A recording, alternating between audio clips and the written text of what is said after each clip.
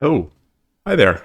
It's Monday night, time for some more Shogi Wars. Been looking forward to it since it since Friday night ended. It was one of my roughest Shogi Wars streams yet. I came out of it feeling the best of almost any of my Shogi Wars streams.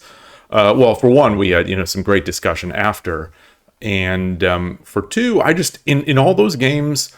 I got great attacks. I felt good. My issue was I'm just gonna restart this other thing over here. My issue is what's turning out to be my issue in a lot of games, including one today, is conversion. So getting a relatively large getting a relatively large to completely winning with eminently seeable checkmates and just not seeing it through. For whatever reason on Shogi Wars, if I'm just too frantic in the time, or if I just get too excited. I think that's the thing that happened. That's the thing that happened today, where I played like 3 or 4 games on 81 Dojo rated games. Like I said, so now this is now week 3 or 4 where I've been trying to do some off stream rated games just to measure progress. With the theory that is almost not even a theory at this point, that it is easier to play off stream. And the first one, a two dan, I think a pretty high two dan with a 60+% win rate, 65, I think even. Challenge, accepted my challenge. So I put up the game. I put up a 0-30, so just 30-second Byoyomi. And hey, Shogi Pan, great to see you. Great, it's always great to see you. Glad you could make it. Just talking about some off-stream games I played this morning or this afternoon, and this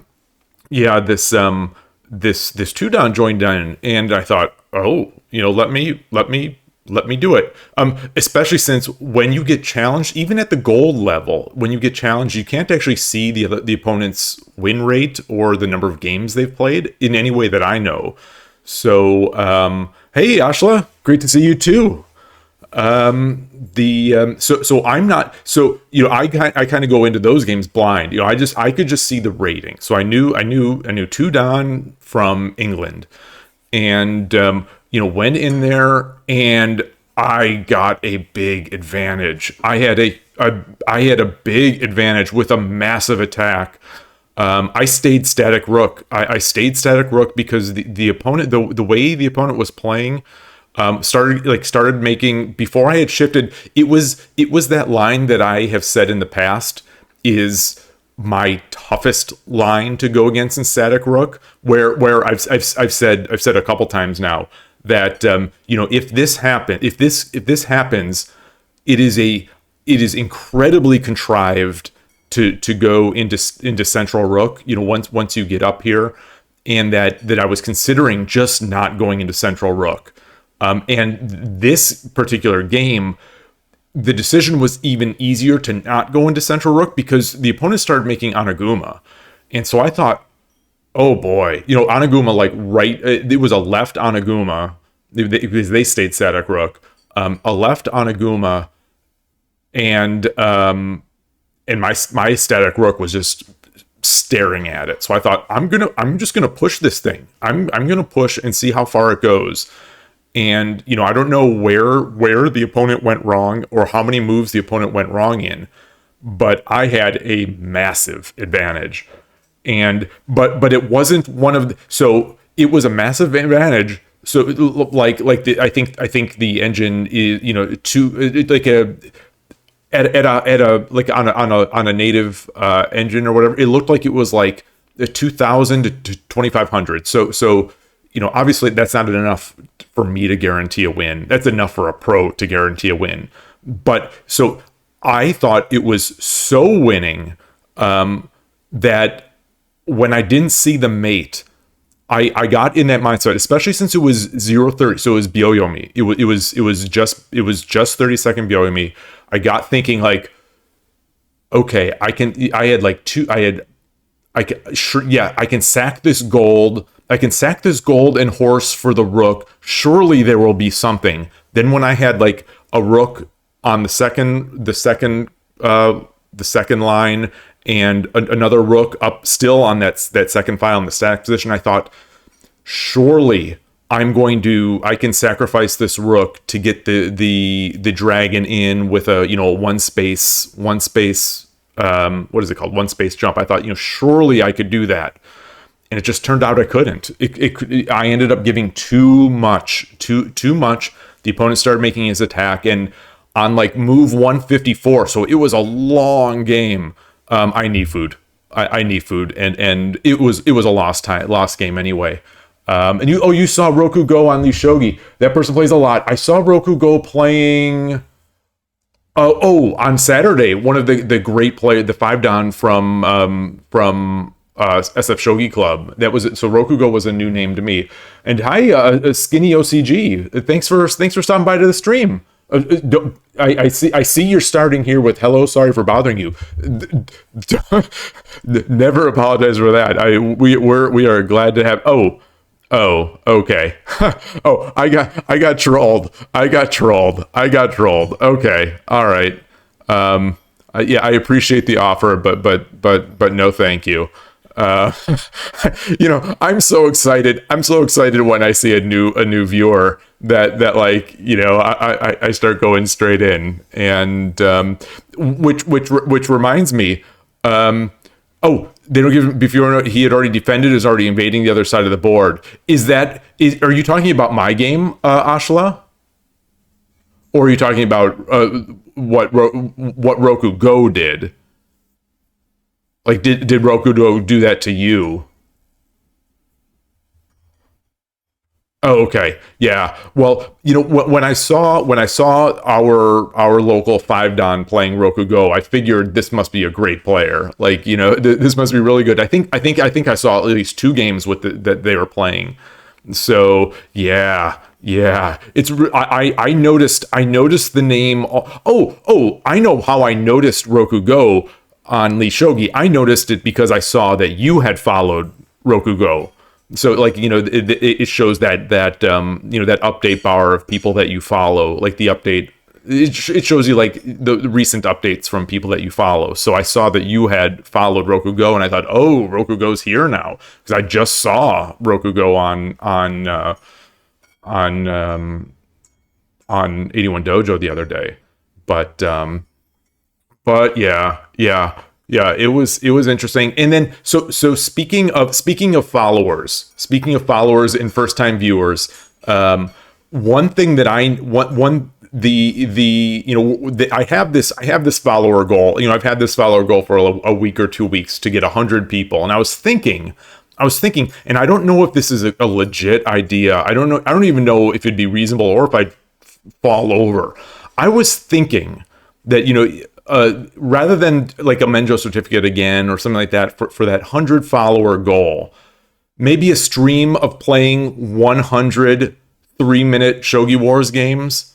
Like, I don't even know. I'm just floating this idea out there. I don't know if anyone would want to see that. I don't even know if I'd be able to finish it. I did the math of the timing, and I think it'd be doable. I think, assuming I don't go insane, trying it. But yeah, it'd be I'm just floating that out there. If I should play a match, I don't know. Roku Go looked really good.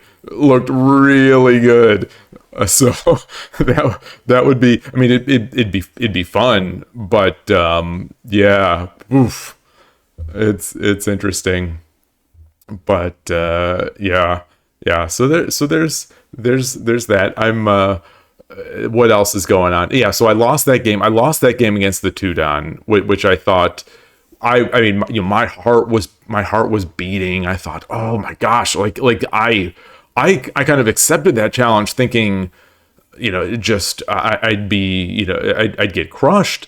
But like, I was holding my own and really doing well to start. So, it was exciting. It definitely felt good. I played, so I didn't stream yesterday, because I played over the board. I had our 3 games at the East Bay Shogi Club, and those games were great. Those games were great. I lost all 3. I lost all 3 games, but the middle game, but I thought I played great in all 3. I thought I had chances in all 3, and the second game, I'll say should have been able to convert. The second game was a completely Gabriel Angelo BR13 inspired Central Rook left side Onaguma game that my opponent went into right side Onaguma as a third file player, and it was just an awesome game. I got this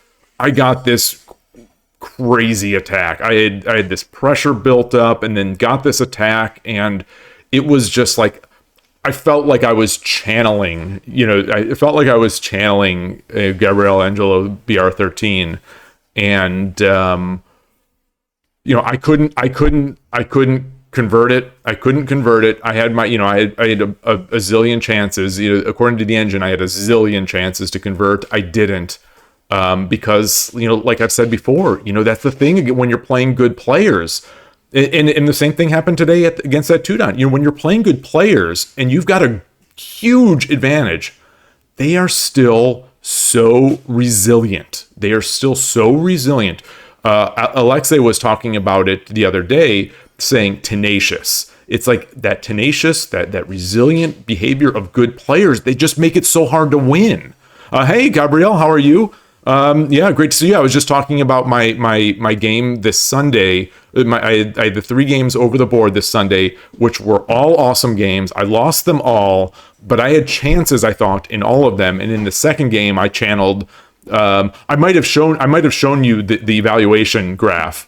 This is the one where I had this huge attack and I just couldn't convert it to the win. But like I felt so great about it.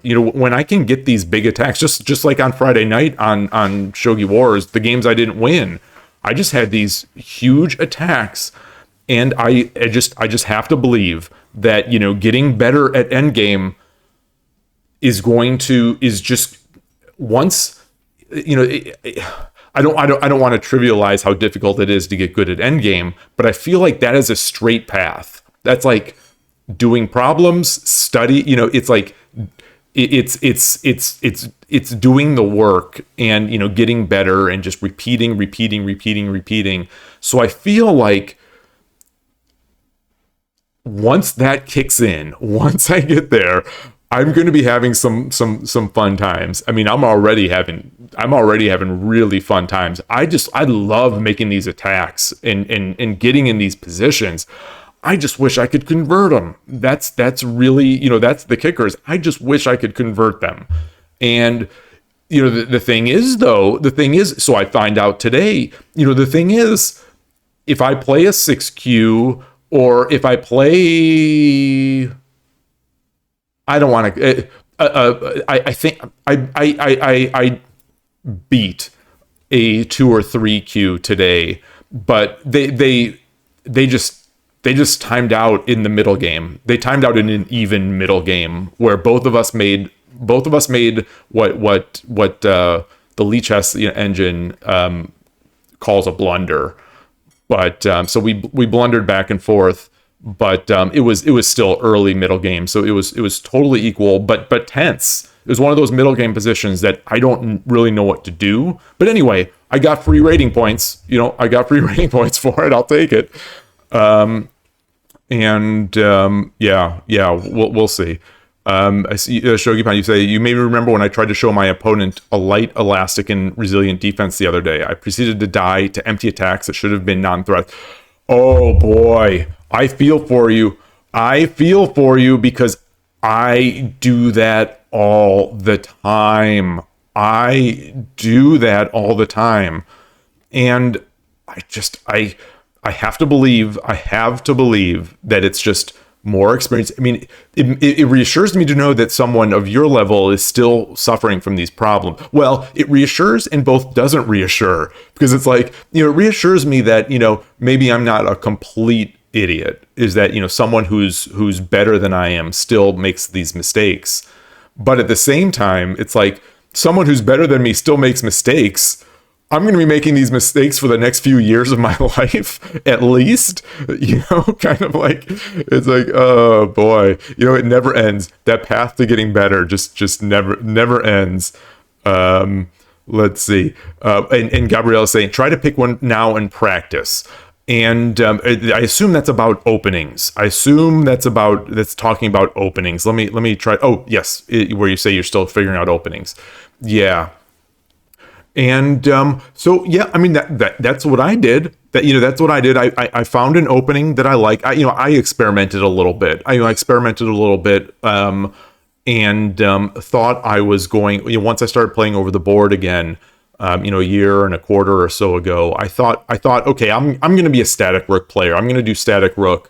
But then when I got to the club, the games I played were good, but there's a third file rook, and then there was the kid who was a static rook player, and he just knew static rook so much better than I did. So like, he crushed me. He just crushed me. So I thought, you know what? Let me go back to my central rook where I feel most comfortable. And at that time, I found Satomi games, and I just sort of, I loved the nature of the club of me being central rook, the leader of the club being third file, and the kid from Japan being static. So we had this balance of game. We had this nice little balance, and it felt cool to me. And I started, the more I studied Central Rook, the more I started enjoying it. So I had already been playing that in the past when I learned Shogi. But I went back to it and loved it. And now, a year later, I am experimenting with other things. I'm experimenting, especially against this third file rook player. And I think basically against ranging, experimenting with going opposing when I'm Gote, or staying static rook when I'm Gote. And now, just starting this week, I'm experimenting with with this Gabriel Angelo BR 13 approach of Sente, as Sente's going sticking with central rook, but making left on Aguma. And so that's the thing about shogi. You can just keep learning and tweaking and going and find what you like, and it's really nice. But you've got to pick something. That's the thing, is you got to pick something. My hope was that I'll learn something well enough so that I can get out of the opening, and into tactical / end game type stuff. But as it turns out, in a lot of these games, I'm doing really well in the opening into the middle game, but I'm not finishing them because my end game skills are so limited, and my ability to sort of get into the end game, that I think what other people on the stream were calling yosei, that is very weak for me. In the end, they only had 3 attacking pieces. You had a horse in your castle. You lost because you didn't see one of your own pieces. Oh, I feel for you. I feel for you. I feel for you. Oh, just you don't have to answer. You don't have to answer. I had on Friday night had that cheating discussion. After my Shogi Wars games, and so one of the things I'm thinking of is that you were the last person, I believe, to beat the other player before they were sort of banned. And I was wondering, like, do you feel cool about that? Like, do you feel good? Is there any sort of like, oh, I didn't think this person was cheating. I just, I beat him. Like, it'd be pretty nice to have beaten, the person who was cheating. So yeah, feel free to just ignore the question, and I'll just keep talking. One thing, especially when Shogi Explained is here, I've talked about how I enjoy to review the streams after. I never thought I would. I never thought I'd enjoy it as much, but I enjoy reviewing these streams afterward. And so on the trip to the East Bay Shogi Club, which is like it's about an hour each way, I was listening to the Twitch. I was listening to the Twitch VOD as if it was a podcast, going through CarPlay in the car. So it's just audio. But I was enjoying it. It's like I like listening to myself talk. Surprise, surprise. Yeah. So you say Yosei, if you're not mistaken, is the process of surrounding the king. Okay. So the process, yeah. So it's not mating necessarily, but it's surrounding. Yeah. And then apparently the cheat didn't work against Sirius's black magic. Exactly. You don't mess with Shogi Pan. You just don't. Oh yeah. So I am proud. I am proud on your behalf. I am I'm like a father bursting with pride at yeah. I was very happy to see that. I was happy to see it before the ban happened, and now I'm happy to see, I was extra happy to see it after it happened. Harry Potter. That's yep. Yeah, I wonder, is Shogi Pon's 81 Dojo name at all a Harry Potter reference?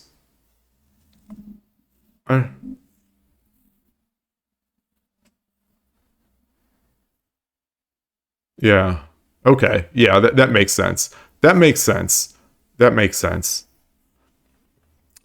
But anyway, I'm glad you didn't get your rating points taken away. Like that's that would have, not that rating points are everything, but like I don't know, like on chess.com and Lee Chess, if a known cheater has beaten you in the past, you get a rating refund. You get your points back. I don't know if 81 Dojo has that sort of technology. So I'm glad you didn't at least lose points to a cheater. So that's good. But anyway, I guess it's I've been going. Gosh, I've already been going for over 20 minutes. I should start getting into these games. I've been excited. Like I had said on Saturday, I was thinking of maybe playing some Shogi Wars after. I didn't. I kind of relaxed a bit and did a little tsume and then watched some stuff and ate some food and had some ice cream and then Sunday, I thought I might play after, similar to that, quick stream I've done in the past where it's like play until you win, because I didn't win in the morning, those over the board games. But I was just so jazzed up about those games. I was so jazzed up about those games. Like I was really happy with how I played. Even if I lost all three, I was really happy with how I played. And I think it's just expected that when I'm playing a better player, I'm going to lose. I'm playing a player who's I would estimate at least two rating levels above me. And if you look at the percentages of how often I win, I think Elo would dictate that there are more than two levels between us. There aren't online. There aren't two levels between us online. But I think that's just maybe I think he doesn't game the system as much as I do. I sort of handpick. I handpick my shogi. Like I'm usually very particular about who I will play on 81 Dojo for rating points. It's lame, but I do it I hate that feeling of being sandbagged. As we talked at length on Friday. So when did I start shogi actually? So a bunch of people have asked that. The thing is, I probably have given a different answer every time. It's not a great answer. It's not going to be a satisfying answer. Basically what happened is I'd say around 15 years ago, I learned how the pieces move. I learned how the pieces move. I might have even set up an 81. If 81 Dojo had been around, I don't know. I might have played online, or maybe I played on some of those like Kernick or Play OK or one of those correspondence sites. So I learned how the pieces move and played a bit, enough to get to, in my mind, I'm thinking single digit ish Q level. I don't remember, but then I stopped. My kids were growing up. I was getting really busy in work at that time, and I don't remember what else happened. Like I as I've said before, I've never loved playing shogi online. And I think especially back then, the sites, as bad as the sites are now, except for lishogi, as bad as the sites are now, I think they were way worse then. So I didn't really love playing online shogi, and if I remember correctly, because this is a common thing that I think in general about things, is that like I think I started thinking, well, no one that I ever know is ever going to play. I was living in Chicago at the time. Nobody around me is ever going to play shogi, and so I'm not gonna bother. Like maybe it's a cool game, but like maybe there's no future in it for me. So I think I stopped. And then once the pandemic hit, and I like everyone else, they kind of got captivated by chess and then the 1-2 punch of pandemic plus Queen's Gambit got a lot of people back into chess. I had sort of right before Queen's Gambit, I had started getting into it just because of the lockdown and being home, and I thought, like, what can I do? And I see stream like the people streaming, the Magnus Carlsen tour, and Hikaru Nakamura and John Bartholomew and Eric Rosen and yada yada yada.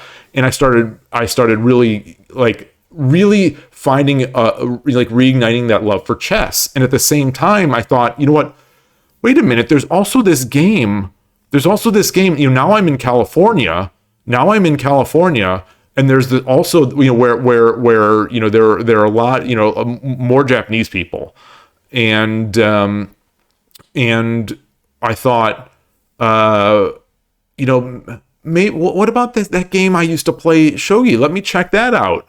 And yeah, I mean, I find that it's still like nobody's streaming it, nobody's really playing it, and the software is still from the 90s, but I saw that Silicon Valley, at the time it was called South Bay, Silicon Valley had a shogi club, and I signed, I joined their Discord, and I went to, as soon as lockdown ended, I went to the president's house, and like we had a dinner there. There wasn't much playing going on. I did play one game, and that thing that I call the rite of passage in shogi, where the static rook player just keeps pushing the pawn, and if you don't defend it in time, it becomes a toki and just destroys everything in its path. I've called that on stream like a bunch of times. Like, it's the rite of passage that you have to get crushed by that a few times, and I still get crushed by it a few times, but I got crushed by that. I remember that. And the player there is still a member of the club, was also new to the club at the time. Anyway, met people, had a great time. And I don't know how late after that, it was like a weekend or something like that. And I said, is anybody playing? Is anybody playing today? Like, is anybody in the Bay Area playing today? I really want to play some shogi over the board. I just like put it out in the Discord. And the leader of the East Bay Shogi Club, which again is about an hour away from me, said, yeah, like, I think he said basically like, yeah, we're playing tomorrow at 9 a.m. And I'm like, oh, okay, I'll drive out.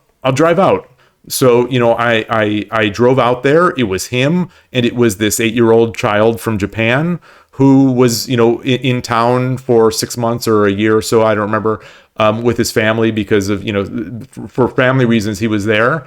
And that turned into just the best time. And I've been going basically every week since then. So it's almost a year and a half. And, the kid, unfortunately, and his family went back to Japan but I played him in that 81 Dojo event like a couple months ago, and he's thriving. He's now 2 dan, and so anyway, I'm talking for a long question.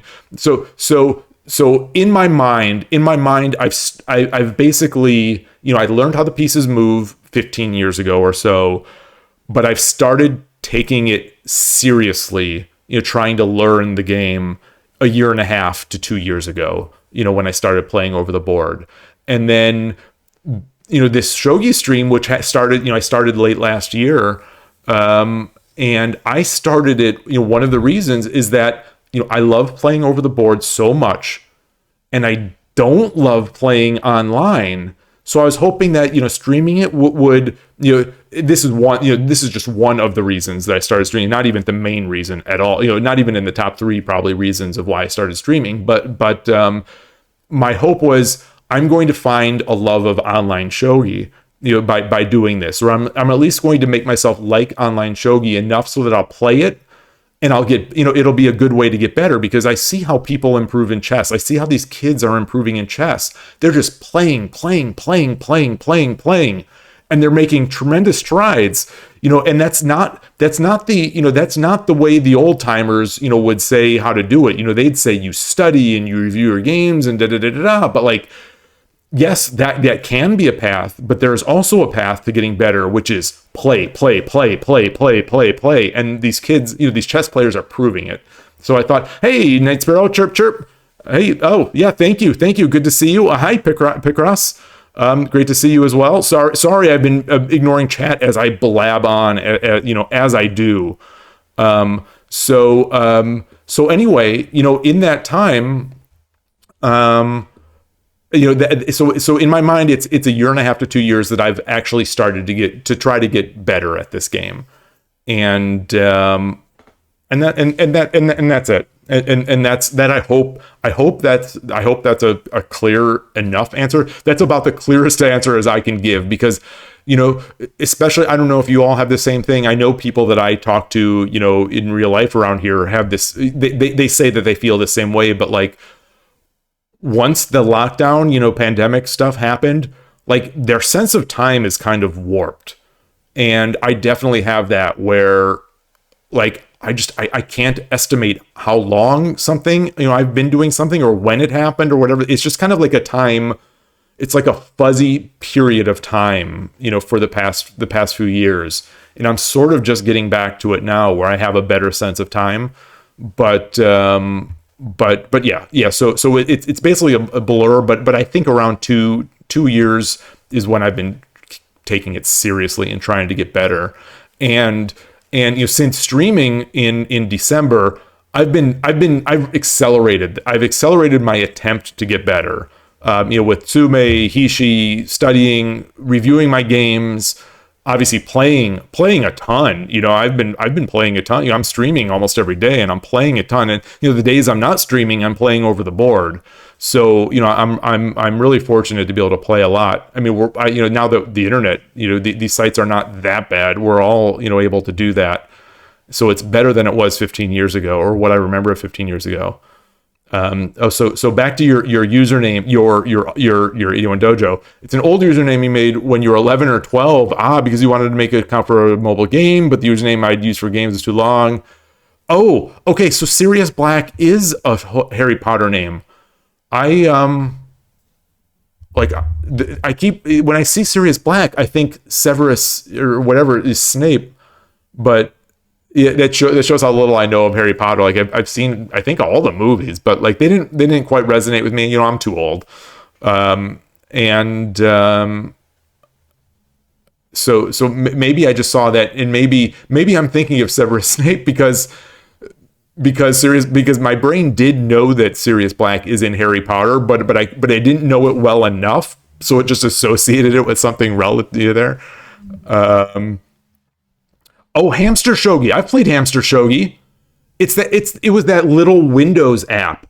I used to, because I was at that time, I was exclusively a Linux user, but I think you could run Hamster Shogi in emulation or something like that. I don't remember. I don't remember, but Hamster Shogi, or maybe I'm confusing with Hamster Goat. No, it's Hamster Shogi. Yeah. Yeah, so use it. Yeah, the old bot. Yeah, show the stream started in, I want to say December, but I think it was late December. Yeah, because like one of the second or third streams, I was wearing the ugly sweater, and that was that's my Christmas / holiday sweater, and yeah. So someone resuscitated Ham Shogi. Was it called like Ham Shog? Did people call it that? It was like hamshog.exe or something like that. I don't remember.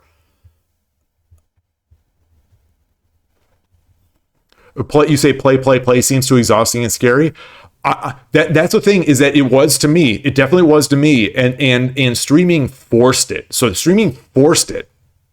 Like before streaming, I'd go to the coffee shop. I'd go to the coffee shop with my daughter with the express goal of playing like 15 or 20 Shogi Wars games. Like just trying to get myself into the mode where play.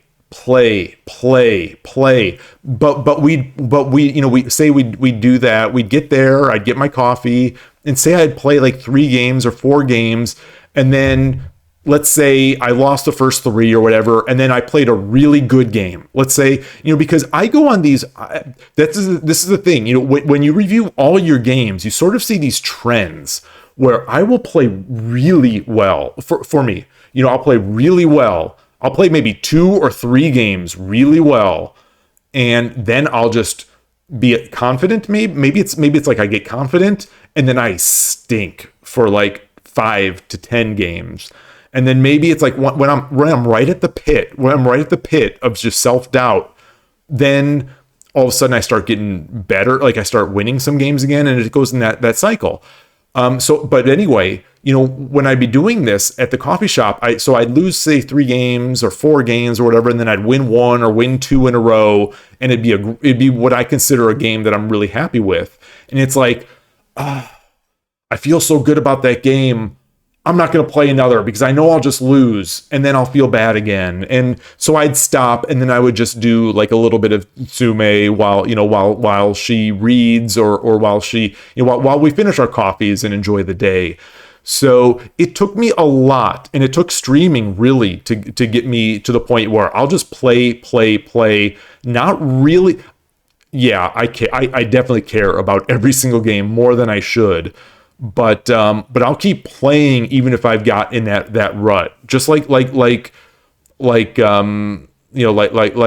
one stream. I don't know if any of you who are here now watched that one. This is going back like a month and a half or 2 months ago, where I was playing Shogi Wars, and I finished like with 8 wins and 20 losses.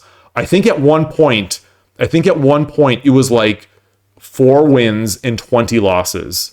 So like in the past, that would have never happened. I would have never kept playing through that sort of misery, but it was on stream, and people were cool and helpful and supportive and all that stuff. And so I kept playing, and I ended up on a win streak, but like that was a long stream. And I understand that whole play is exhausting and scary type feeling.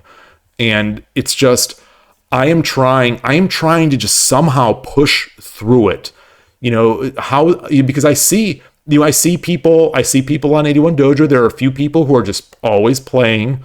Doesn't matter if they win or lose, doesn't matter if they rank up, they rank down, they just keep playing.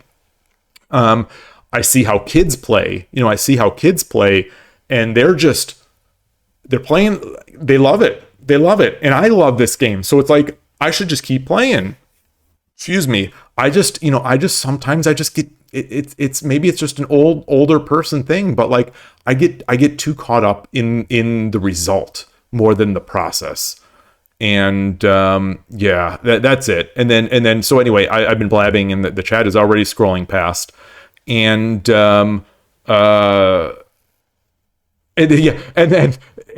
that's the story of my way, of how my way to Shodan started. Yeah, I would love to tell that story someday. I am still having some doubt, But games like today, a game. This is the thing. So this is interesting, and I haven't thought about this until now, and maybe I'll go back on it after it comes out of my mouth.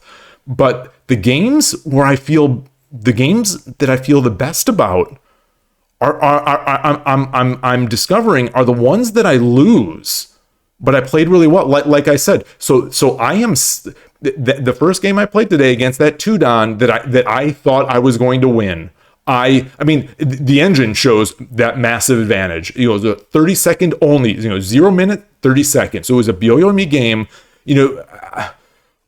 I'm trying to improve that. I'm trying to improve that time management before the tournament. But I played great, like great, until I just got. I don't want to say frantic. I trusted my pattern matching in my head too much. I thought, it's like I couldn't calculate what I was doing. But it's like, if I sack this rook, this has to be good.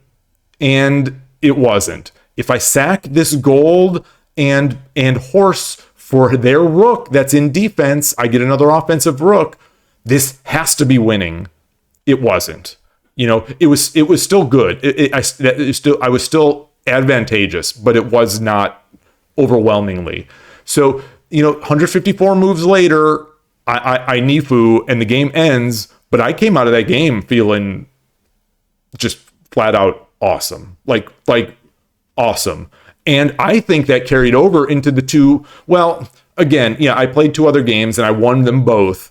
But that second game. The opponent left in the tightest part of the middle game, where it was even game. I think it was even. I might have, I was Sente, so I had that Sente advantage. But it just those and the games I was talking about. The game I was talking about yesterday that I lost. But it had those attacks in, like that game, games like that will keep me going for a week. And they make me believe that I could actually get better if I just figure out how to finish a game. If I just figure out how to win a game where against a better player, where I have, a 5,000 point Yanra O evaluation, the 99% on Shogi Wars, I'll get somewhere. But they're just so tenacious. They make it so hard. The good players make it so hard to win a game of shogi. It's so freaking frustrating. Not in a bad way. It's like frustrating, but because I'll see, I have this evidence, of the games I play. I play a 6Q and I get the advantage, and the eval is sure it's wavy or whatever, but it stays high for the most part. There will be those that go like this and then back up, but I'll finish those. But start. I start this. I start from the same position of advantage against a Dan level player or Dan level or better player, and oh boy, I just start bleeding that advantage away because they're so freaking tenacious. And it's inspiring. It's inspiring to see, and I have got to figure out how to do that for myself. Not only do I have to figure out how to win those games, I have to figure out how to be tenacious myself.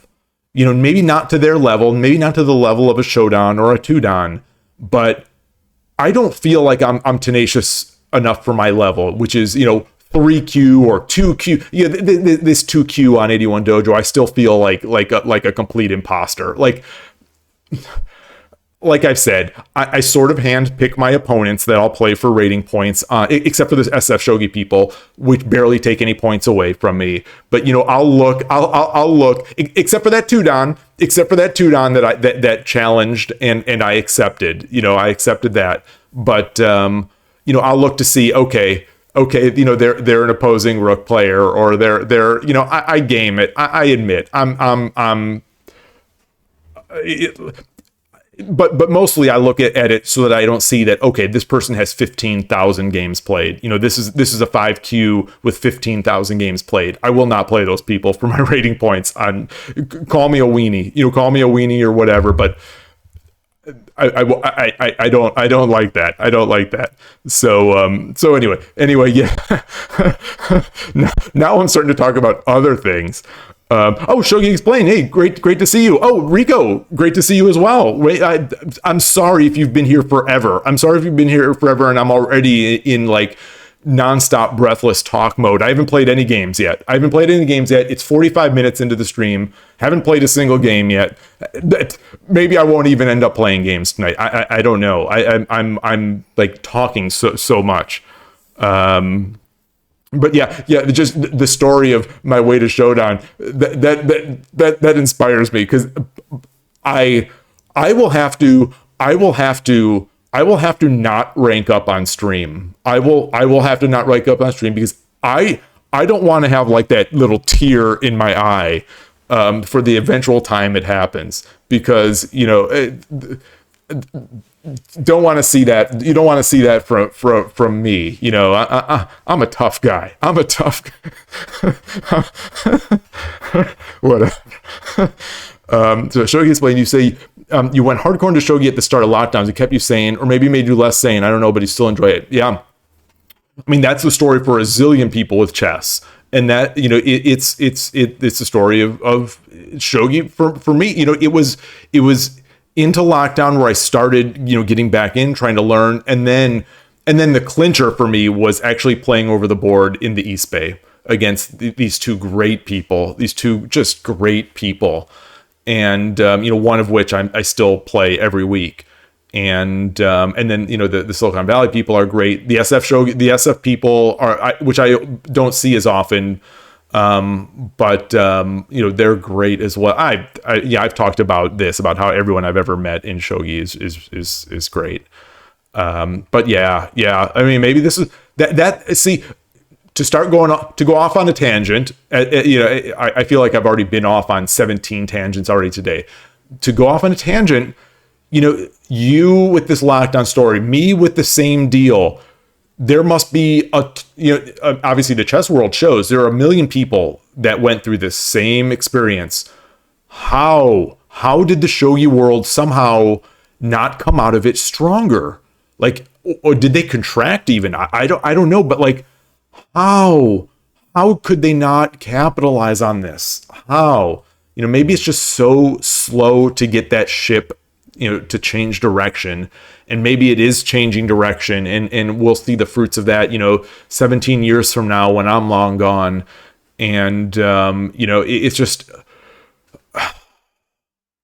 it hurts because the chess people showed the way. All the shogi people had to do was copy. And it would have worked.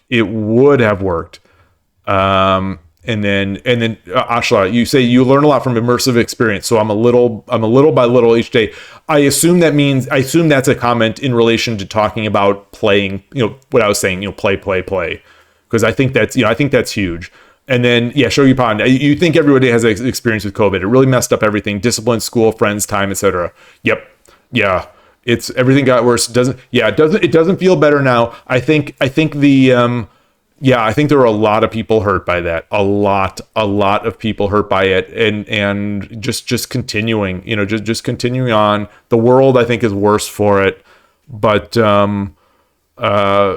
at least time management wise, at least now I'm starting to at least kind of get back into a flow of where I feel like, oh gosh, did I lose the stream? Did I lose? Oh, okay. I see it seems back. Is it? Yeah. Okay. It is back. Weird. That's very weird, because OBS is reporting no frame drops, which is like almost unheard of for me. That there's no frame drops. Are you back? Are you? Okay. Yeah, weird. Weird.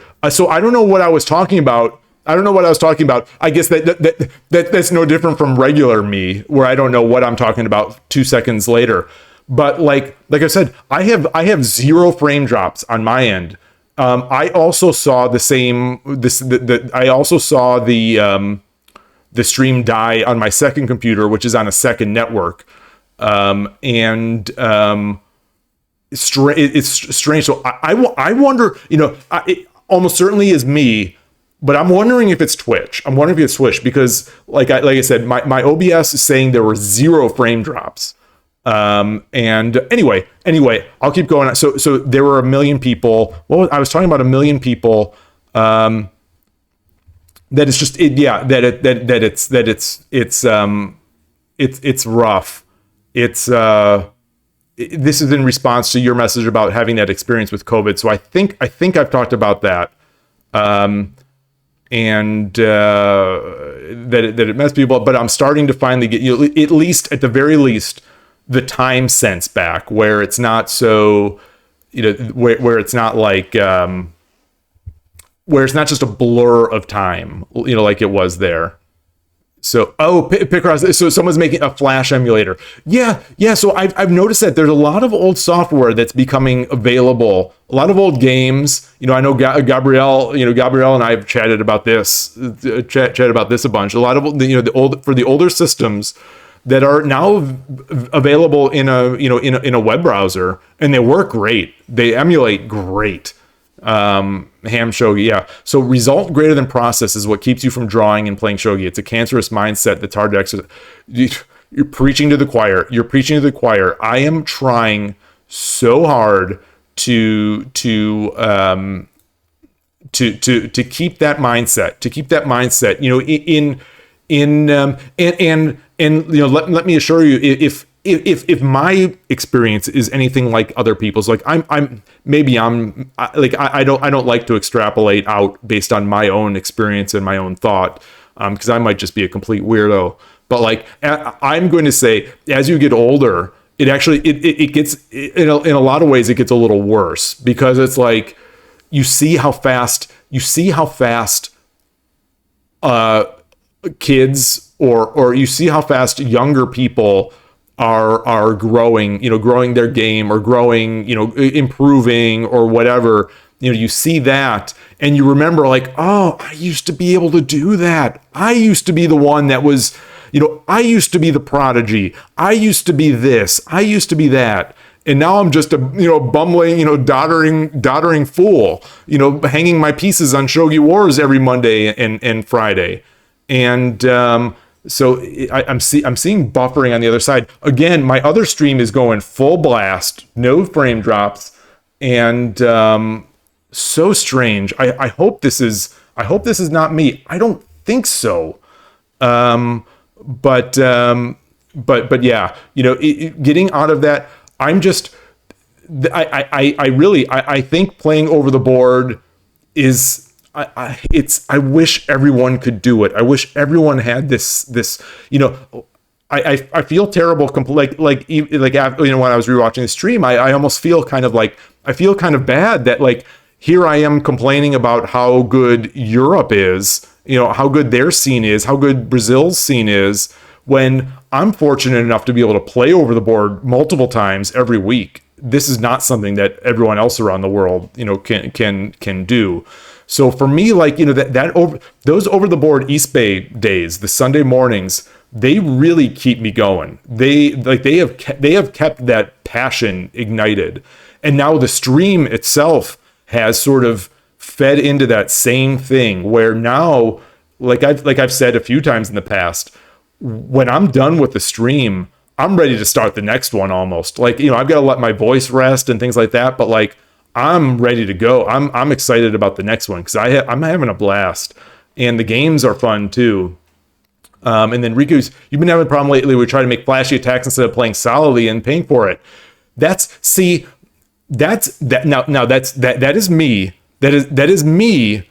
But I am making these attacks. So it's the same result. I don't know if it's the same motivation. So a lot of times I think my flashy attacks come out of a simple idea that I have no idea what else to do. You know, that middle game, late opening, middle to late middle, where I am pressing for ideas and I just don't have a great idea. And unlike in chess, where you can move a knight back and then you can sort of shuffle your pieces a bit more and just kind of adjust. In shogi, it's a little harder to just adjust pieces for me. So it's like, if you move a piece in shogi, usually it's pretty what's the word committal. It's a lot of times it feels like to me like it's really committal. Especially if the other opponent has like a piece in hand. So I go for the flashy attack sometimes because I don't know what else to do. But also, I don't know if this is a cancerous thing, but the thing I was talking about earlier with the attack today against the Tudan, where despite the fact that I'm an idiot and despite the fact that I have such terrible results in the end game, I still... Believe it or not, because I don't believe it either. I'm surprised to learn this about myself too. I have confidence in my pattern recognition.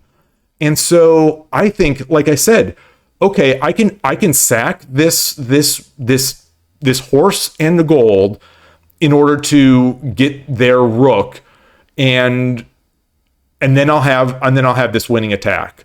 I can't calculate the attack, but I believe I have it. It's like I believe in it. And partly it's because the people I watch are so darn good. So, the Ghost ones and the Gabriels and the Gabriel Angelo BR13s and the Fukumas and, all these people I'm watching, they're great. And it's like, I'm sort of impersonating people who I see on TV, and I can't quite finish it the way they can. But I do know that at least it is working to get me to a good position. So I'm happy with that. And I'm just trying to play a little more solidly, like make myself read it. Make myself read it. This move looks fun. Let's see what happens is the most based way to play. The thing is, it works so often too, because, attack. Now I'm saying things that might be leading some of the people who are just new to the game astray, because I don't know if this is true, but it seems this way. Attack seems so strong in shogi. Attack seems like it is stronger than defense. I'm saying that now, not necessarily believing it 100%, because I see how, and I just talked about it 20 minutes ago about how these good players are so tenacious against me in their defense and in their, making me answer difficult questions. Yeah. So Shogi Explained, your Shogi training these days, research costumes for future streams. Speaking of streams, if you're still here, Shogi Explained. I was laughing at myself earlier that like we've talked about how we like to review streams, our streams, and how I can listen to myself talk, oddly. Well, on the way to the Shogi Club this weekend, which is about an hour away each way, I was re-listening to the Twitch streams as if they were podcasts, and I was loving it. It made the drive so nicely, not so nice that I'm just like so ridiculous, absurd. I can I'll listen to myself talk. Anyway, I still and now I'm getting to the part where people were talking about the stream going down. I don't know what happened. So yeah. And okay, it definitely wasn't a prodigy as a kid. Well, yeah, I mean, I wasn't a prodigy in this, and I wasn't a prodigy in anything. Prodigies are prodigy, but like well above average in a number of things. So yeah, I used to be one of the people who had a bright future ahead of yourself and show you what happened. That's the shogi community wasn't ready. See, the thing is, you were too far ahead of the game. You were 10 years ago, 15 years ago, that's too far ahead of the curve for Western shogi. And so, now the people coming up now, Like it's a lot better than, it's not great, obviously, it's not like chess, but it's better than it seems to me like it's better than it's ever been in the West. The Lily and Rico first got to Showdown after beating you. Okay, this is yeah. So you feel good about that. That's like me beating the kid at the East Bay Shogi Club, where he's now 2 dan, but like I want before he got too good, I wanted to get a win. I just wanted a win. Like I'd be thinking about it the night before the Shogi Club. I'd be thinking like, let's get a win. Let's get a win against whatever his name is. And sure enough, I got that first win. It was total cheese. He missed. I was way down, but I got a sneaky bishop in, and he missed that I was actually threatening a really weird mate in 1. And I saw it and I got it, and I was inside I was busting. I was like, I like this was my first major milestone in shogi that I felt like really proud of, that I beat this I beat this 8-year-old. That was my thing. And I had been talking to his mom before this, that like, if I ever beat him, I want his autograph, so that when he's a pro, I'll have his autograph, and I'll be able to say, oh, I beat so and so, that kind of thing. And anyway, as it happened, I actually did beat him 3 other times after that, in legit games, including one of my strongest days of shogi ever. I think when the emotion gets up in me, I think I maybe I'm like sort of an emotional player, but like that last day when they said their goodbyes, I won both my games that day, and I've never done that. I've never done that before, and I've never done that since. So that was good. Anyway, yeah, the middle game is a maze for you too. I think it's hard in chess as well, but like it is so difficult. And then people start making the pawn push. Now all of a sudden pawns are making contact with other pawns, or making contact with silvers. And it's like, oh boy, what do I do? But just to shout out the Shogi Ramen TV videos, and just to shout out Shogi Explained again for sharing them, against Bogin, this Shogi Ramen TV explanation of how to deal with it, it's one of those little things clicked. It's one of those videos where things just kind of clicked. And so I feel like I have, not much better, but I am a little better in knowing what to go for in the middle game, or the late end, or the late opening, kind of stuff like that. So if you haven't seen if you were at all struggling with going against Bogin, or sort of these blitzy kind of players that'll just throw their pieces up, that Shogi Ramen TV video was fantastic. Good hype man for Shogi. Not good at the game. I'm not good at the game. I'll talk about it. Defense is very stressful. 0 recovery after a mess up. You want to become really good at defense. I bet now just, you say that, I bet you're selling yourself short. I bet, at your level, I would look at your games and be like, oh man, this guy's so resilient. Because someday maybe I can get to be that good, because everyone thinks I think this is common in these types of games, but I would imagine, especially in shogi, everyone thinks that they're worse than they are. And when you're in a game like this, you're surrounded by people who are better than you. You're surrounded by people who are worse than you, but you don't seem to. I'll say surrounded by people better than me. And the people that are earlier in their path, I'm just sort of like discarding that. Like it's like that doesn't. I'm going to feel bad about this. I'm going to feel bad because other people are better than me. I'm not going to remember that I've improved myself.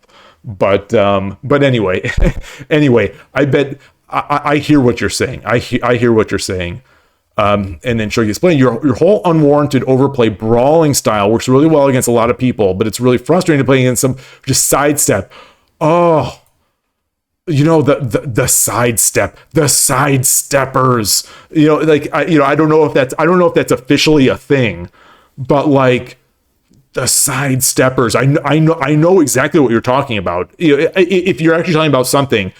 Or maybe I'm just superimposing too much of my own feelings, but like those are the frustrating ones. It's like I'm building up this big attack, and I've got a pawn here. I've got a pawn on 8-4, and I just dropped a silver on 8-3, touching your silver, and I'm gonna force a trade, and I'm gonna make a token, and I'm gonna do this, and they're like, whoop. Just move the silver away, and then my attack is dead. Or not dead. It's just it's slowed way down, and it's like sidestepper, be a man, fight me, exchange pieces and give me the win. It's ridiculous. It's ridiculous, but it works a lot. When it works, it works. When someone is confused by my bluster and my bravado, it works. But I see it now. I'm like a broken record on today's stream. It is like night and day. And when I'm playing a legit 4 or 5Q versus playing a showdown or a 2-dan, it's like even if I've played, even if I've gotten to a good position by late middle game, like let's even say a winning or close to winning position, it is those games proceed like night and day. Or if I'm the person who is losing, it's the same deal where against the lower players or against me. The evaluation pretty much stays. It's what I was calling last week, I think, smooth sailing. But when I'm making those same attacks against a good player, all of a sudden it's like whoop whoop. It's going up and down. It's going up and down, or it's just going down. So I've got my advantage. I've got my advantage up here, and it's just going down. And because they're just asking me questions that I cannot answer. And, there's 30 seconds on Byoyomi or whatever, by that time in the game, we're pretty much down to Byoyomi because I'm the slowest person ever, when it comes to main time bank. And, I'm in Byoyomi and now they just kick it in. And then as soon as it's like, I've got my advantage. It starts going down, and then as soon as that advantage is gone, it's like they kick it into overdrive, and boom, it just takes off. And often I'll be lost in 5 moves. I'll just be lost in 5 moves, and it's that tenacity. It's that tenacity that Alexei was talking about last week on Friday. It's tenacity. It's perseverance, I think is the word he used, and I've got to get there, but I am 100% now, seeing it, seeing, as I'm in the middle here between, I'm in the middle of the 5Qs and the 2-dans, and I'm seeing the night and day difference between those levels. And it's crazy. It's crazy. And then wanton aggression is, Alexei's there. Hey, you must have heard your ears must have been, what is it called? Ears must have been burning, or what is the saying when someone is talking about you? Yeah, you must have heard me mention you. Welcome. Wanton aggression is disproportionately rewarded compared to like Go or chess. Oh yeah. Well, I think in chess, I think it is. So Go surprisingly, at least in my experience, wanton aggression worked. Wanton aggression is what I feared the most. So in Go, just as a refresher, I got to 4 to 2 Don, or not Don, 4 to 2 Q ish on in Go, way back when, similar to where I am in Shogi now. And the thing, even as I was at my best, the thing that scared me the most was the crazy players, the ones who didn't make territory. They just tried to kill everything. And Rico, I see that out of the corner of my eye. I see you say better at ego than you. I was thinking, I would be 100% happy if I only play Shogi, all day, every day in Los Angeles. But I am going to bring a Go set just in case anyone is like, I just lost 20 games in a row in Shogi. My brain is fried. I just want to play something. I don't want to go to sleep, but my brain is fried. So if anyone is in that mood, I'll have a Go board. I'll have a Go board. Anyway, well, that's the thing is I haven't really played Go in. It was literally 20 years ago when I was at that level.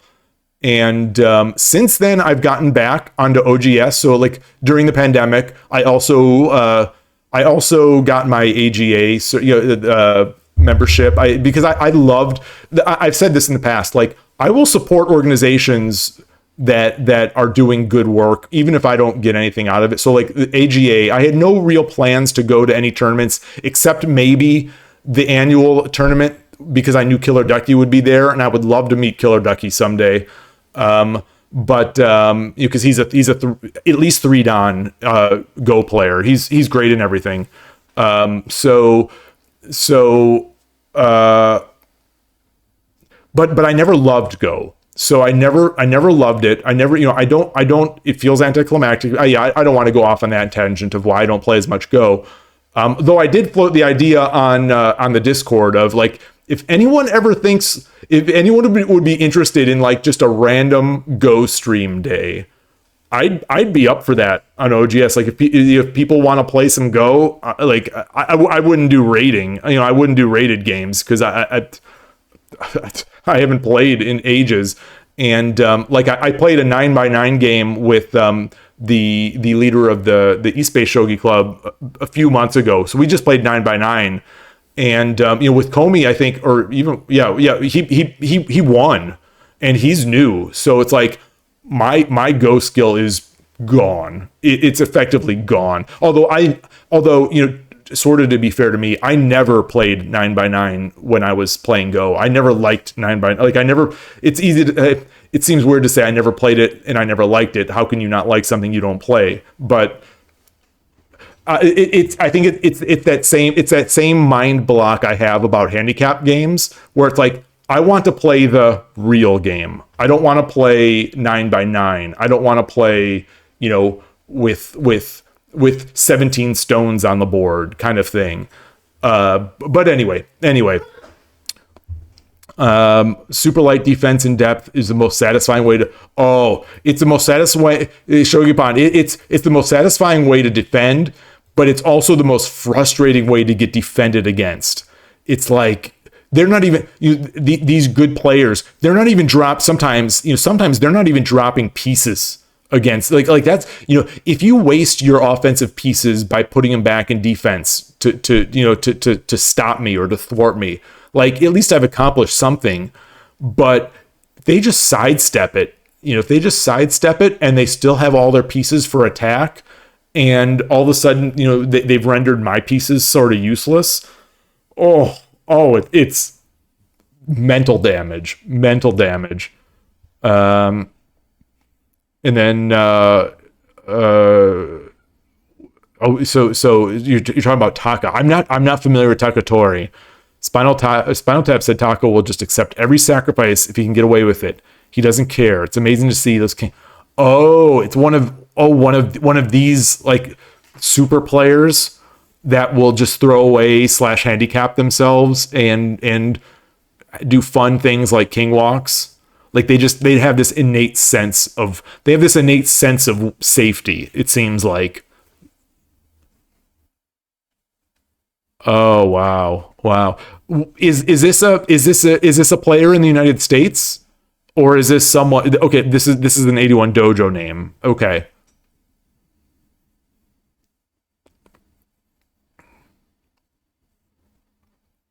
Oh, Rico, that's a good idea. That's a good idea.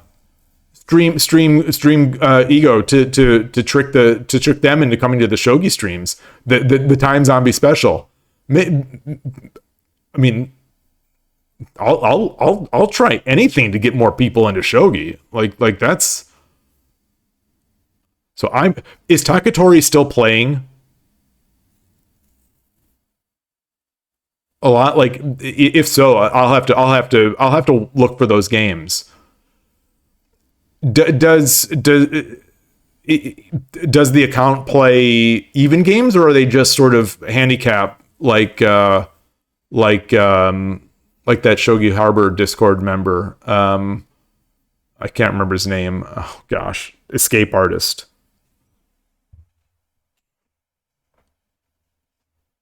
Okay, I will do it. I will do that.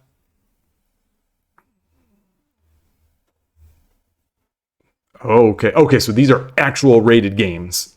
Oh, even better. Even better. Oh, that's good. That's what I like to see.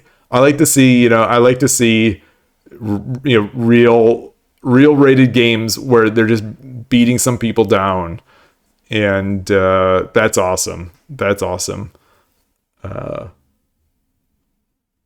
Oh, interesting that the session. So I was checking the time. I was checking the time, and I see that it's only 27 minutes. I mean, only 27 minutes.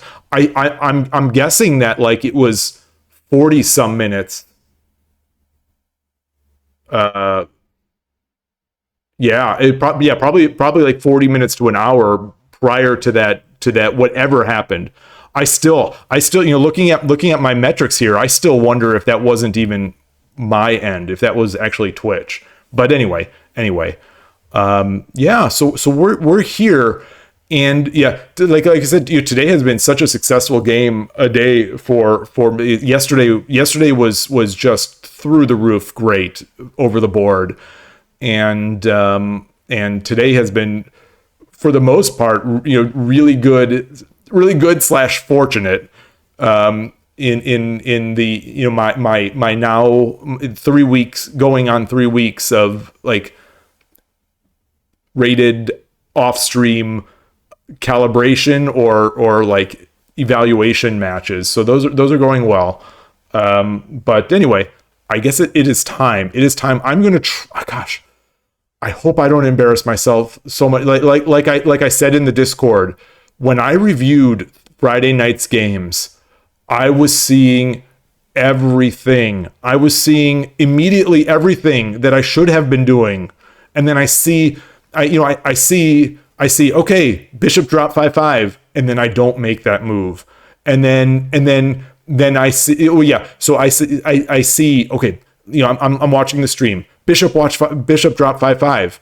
And then, a few seconds pass, and I don't make that move. And then a second passes, and I see Alexei like doing the sad face emoji, and it's like, oh, and then I miss another, and then I miss another, and it's like, oh no, and then right after that, Alexei with lol, lol, and then another one where Transport Pokemon is saying, oh hi, there's playing really well today or whatever.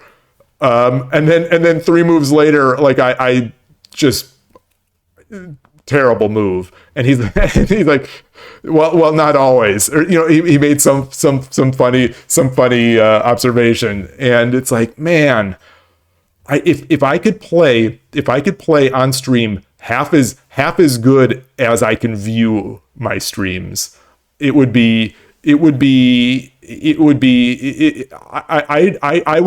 would easily gain a rank on Shogi Wars. Like easily, I think I would easily gain a rank on Shogi Wars if I could play as well, and I think probably multiple ranks, but like if I could play as well as I play in my mind when I'm watching the stream. Yeah, Rico. Anytime an observer says you're playing well, yeah, I am very afraid. Like during the tournament or whatever, if someone starts watching and I'm in a good position, and then it's just gonna go. Oh, that's the distress shocked, not so good, in a not so good or unpleasant way. Yeah, that's how I interpreted it. That's how I interpreted it. Oh man, yeah. Shogi lifestyle is that European chess player, right? Isn't that the not so much a not really much of like a much in terms of like volume of. Yes, okay, that's what I thought. They've got a channel, but it's a chess channel, and they had some really, it looked like nice production value on some of the British like shogi scene. Yeah, I wish they would make more. I would love more from that channel.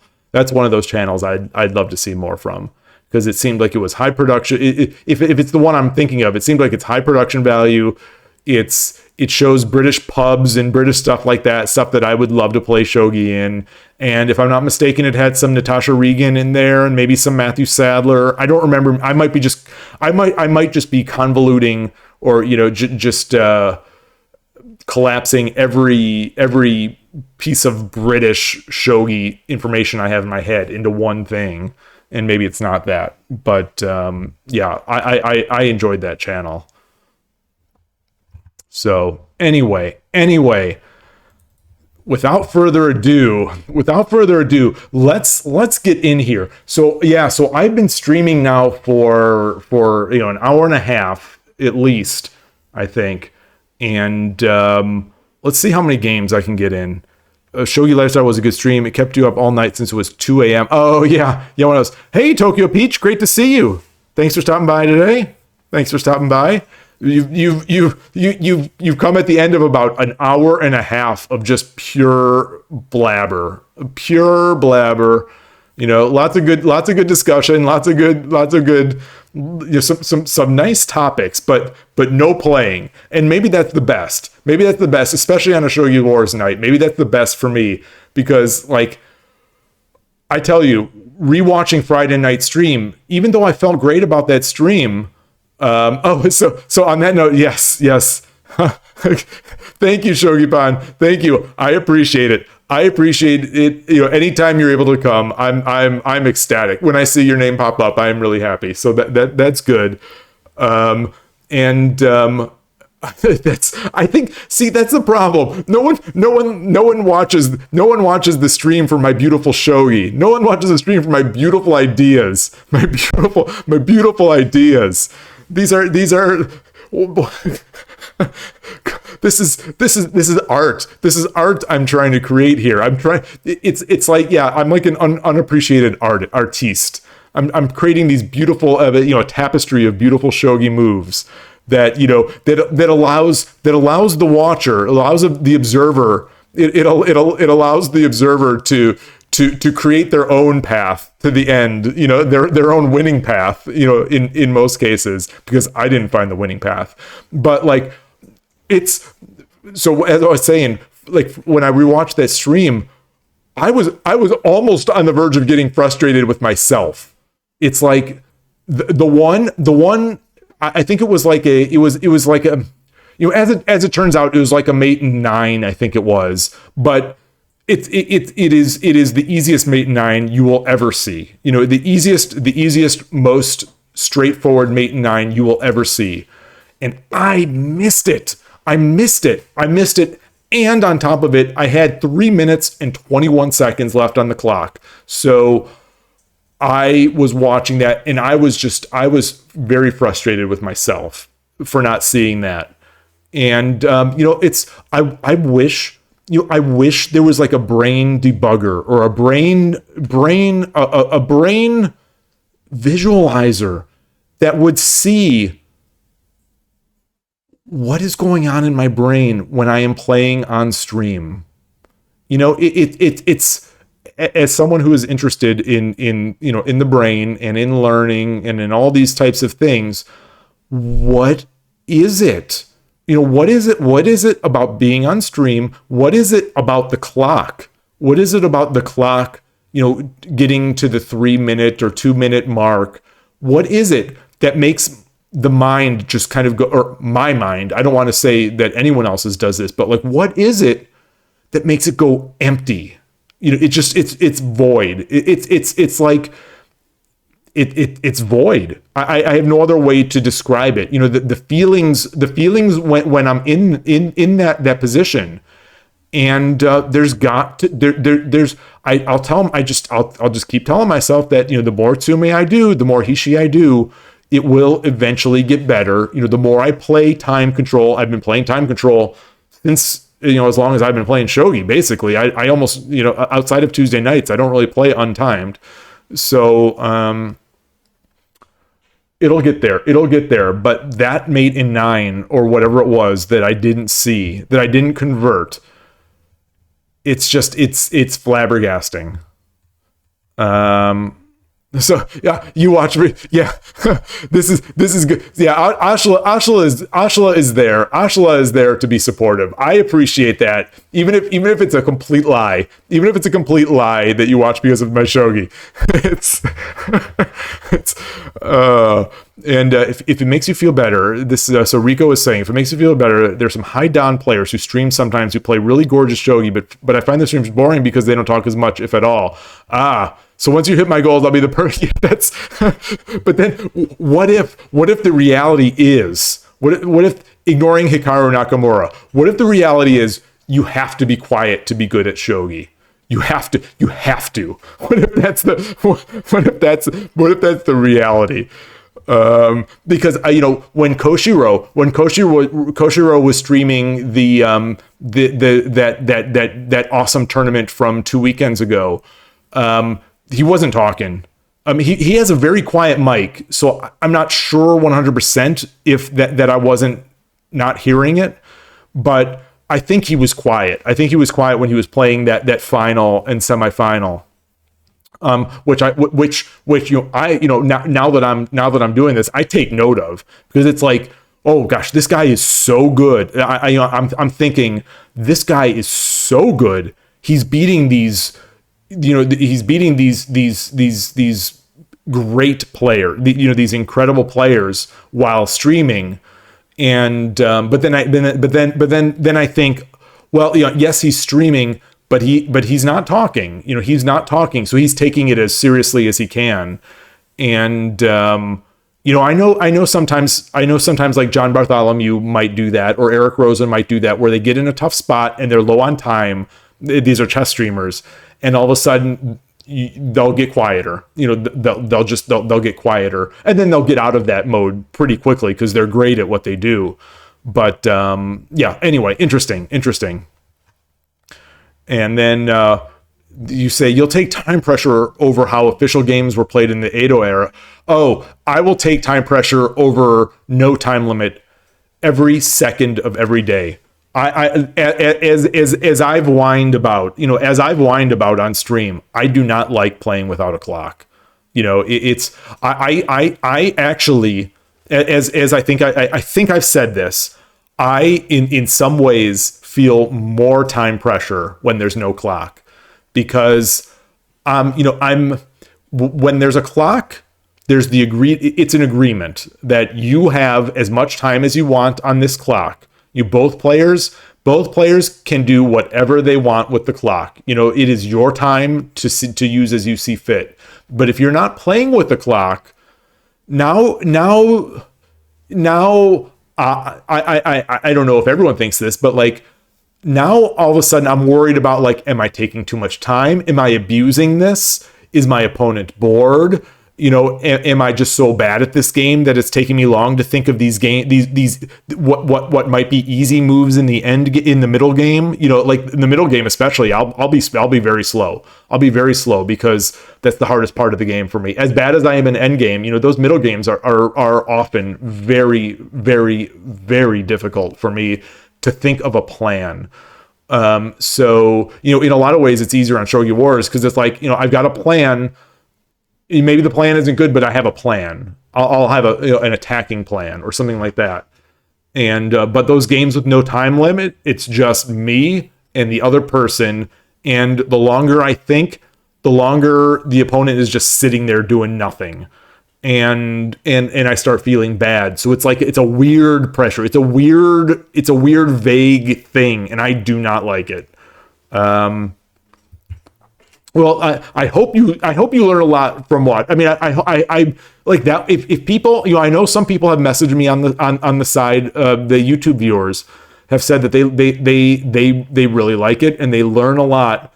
And I think, and I just, anything I appreciate. Just anyone spending any time watching any of this stuff like means so much to me.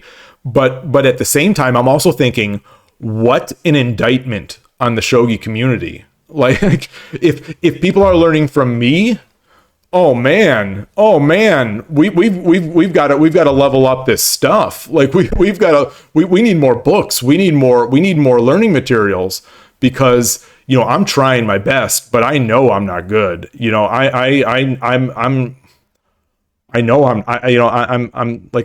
I'm doing my best. I would love to be, not that I'd ever get this good, but like John Bartholomew, like some of these chess streamer heroes of mine who are not necessarily, they're not grandmasters, but they're top, they're top, what would be called in shogi world, top amateurs.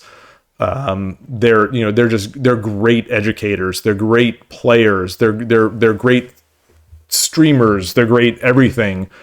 And at some point, like, it'd be really cool. I think it'd be nice to have just someone just consistently out there, just blasting shogi content out, of higher quality than mine. Cause I'm blasting it out there. It's not, a Don level player is not going to get, a Don level player is not probably going to get much educational value from mine. Although, I do believe that just thinking about the game or watching other people, like, I'm a believer that it does improve your own game. So I could be right. I could be wrong. I don't know. So maybe there is stuff to be, maybe even through these idiot plays that I make, there's stuff to be gathered from there. And then Rico says a lot of shogi players are just quiet introverts, myself included. I mean, a lot of people are like, believe it or not, I am the way I blab in here. You might not know, but I am absolutely the shy introvert, don't love huge group kind of thing. And I'm just a nerd. I am just a nerd. And so Shogi Explained says you're significantly better when quiet to the point where Melkor even said off stream times out. That is praise. That is high praise. High praise. I mean, not that my evaluation matters one iota, but like, I think you're really good. When I see you play, I think you're really good. Or when I see some, the few games you've shared, from the past, the Kifus that I've reviewed, it's like, oh, yeah, I mean, this is a strong player. This is just a strong player. Like, how do I get to this level? How do I get to this level? The official Edo era games would last days or weeks, and even then, once the game was done, they'd go to the castle and replay the Kifu with the Shogun. I think I mentioned that I'm rereading The Master of Go by Yasunari Kawabata, and in that game, they have clocks, but they have I believe the match took place over a 6-month period in like 1938. So it's a novel. It's a novelization. It's slight modification to a real world event. And I believe the name of the Honimbo, the master, I believe Shusai, I believe that was the actual name of the Honimbo, but I believe the challenger of that game, the name, I believe that was changed to Otake. And anyway, so they have 40 minutes, 40 minutes per player. And, the game, so they might go, we talked, when discussing cheating, we talked about the idea of adjournment. And funny enough, that was Friday. Saturday, I got to the part in the book where this type of thing comes up, because they'll play like 3 moves.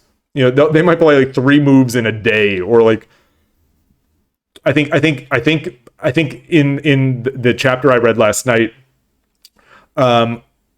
the master was commenting that they played 12 moves in a day or something like that, and it was a long day's work, or it was a long day's work, basically, like 12 moves, something like that. But anyway, when they were playing, so the story is written from the point of view kind of the official reporter, the newspaper. Things haven't changed, I guess, in shogi or go since the 1930s, where it's the newspapers still funding this stuff. But anyway, so it's this reporter who is Kawabata, I guess. The stand-in for Kawabata, the author of the book, I think, and I think he's the stand-in. I know he's the author of the book. But there, as part of this, there are 2. There's a 6-dan, I believe, and a 5-dan player that are sort of the officials for the tournament that are there, and there was discussion about a move that Otake. So the master, is old and and has some bad health, or says he has bad health. Whether or not it was gamesmanship, I don't know. But anyway, there was a point where they had to take a long break, and Otake comes back, and and makes his first move, and took like 3 hours and 38 minutes or something like that on this move. So after being delayed for weeks to months, came back to the board and took 3.5 hours to make this move. And so, is he making a statement? Did he actually not think at all, out of respect for the master in the game? Did he not think at all about the game for that entire time away? And so he restart. So there's this thinking, and there's also this minor discussion of, did he discuss the move with other people, or did anyone discuss the moves in between? So, back in the 1930s, they're talking about the same subject that we were talking about, in 2024 on Friday night. And that, just the proximity to our whole discussion on Friday was fascinating to me, that they were still sort of grappling a little bit with these issues. And, this idea that the master might have had assistance with a move that, because anyway, I don't want, the book is awesome. This is my second time reading it through. I read it through ages ago, back, I think, when I was playing Go. And this book, I have recently, in the past couple of years, heard someone say that this is the best chess book. Obviously it's not about chess, it's about Go, but like, that point stands. It's just a really great book about like that kind of game.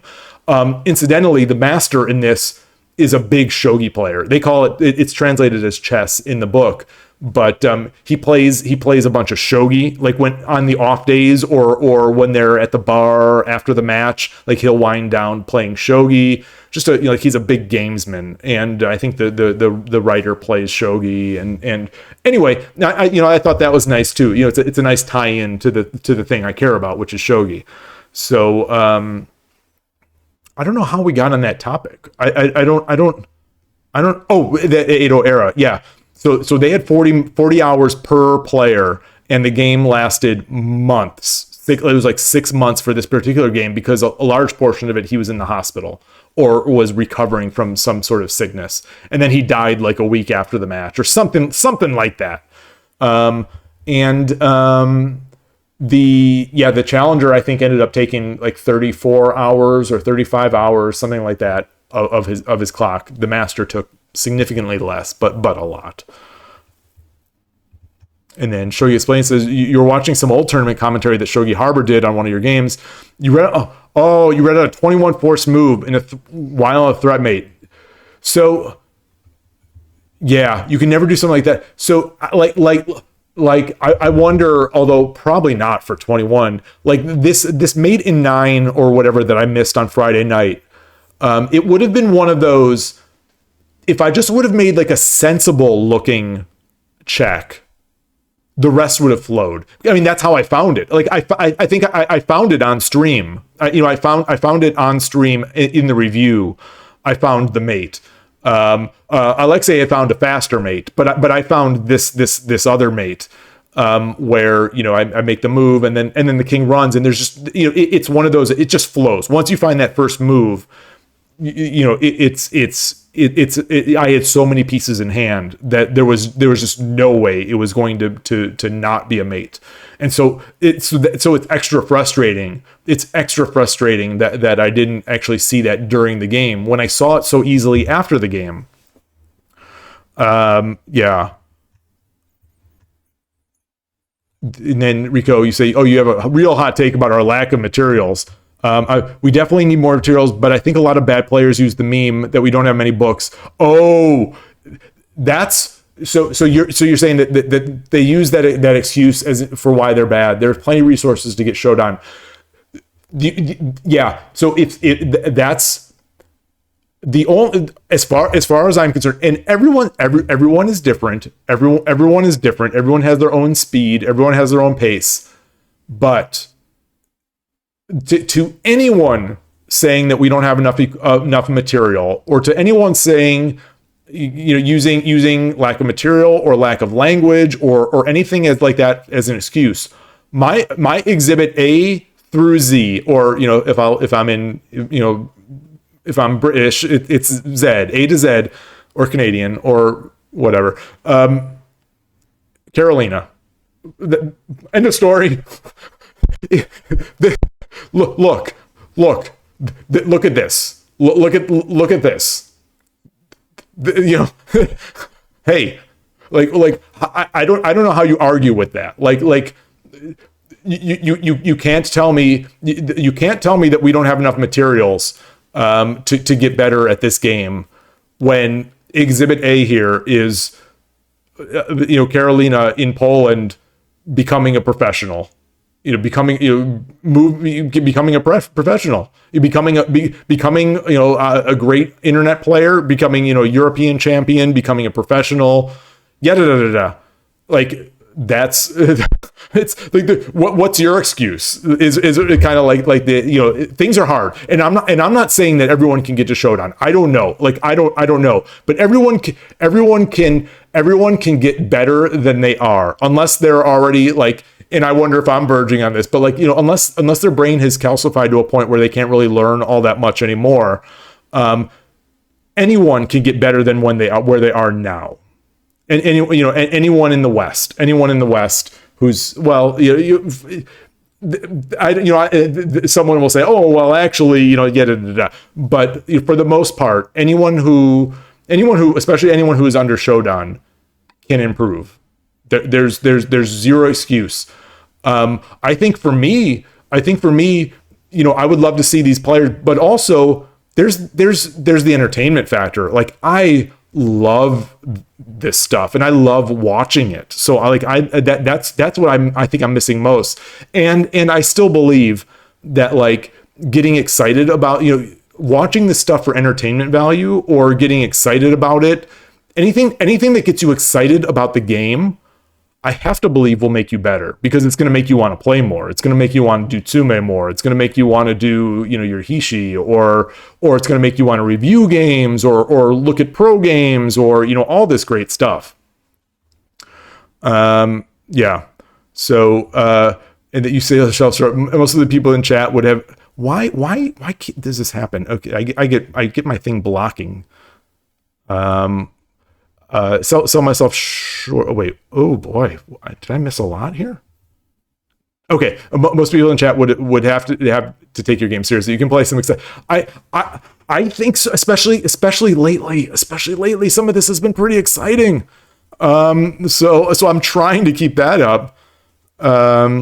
He was a villain. Oh, which was a villain? The master, Shusai? Is oh yeah, the Kikashi, yes, that's exactly the move. Yeah, that's the move that seemed like there was some discussion as to how he could see that, I think in 17 minutes or so, that he made this move in like a very short amount of time, and I think that was it. And so yeah, he like, I don't know if I'm ready to say he's full villain, but I think he's got some villain in him. Like he's got some villain in him. I mean I think his opponent does too. I like that's a question. I mean, maybe a question for you or for Gabriel or anyone who's gotten to a high level. Like, do you have to have a little bit of villain in you to keep that edge? Do you like, for those of you who know Carolina, like, does she have that edge over the board where it's like, I'm going to crush you. I'm going to crush you into the I'm going to crush you into the board. Like, do you have to have that? It is 100% a question for me. I have no feeling on it because I'm not that good. People avoid hard or boring things. They sure do. And those are the things that sometimes, will pay the most dividends. Oh, okay. So you're saying competitiveness going over to Shady X. Yeah. Like the whole debate over I don't know how familiar you are with the story, but like, the master seemed to be playing some major mind games with the location and the choice of location and how long to stay somewhere, or then his playing up his sickness. Who knows?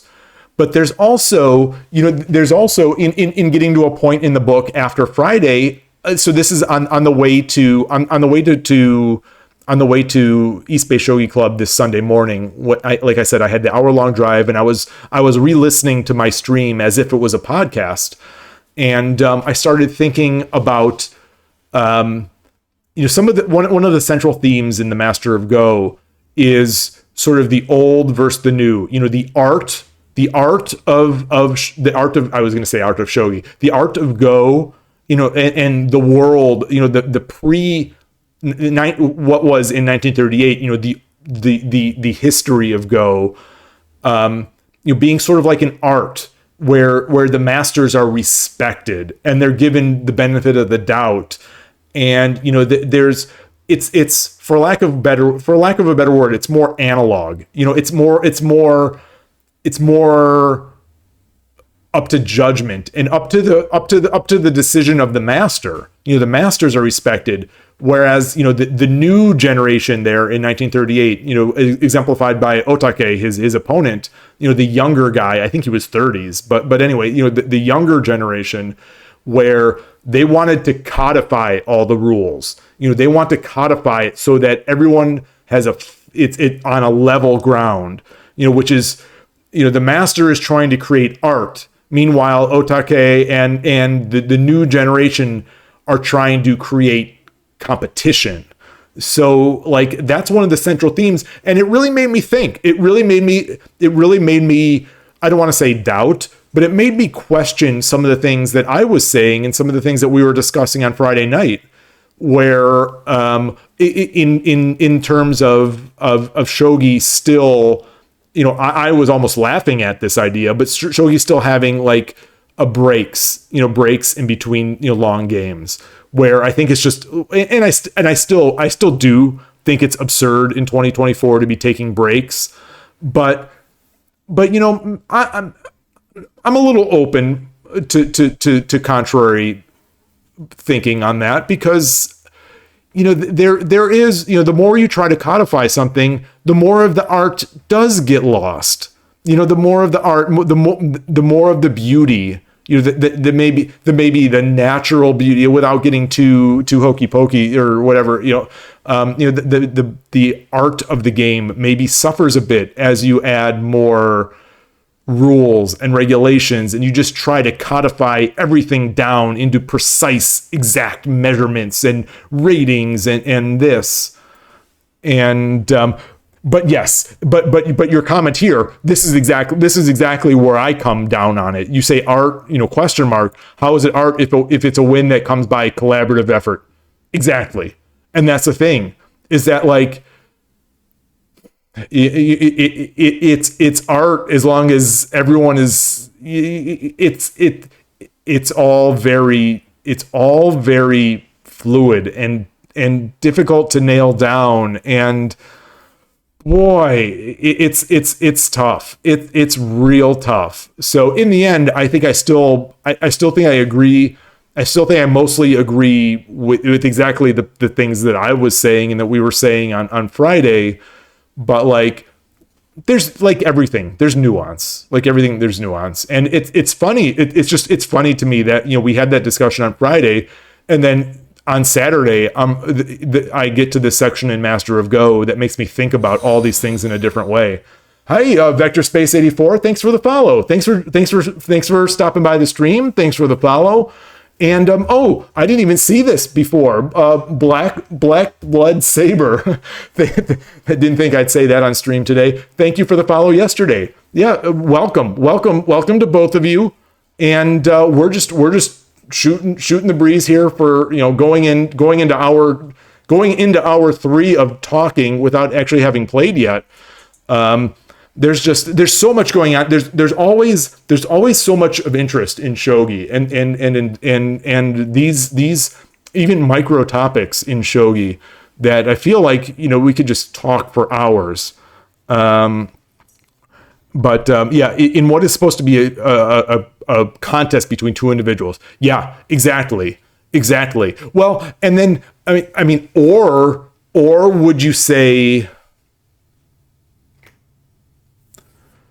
Would you say it's not a contest? Would you say that it's about finding the most beautiful game possible? Like, I know, hot take on the Go community, but like, I think to a fault, a lot of people like Rico was saying, people use the lack of materials as an excuse for achieving their goals. I think a lot of people in Go land, at least the way it was way back when, they use the beauty of Go and the elegance of the game as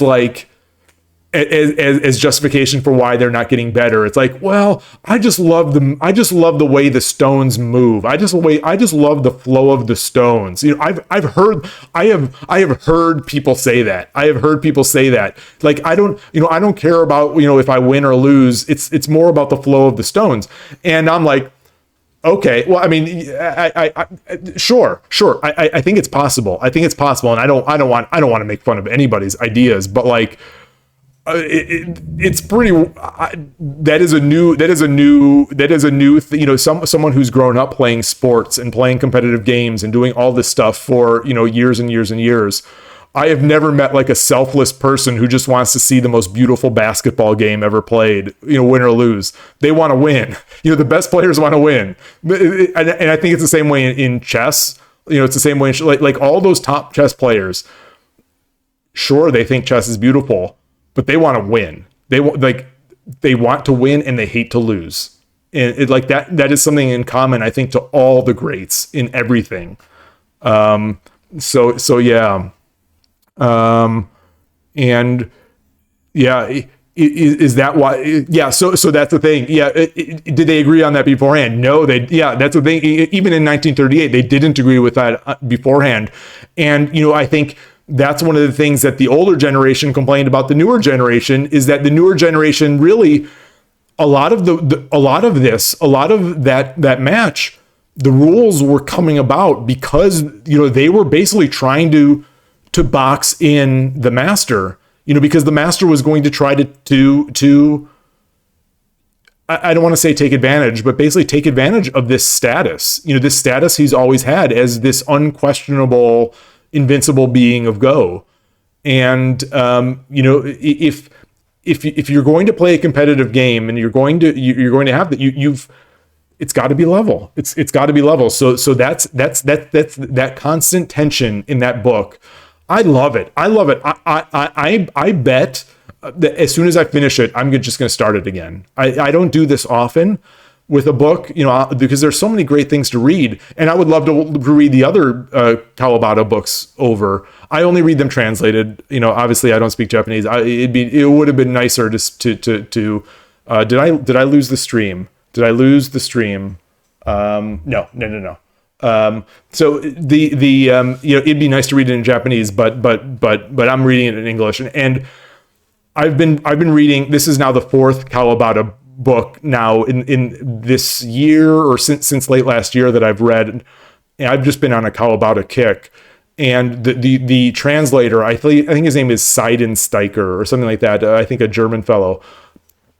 Beautiful translation. Like I obviously I don't know what the real book is, but whatever it is, it's beautiful prose and it's really meaningful. And so that's the way it is. That's the way it is. And I'll probably read it. I'll start it again. Such a good book. It's such a good book.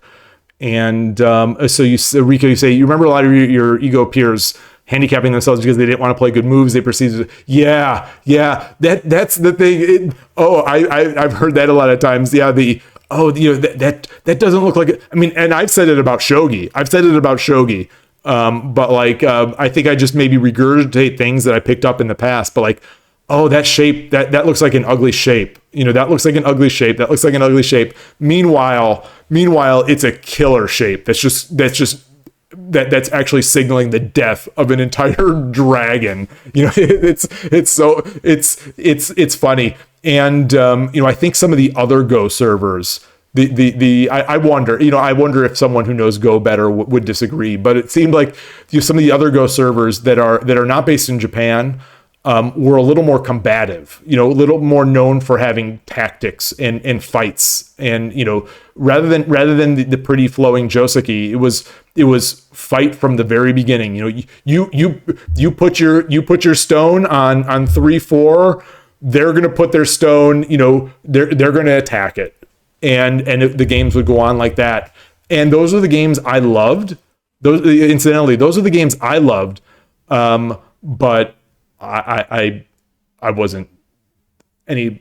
I wasn't terrible. I wasn't good. It was one of those. I didn't study my Tsumego enough, I think, is really it. That is the one thing I really loved about Go, is the Tsumego.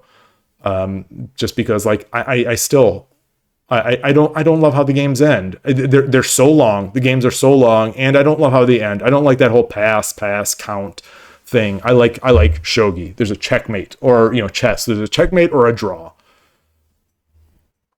All of your history is on KGS. Yeah, I played a lot on KGS. I played a lot on PandaNet at the time, and that was before. I think that was before Fox became a thing. Before Fox, before OGS. OGS is amazing now. I don't know if anyone has seen that. I went there last week just to take a look again. They're awesome, and I realize I'm still paying them as a premium member, I guess, because I was so impressed with their work during the pandemic. Search for Lasker and Tarash. Oh, I know where you're going. I know. Yeah. I listen to enough chess podcasts. I know some of that. Yeah, OGS is fantastic. It's like I said. I think some of the people picking up shogi now have it pretty nice compared to 15 years ago. I think people in the Go community have it real nice right now. Like the Western Go community is really nice. They've got a lot of great software. They've got a lot of content. They've got a ton of books. I mean, there were more books 20 years ago for Go in English than there are shogi books now. Maybe I'll just like I had a shogi book stream. I mean, just for kicks, maybe I'll do a Go book stream because I've got a ton of those still. I've got a ton of them, and they are great books. They're great books. And it's funny. It's funny because I'm listening. Now that everything today is very coincidental. At your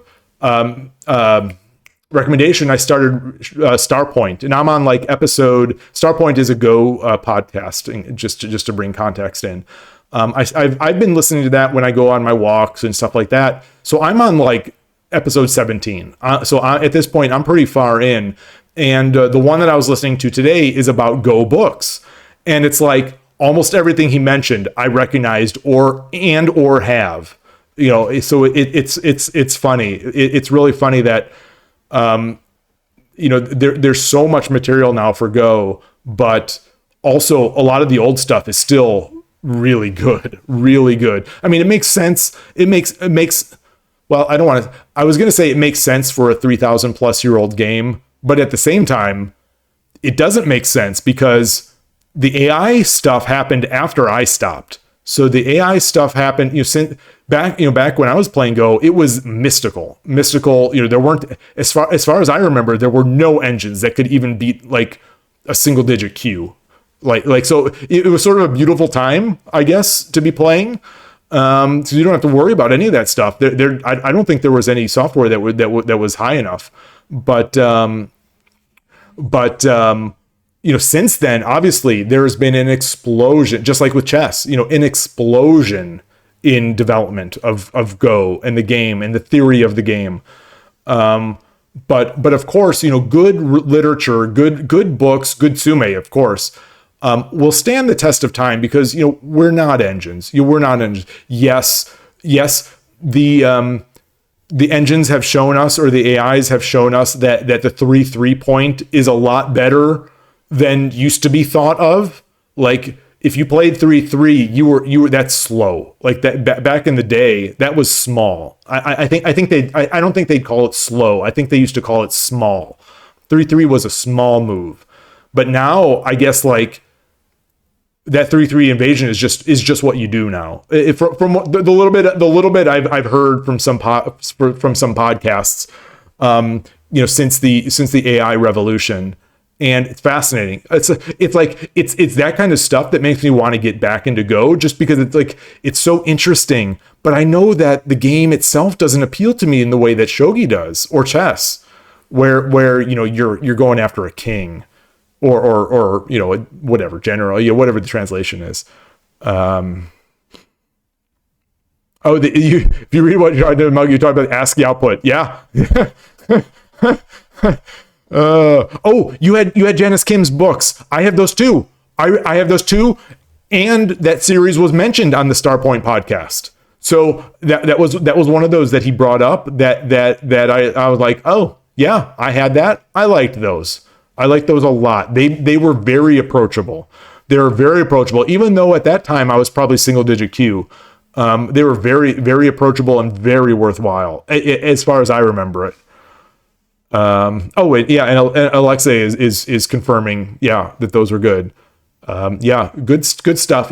I don't know how they stand up to engine evaluations anymore, but I don't think that matters. For most players, that just flat out won't matter. Just like all the engine stuff in Shogi.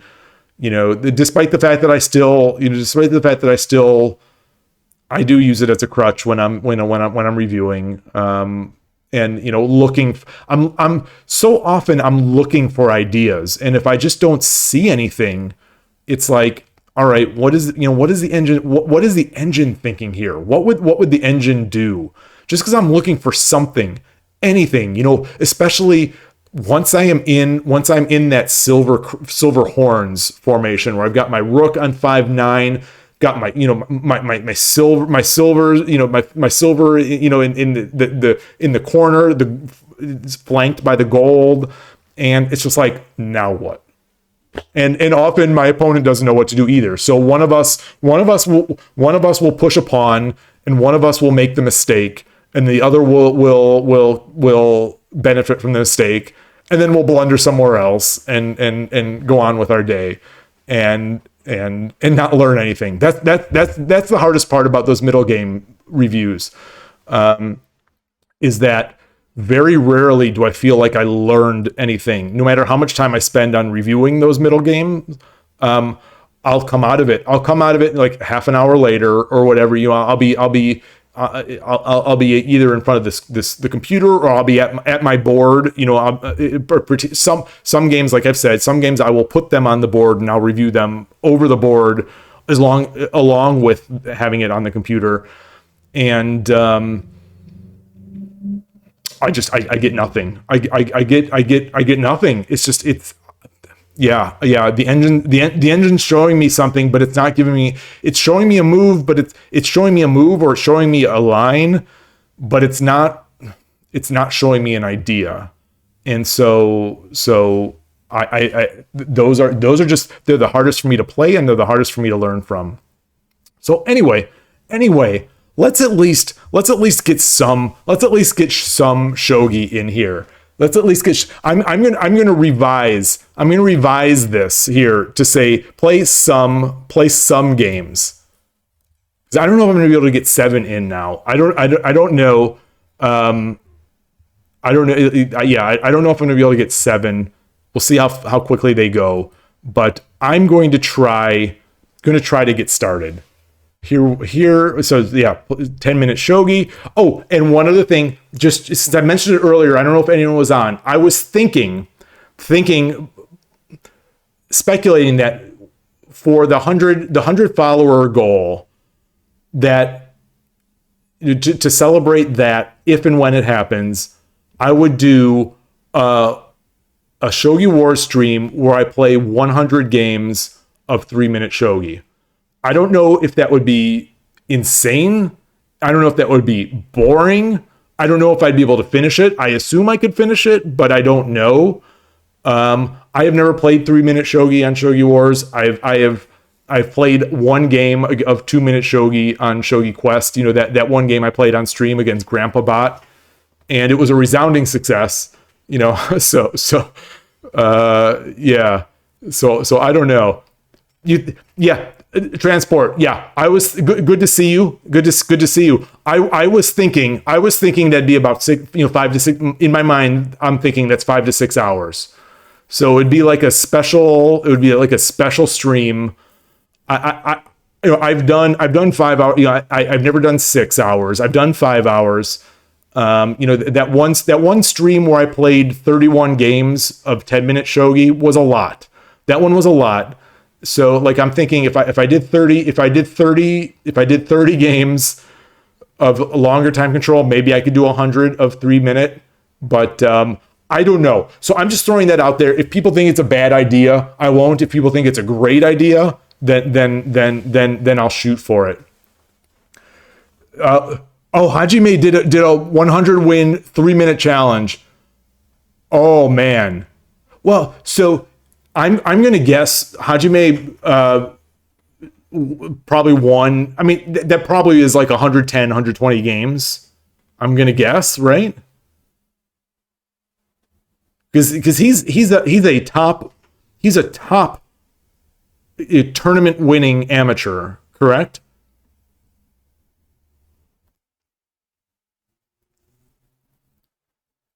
As far as I know, he's the one. He's the one who streams with Nakamura. Nakamura 7 Dan or 8 Dan now. I can't remember which.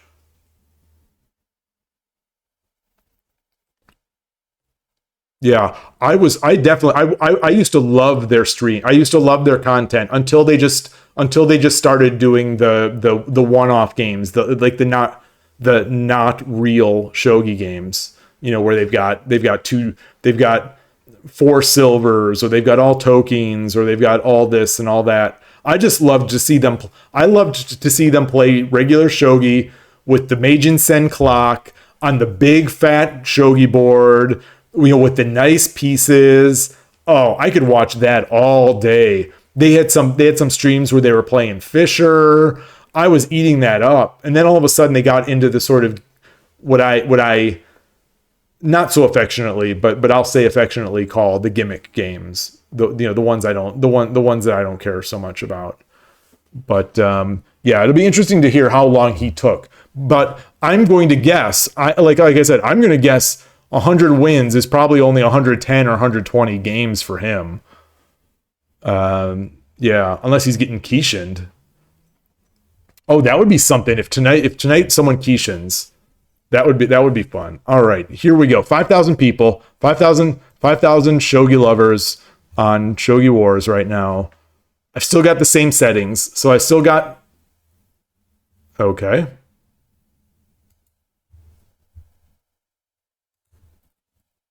Okay.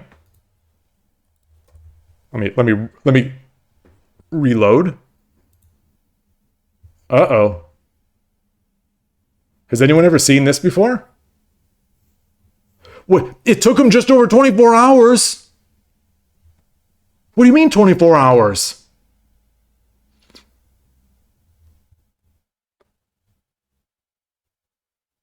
No way.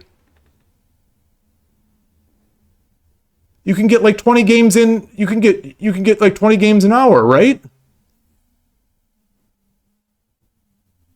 Okay, so Rico, you saw this too. Oh no. What if what if what if they blocked what if did they kill the web version? That would be I would honestly be gutted.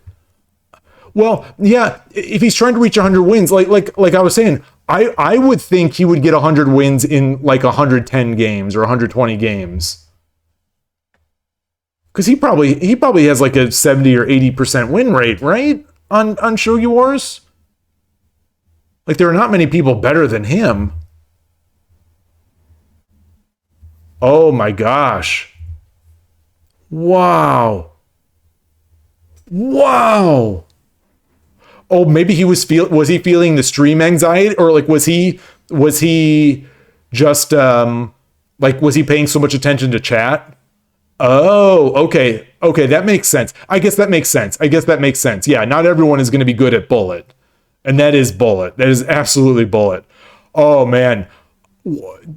That would be funny. That would be funny.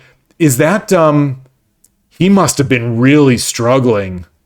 I mean, great content, but he must have been really struggling, wondering what he got himself into. Yeah. Oh, I would think at 8 to 10 hours. I would think at the 10-hour mark, that would be like, oh no, what am I doing?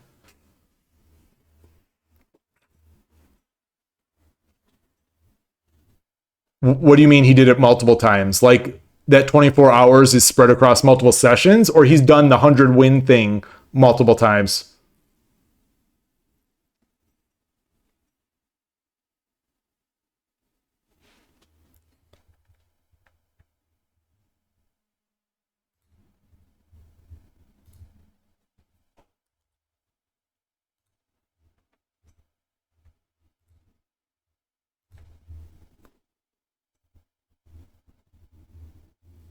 Oh, wow. Oh, that would have been so cool. That would have been so cool. The first time he did the challenge, Kagua and the official the Shogi Wars Twitter account cheer. Oh, that'd be awesome. Let's failed to load image. Click the reload button on your browser. All right, let me. Is there anything else I can do in here?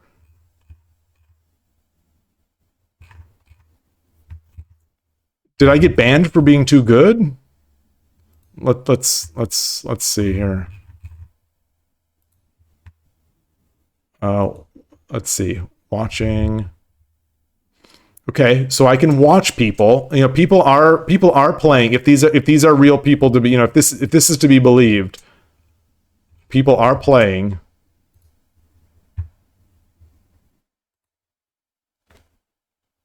Oh. Is there I'm trying to shift reload here. Can I don't know what to do. I don't know how to. What is this? Can I pop-ups and redirects sound? Let's do this.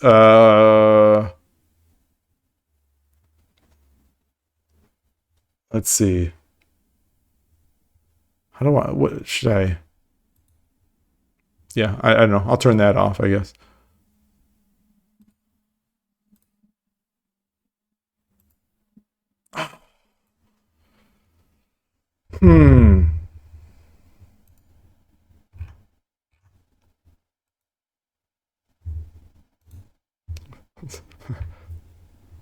We got this content. We got this content. Oh, they're not going to give me a coaching ticket. Oh. Did I try restarting the browser? Yeah. Well, I restarted this app. I haven't restarted the browser. I did restart the browser before the stream because I did an update. But let's do that. And now, actually,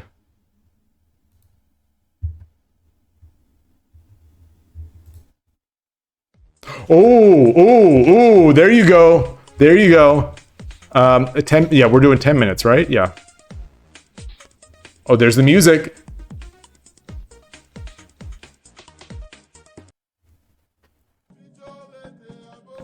Ba ba ba ba ba. Great music. Thickle Weasel strategy. Wow. He does it often enough to get it as the main.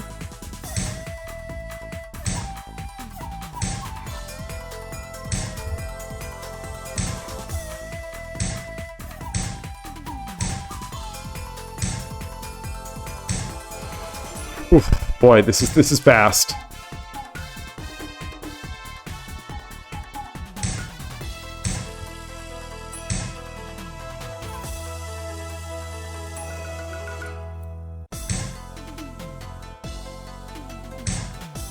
Oh boy, that's fast. That's really fast, right? Is this too fast for me to make Anaguma?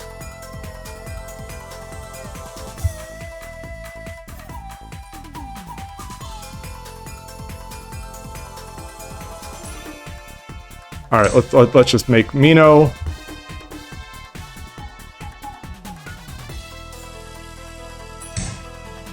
Do this.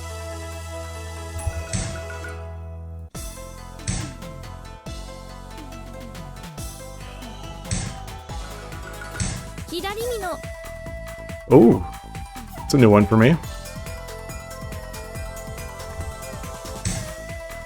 So, what do I do here?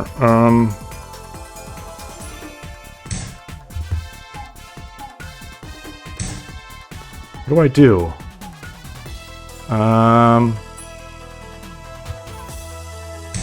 This is completely unknown territory for me. You know, I obviously I go back to static very rarely, but now, you know, there's this piece just sitting here.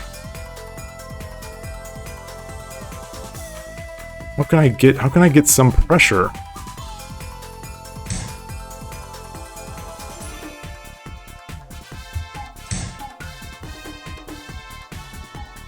Should I swing around? I mean, that doesn't feel... Oh, I can't do that. No.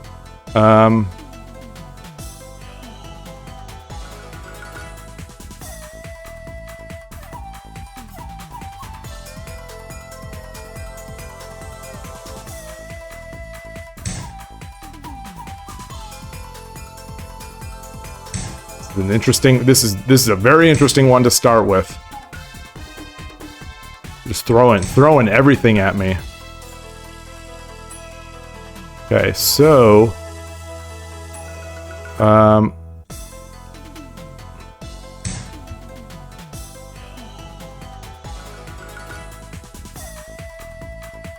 is that one move too late? Should I have taken first and then done this? No. Oh.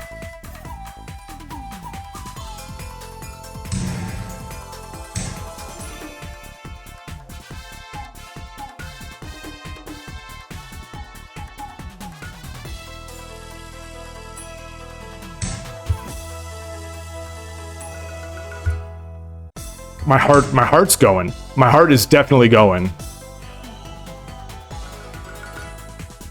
And I can take that bishop, but he gets this. But his silver would be way over here.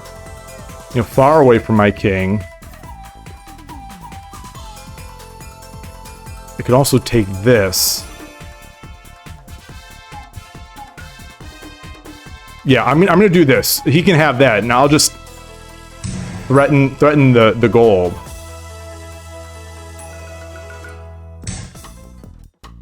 This is better, right? How can that be worse?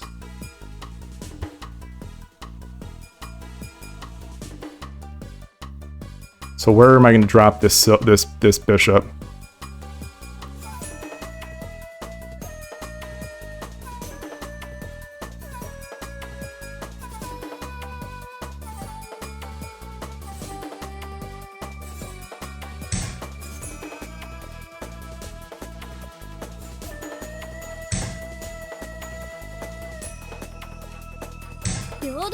Yodori no kei.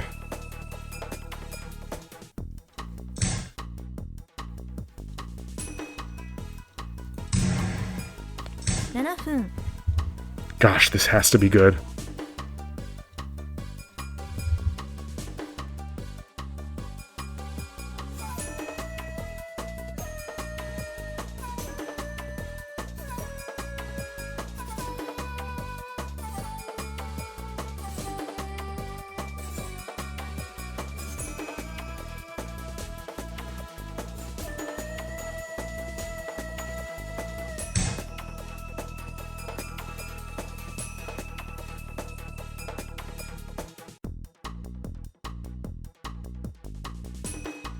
My heart is racing so fast. What is wrong? What is wrong tonight?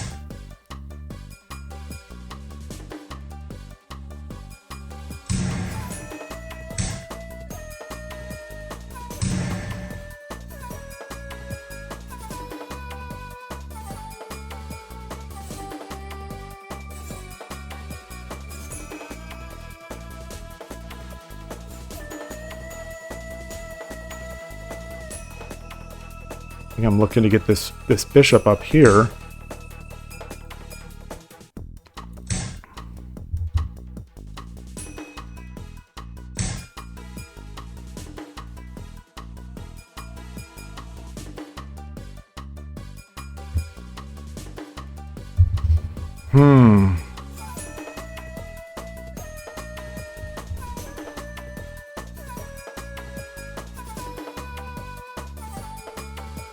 I can take that, but I could also threaten this.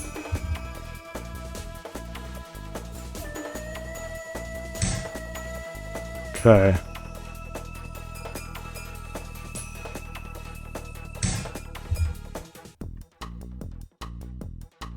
Should I have come up here?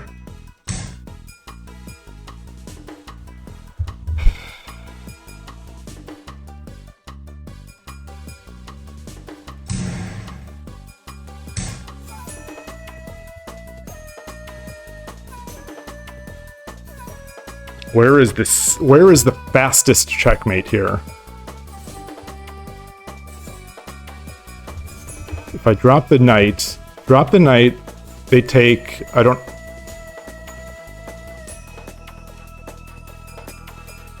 Rook? Oh, sure. Rook, then rook takes, then gold takes.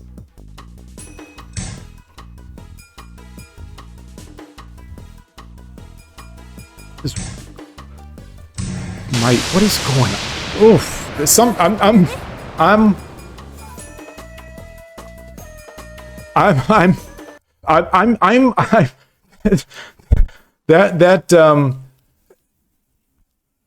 that was good, but I'm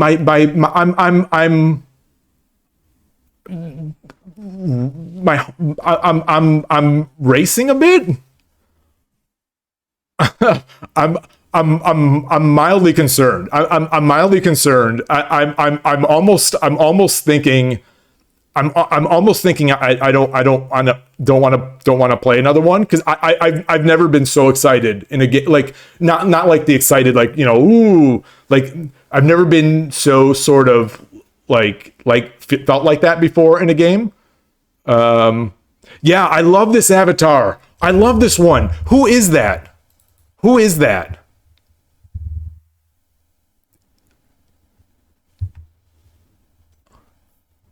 So let me Sato, Yasumitsu. Okay. Let me bring this up here. Let me bring this up. Okay.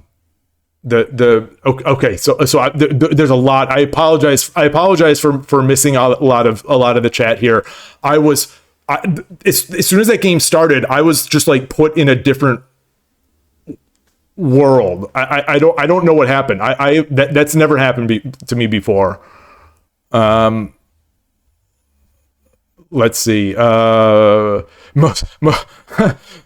Sadly, most of the users on Reddit only care about memes and low level improvement. Yeah.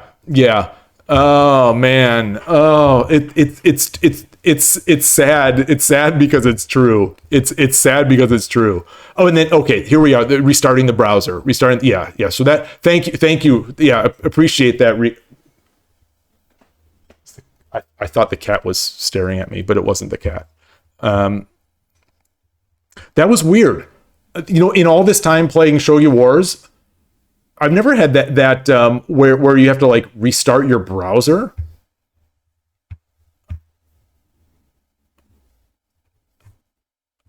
Oh, I was kind of playing Alexei system. Oh, well that's the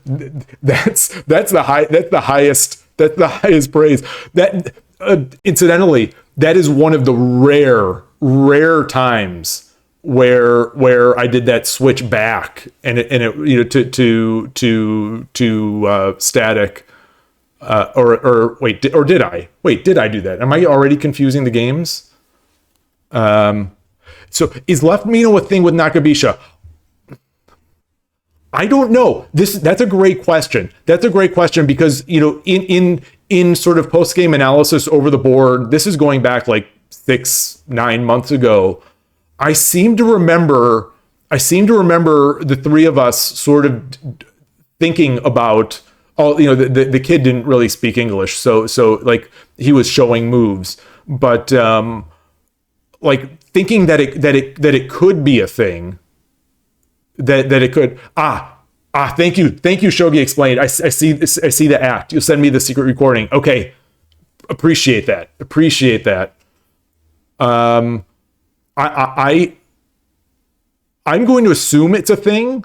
I don't know. So if anyone says C-Kun YouTuber. I'm subscribed to that channel. Yeah, I'm definitely sorry for changing subjects in mid thought, but it just crossed my eyes. The Shorikai. I didn't know he was a Shorikai kid. I just knew it was a YouTuber, like a YouTuber, a prolific YouTuber.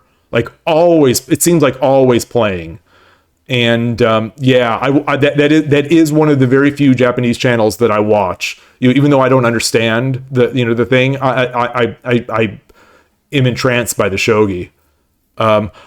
He's super toxic. Oh no! Like what is he? You say we wish we had more players like him in the English speaking world. Nine down can outplay Kishin users because Kishin is too nice. Oh, that's so awesome. That is so awesome. You're Urashino.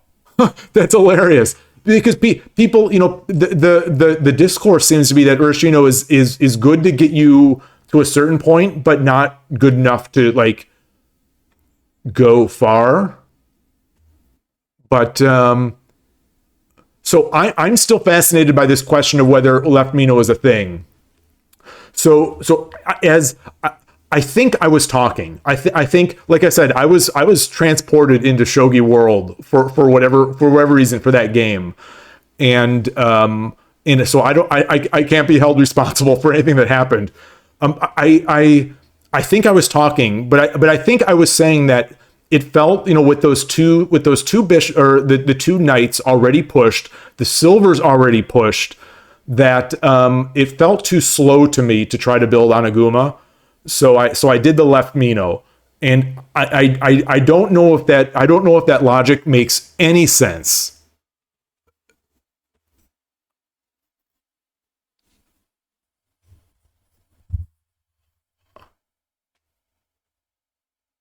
Like, so yeah, oh, Alexei, oh, I can't wait. I cannot wait. I cannot wait. That, like, this will be so important to me, because I've been considering, going back some, I struggle, especially in the past, especially before this Shogi Ramen TV video that I watched last week. I have been struggling figuring out what to do with Urashino. Not only because there's a silver coming fast onto my head of my bishop, but also because even though I'm a King's Indian player, even though I'm a Shogi player, I lose track of that bishop. I lose track of that bishop on 3-1 all the time, and so I've been thinking, maybe I should take a couple days, take a week, and just play Urashino. Just play it myself, so I understand what's going on, what's the limitations, where people stuff me. So I've been thinking about it, but then I think, well, people say it's like, people almost treat it like a meme opening. And so I've been thinking, maybe I shouldn't, maybe I shouldn't. But okay. That's awesome. That's awesome. So yeah, I hopefully someday someone will be able to say, oh, oh, hi there, your central rook prep is incredible. This is now. I think I've lost count since I started. I made a study. I might have made it a public study. I'll check on lishogi. I made a study of Gabriel Angelo BR13's Central Rook games. Well, his games, which are basically Central Rook. His most recent, I think, 14 games on 81 Dojo. And since I've been reviewing those games, I have played some. I mean, obviously, I'm playing lower competition, so I'm not saying that these games are good by any means, but I've played some like blistering kind of games here, including one over the board. The game I played over the one of the three games I played over the board this weekend was I did this Central Rook, and I went into Anaguma, and it was incredible. The attack I got, and didn't convert. I didn't convert an overwhelmingly winning position, but I'm playing a different brand of shogi almost since those games. And that's another thing that's so amazing about shogi. There's so much variety in even the things that you might have been doing that day. Like, it's still Central Rook, it's still Central Rook, but like, there's so much. It in a way, it's so different, between. I've been looking at different people, the Koshiro videos, the Gabriel, openings or games, and it's like, man, shogi is. I feel like a kid in a candy store, basically, where there's just, you to a fault almost, where it's like you can learn, you could just keep learning, you could just keep I'm preaching to the choir. Everyone knows this. Everyone knows this. It's not like I'm discovering plutonium or something. Um, but well, let's see. There's let me this back here. I see. Boy, this is fast. This whole discussion of Sikun YouTuber that's I'm amazed. Show you 5 minutes to not blunder. I'm going to guess I didn't. I don't feel like I did. I don't feel like I blundered at all there in the end game. I hope not. I hope that I don't review this game later and it was like a complete comedy of errors.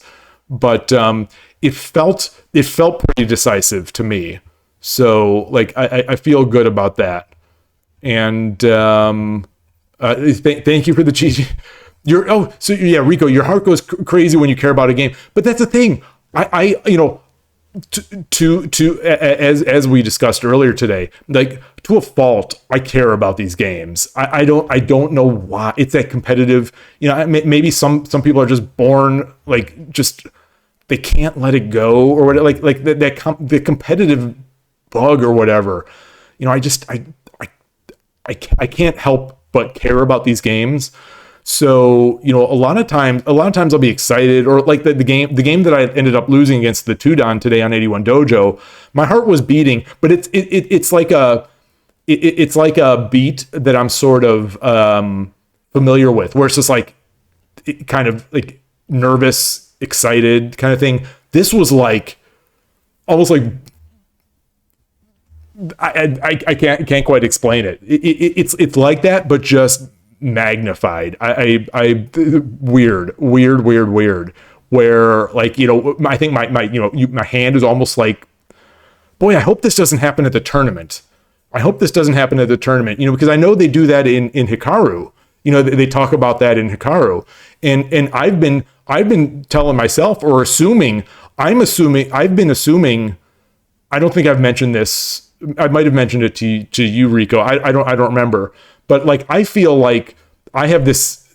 Obviously, my skill is the major limitation. But I feel I have this advantage where I've played so much over the board that I think I said I'm not going to be nervous. I'm not going to be nervous. And now I'm wondering. Now I'm wondering if that's actually the case. Now I'm wondering if that's actually going to be the case at the tournament, because I've been convinced that like my shogi may be weak, but a lot of the people, I'm trying to talk myself up. A lot of the people that I'm going to be playing against won't be as experienced over the board as I am. Where I'm playing a ton of games over the board every week, and I'm using the clock and yada. But maybe this Shogi Wars game is going to prove otherwise, or maybe it's because I'm literally breathless after like talking for 3 hours, 2.5, 3 hours to end the lead into the stream, almost without breath. So maybe that's actually, maybe there's some sort of physiological reason. You asked ShogiExplained. I once asked Sato what his meal strategy was for title matches. He took the answer seriously and gave a hilarious answer. Wait, is this like a cone, or is this like a meditation? Is that actually is that a true story? How did it, and if so, can you elaborate? Like what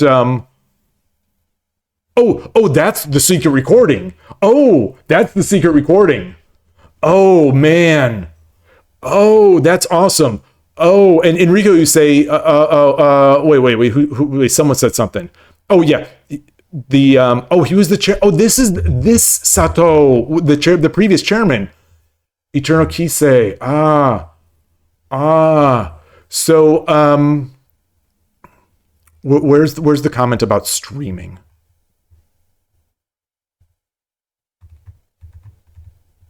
Someone said something about streaming. Someone said something, and I'm not seeing it here. I am subscribed to Sikun YouTuber, but that's it.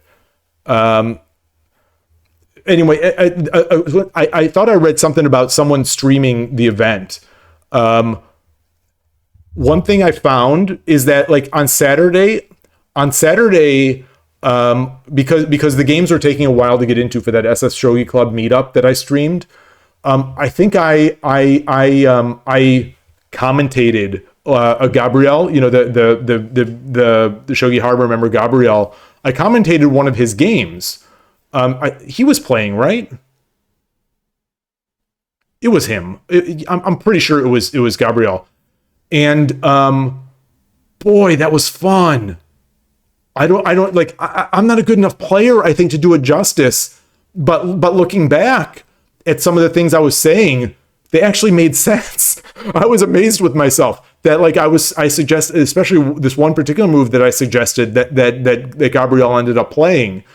And I don't know if I got the bug, but like those of you who have commentated matches before, oh, that's fun. That is totally off topic, but that is really fun.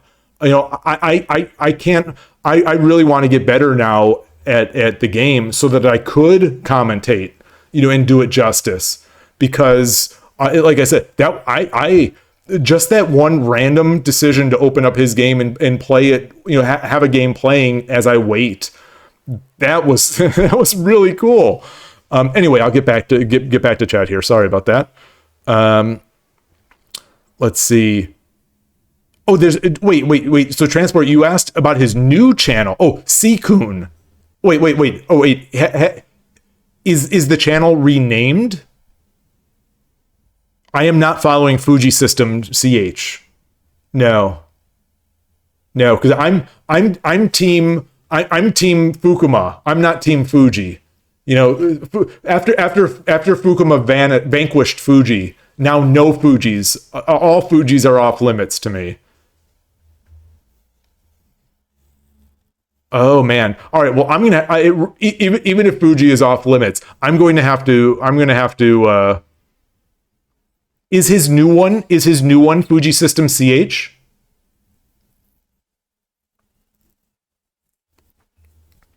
Enjoy, Rico. I love her games. I love those games. I haven't seen many like old ones.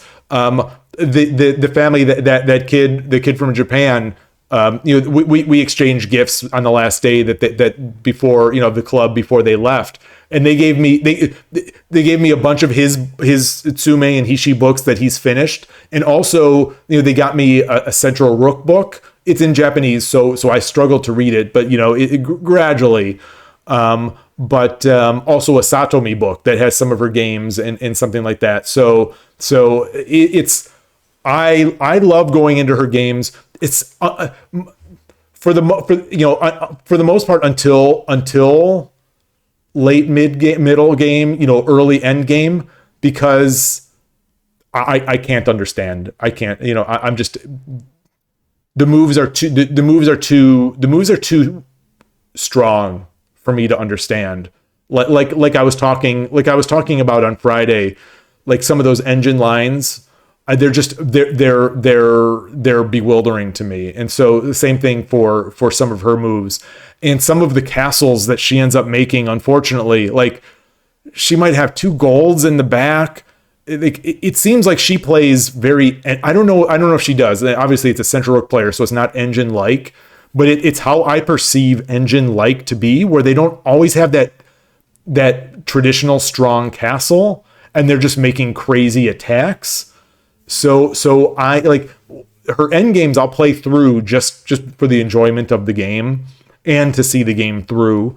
But like a lot of those, I just don't understand. You know, the opening and the middle game portion is fascinating to me. But once it gets past that point, just like I said, that last Meijin match against that she won against Nishiyama, the late middle game there was completely 10,000 layers above my head. I couldn't get it. And the fact that she was matching engine moves, these baffling engine moves, was bizarre. So let's see. Now you say so Fuji System CH is a beginner who recently made 10 down on 10 minute. So what is Sekun's new channel? Because he also, I think, used to stream that's why I was following, because he was streaming almost every day. Completely off topic. Rico, I hate getting 1 to 2 points for lishogi, losing 20. Oh, I've talked about this. That's one of the reasons why I basically I hate myself for caring about that number. But like I've said before, I see a number and I want it to go up. So, I got to like 24, I don't know, 24, let's just say 2420, something like that, 2420 rating on the lishogi puzzle rating, doing daily. So I've got, I don't know, 1,000, 1,500 puzzles of these I've done. And then doing every daily. So I do every daily puzzle. And, I get 1 point, 2 points at best. Sometimes, for getting it correct, I get 0 points. But then if I solve something quickly, I go over it 2 or 3 times because it's like, it can't be this easy. It can't be this easy. It can't be this easy. And then I did, one of these, I'm like, no, this is just one of the easy ones. This is just one of the easy ones. I did it, got it wrong, lost like 45 points. And then I'm like, 45 points. It's going to take me over a month to get those 45 points back. Let me just do another one now. To get some points back. I did another one and same thing. It's like, this one is so easy. This one's so easy. I must have gone over it 3 times. And no, I was wrong. And I lost another 45 points. So I lost like 90 points from 2 problems. And I was thinking, it is going to take me literally 3 months of daily puzzles to get these points back. And it sort of turned me off doing it. And it's I'm an idiot for thinking this way. Like, I'm an idiot for caring about puzzle. Like, who cares about puzzle rating? I can't help it. I can't help. I have no answer. I can't help it. I just do. I just care. And so I stopped for a while. And then, like, in my profile, you might see one every day. So I'm back. I'm back to doing the every day. I'm closing back in on 2,400. I think I'm within 10 or 20 points of it. And it's just, I don't, like, in my head, I'm thinking, if I hit 2,400 again, am I going to stop? Just as like, I at that point, you get almost no points. For winning, for getting a thing. It's like the free rolls I talk about at SF Shogi, where that 5-dan gets no points beating me. And I lose no points to lose to him. But if he disconnected or accidentally knee food, I'm going to get 64 points and he's going to lose, I think, like 40 some point. I don't know. It's major. It's a major amount of points. Actually, I won't get 64 because it'll take me to my cap. It'll take me to whatever my ceiling is for my current rating, which is sort of nice. I go back and forth on the 81 dojo ratings. I think I'm of the opinion that it's sort of nice. The ceiling and the floor, the floor in particular about demoting. I think I like that. I think it makes me more willing to play. Like, if I care about rating, I think it makes me more willing to play if I have to lose 2 in a row to get demoted. I sort of prefer, the weenie in me sort of prefers the Shogi Wars way, where I sort of can't demote just because I'm there's no negative incentive to play, I guess. Like even though I'm a queue player, it's idiotic to care about ratings as a queue. It's like, who cares? But my brain sees it as a proxy for improvement. So it's like, I can't help but care. I don't know what it is. I don't know what it is. So anyway, going back to chat. I'm sorry. I'm something got into me today. I'm babbling. I'm babbling about every single topic. And then, so you say, if you're similar to your first tournament game, you'll be really shaky, but you'll be calmer for the rest. Yeah. So maybe that'll be it. We'll see. The chess tournament I went to, now that I look back on it, I didn't think about it at the time, and maybe this is the key, but I didn't, looking back now, I wasn't nervous at all. I just played and enjoyed it.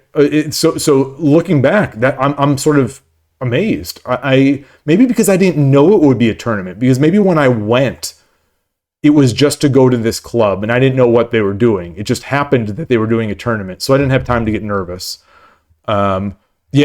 So like I know I've discussed this with you, Rico, because yeah, you don't have many people by you. So you played the ISF and you have that awesome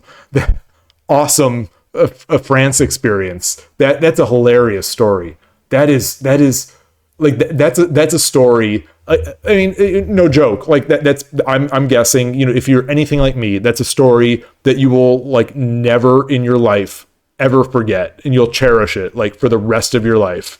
You messing up the hotel and going on to 81 Dojo and Telmarch helping you and going down the dark alley and like all that story. It's so good. It's after the fact. It is so good. So 100% true. They were only answering highly up. Oh, very cool. Very cool. Okay. So I'm excited to get that link. And then Rico says commentary is really fun. Yeah.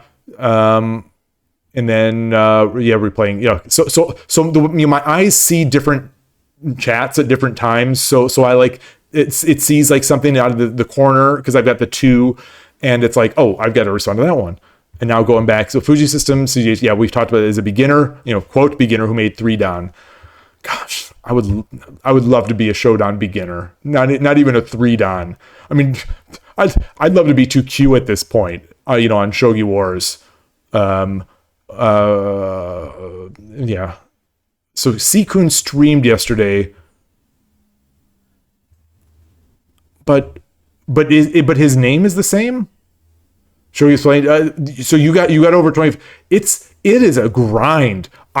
It's tough to get 2,500. I don't know how you do, because like you've got to be perfect, and those getting puzzles correct don't increase your rating much. I don't know if I'm just not getting the puzzles that are like the point getters, but like my 2,400 is well, I mean, you'll see the number of puzzles I've done on there. It was a slog of 2 points, or early on 2 or 3 or 4 points, per puzzle, just a lot of them. Okay, so Rico's down in the slums with me now. Down in the slums of 2370, 2380, 2390. Yeah, it's I think to a certain level it's not debilitating, but it's too unfair. It's too weighted. Like you shouldn't lose. I think you should not lose that many points for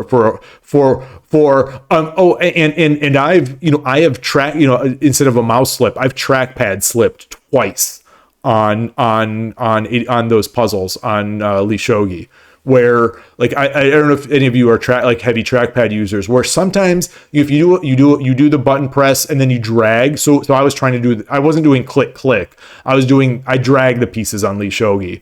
So I did the press the mouse pad and drag the piece. Well, partly through a long drag, my thumb must have slightly come up over the touchpad, so it dropped the piece in the wrong spot. And I've done that maybe 3 times, but I've done it at least twice that sort of are singed in my mind. And boom, right there, huge loss. A month's worth plus of daily puzzle, grind. So I think they should make it chess, not to make this a chess.com thing, but like chess.com puzzles are a little more forgiving in that regard. Their ratings might be a little more inflated. I don't know, but like you don't lose a month's worth of work when you get one wrong on chess.com. Shogi Harbor's puzzle rate is 27.25.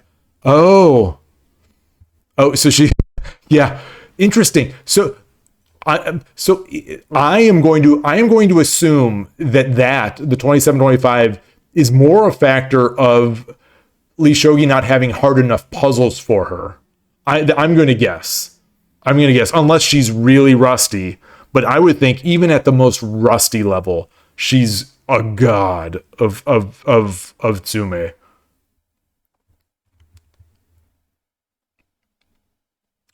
I think transport, the obsession with Tsume, it linear and easier to understand than shogi as a whole. So I think I have a couple. I have at least a couple answers, or not answers. I think I have at least a couple thoughts about that. One thing is that I see this in the chess community as well. There's a whole set of people, and I am as guilty sometimes as anyone. And again, this is a reason why I stream, to force myself to play, play. Not that you know it tonight, but it's very easy. It's very alluring to get sort of the siren song of learning, the siren song of books, the siren song of Tsume, because it's like you can tell yourself that you're learning. You could tell yourself that you're making productive use of your time, or you're getting, but you could tell yourself you're getting better at shogi. And I think obviously studying is helpful, and Tsume is as far as I know, every great player will advocate doing Tsume above all, or puzzles, Hishi, Tsume, yada. I build from what I understand, and that could be wrong. They'll say that's the best way to get them better in shogi. But the downside is that I think a lot of people, I see it in chess, and I've seen it in myself. A lot of people get so attracted to that study that they don't play. And when they go to play, they do terribly, because it's not a muscle. Playing isn't a muscle, but it's playing is itself a skill. I don't have the experience or the research or anything to definitively say.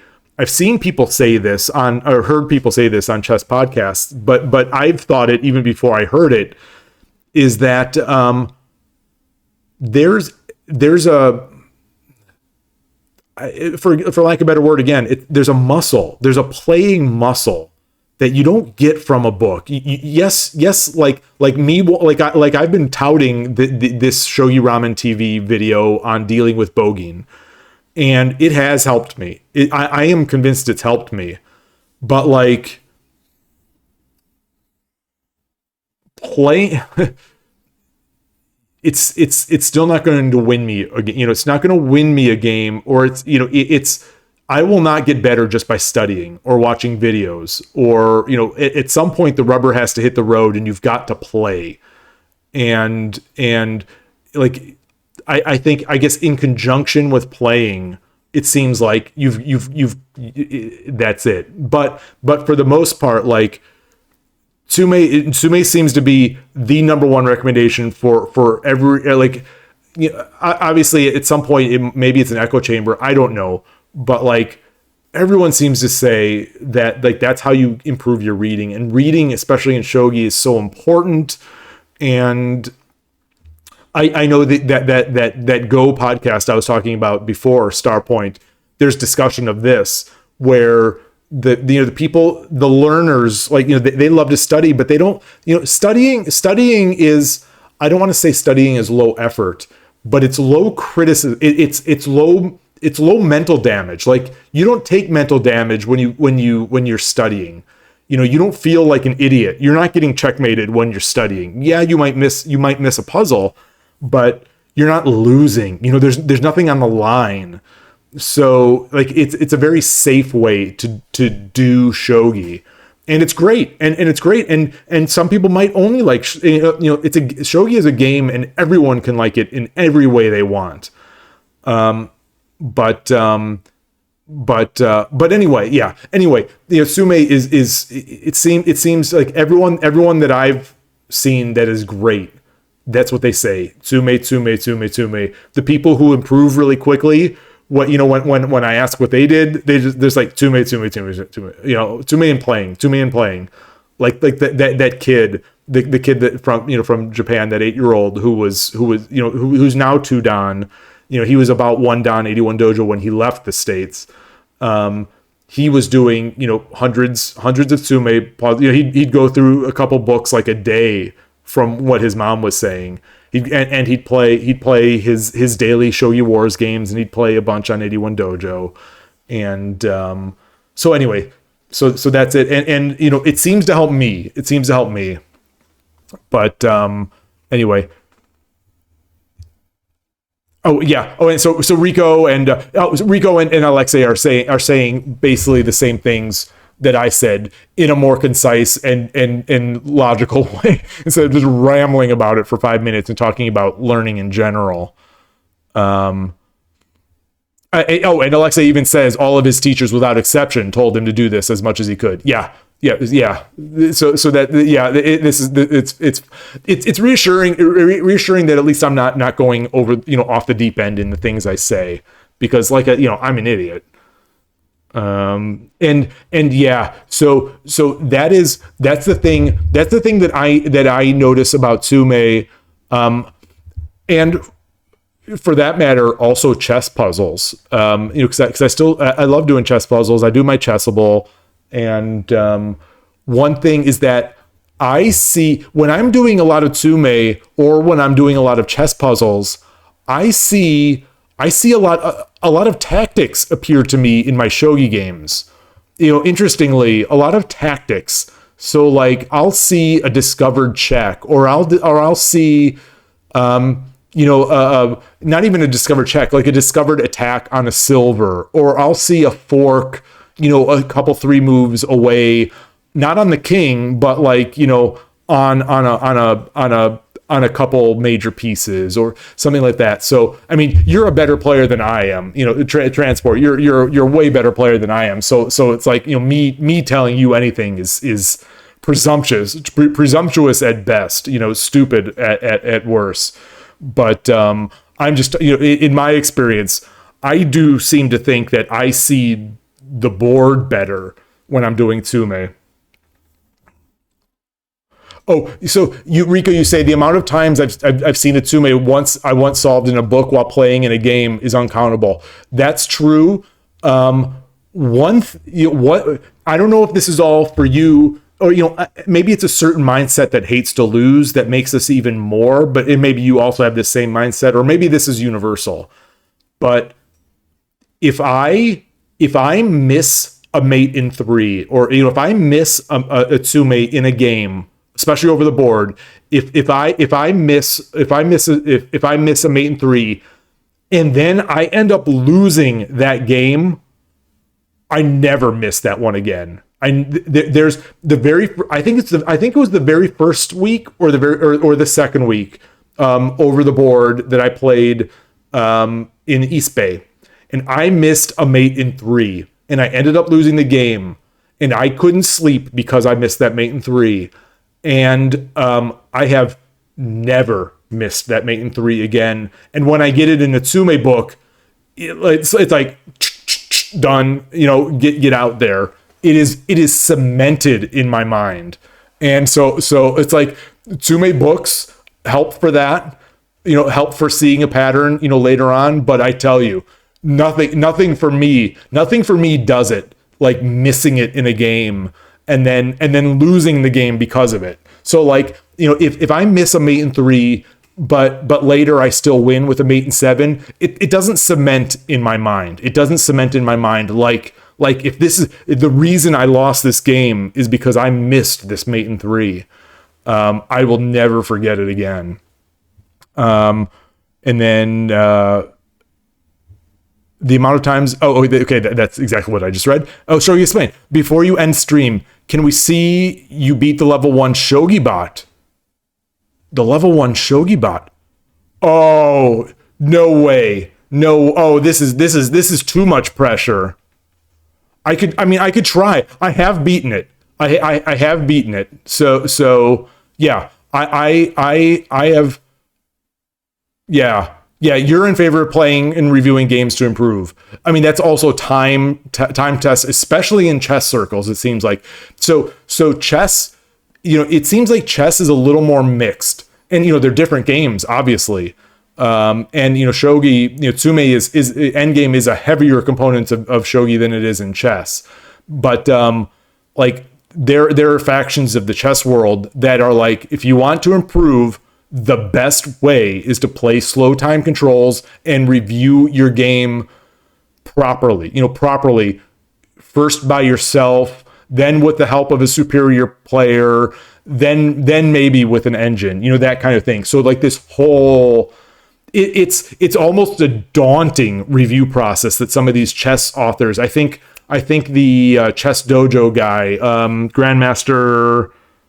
Oh gosh, I'm so bad at remembering names on stream, and I apologize for it. But basically, one of the leaders of the chess dojo, I believe he is like above all about those slow, grueling reviews. And then two-mate practice is helpful. Trapping the king, yeah. I mean, yeah. Well, she. Well, you are a strong player. You are a strong player compared to me. So I basically listen to everything everyone says and assume it's more informed and better than mine. But yeah, I mean, I'd be glad to try the lishogi level 1 bot. I mean, this is you're trying to make me look like a fool, and I'm willing. I'm absolutely willing. But like Central Rook doesn't seem to, like the bots I play on Shogi Wars, or Shogi Quest, it's like they've never seen Central Rook before. They have no idea what to do. And let's take a look at my, let's switch over here and take a look at my, lishogi.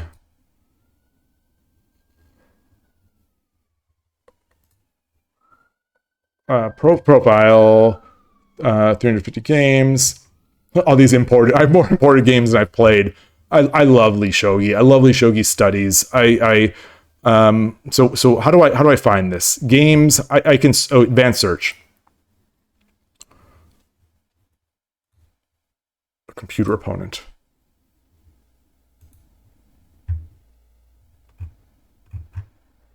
Okay. Loss. Oh, a lot of these are I was just testing my stream. Yeah, this is going to be my new excuse from now on. Let me switch my stream. This is going to be my this is going to be my excuse from now on. I was just testing a stream layout. It's actually true. But okay, so here are the real ones. Loss, win, loss. I bet oh, there's a win. Loss, win, loss. Boy, I don't remember beating it this often. All right, maybe I have a little more. Okay, here's all these losses. Loss. Oh, there's a win. All right. Let's do this. Oh, I'm sorry. Oh, yeah. This overlay is not. Oh, shoot. All right, let's get in here. Let's get in here. Create a game. Play with the computer. Level 1. So I'm assuming this is one of those. I have nothing to gain. I have everything to lose. So I lose this. There are going to be memes of me. This is Shogi Explained. This is Shogi Explained trying to get some mental damage in before the tournament. Just the top tier gamesmanship. It's going on here. Okay, look at this impressive 1639 classical. This is he admitted. Okay, so I'll just leave this time. I'm not going to take this much time, obviously. So get this. Actually, let me switch to the game layout, my lishogi game layout, just to get the full view of the board. And here we go. Let me make sure it looks all right. Come on, I'm just waiting for the stream to catch up. Okay, so there we are.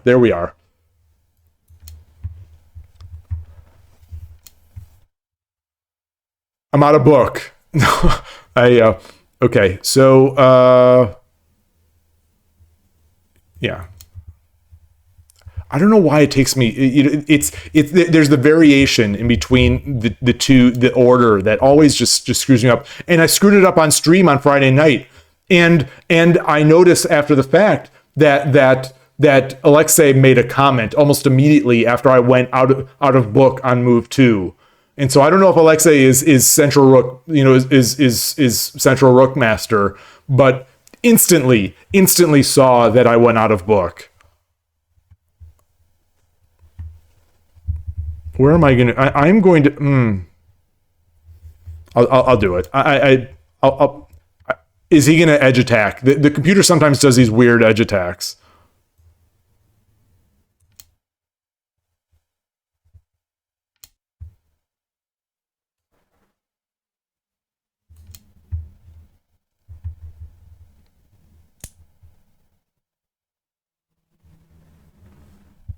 Oh boy. Oh boy. Oh, this is a tough decision. The engine is putting me to the test right away.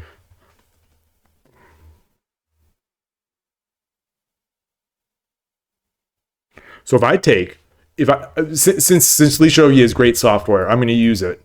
If I take, could they just keep moving in?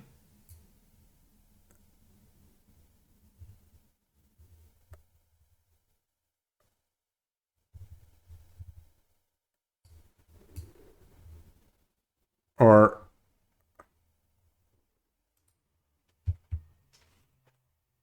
oh man. Well, I'm glad I played this. Just in case this happens. Like in case a beginner or something, at the tournament does something like this to me. I haven't seen this. I haven't seen this. I'm inventing shogi from first principles here. I don't want to wuss out, but I feel like I have to. Take? Is it? It is not. It's not mate. Wait. So if I take, and let's say let's say they take a silver. Just so instead of just weakly running away, it's also going to take another piece. If I drop the pawn. Dropping the pawn's mate. No, it isn't. Yeah, wait. Pawn. Take. Take. Take.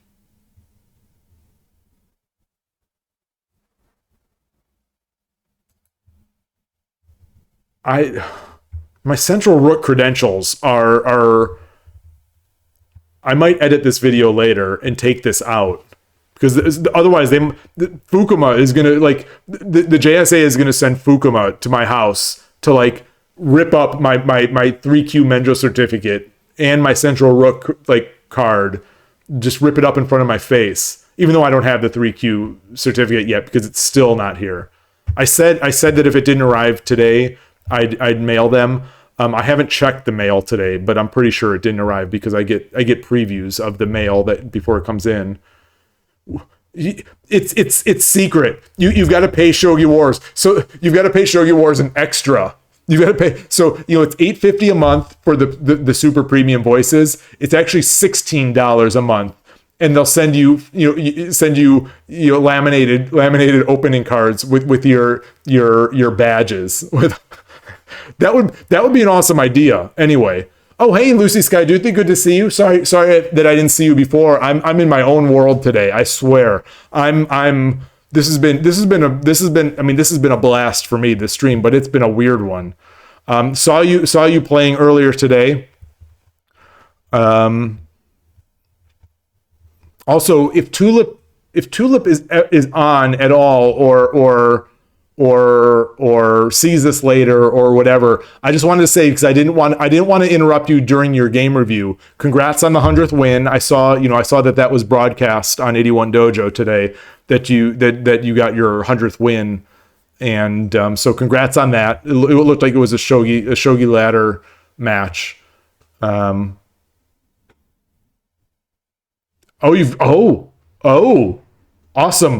Rico. I can't wait to hear about that. That's any promo idea. I know I've got some, but my ideas are usually kind of lame.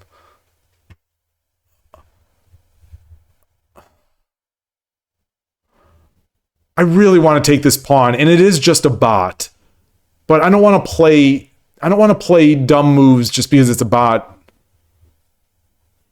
All right, I'm going to give this at least one more minute of thought, unless I see it. So I take,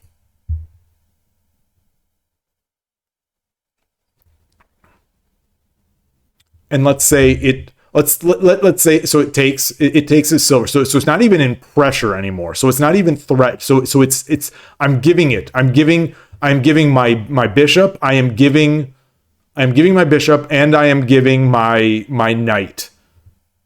I make a token. It's my move. So I make the token, they take the knight. So they've got a bishop and a knight. I've got a token for it. That's it. And a pawn. I drop the pawn. Has to be taken by the gold. Or a gold.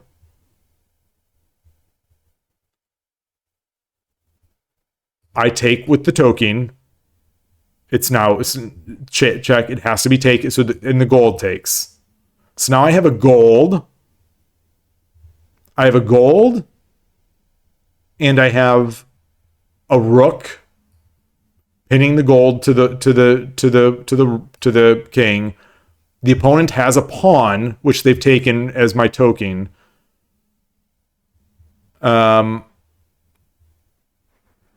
Actually, they have two pawns. They have two pawns now. They have two pawns. I have no pawn. No, that can't be. I think I've got to take.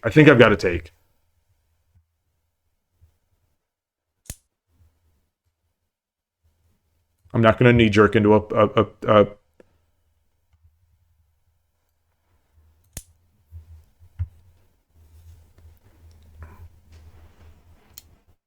ooh.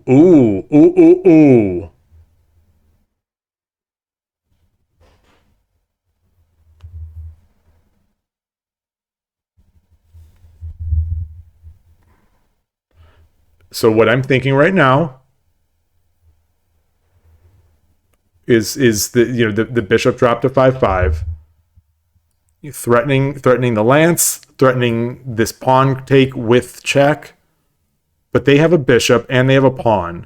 So if they drop the pawn,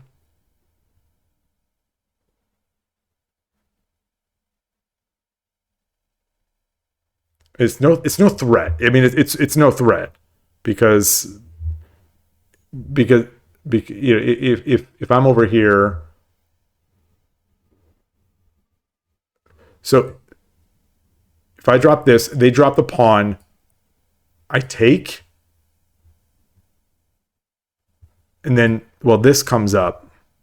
Well, no, and then that's an obvious one.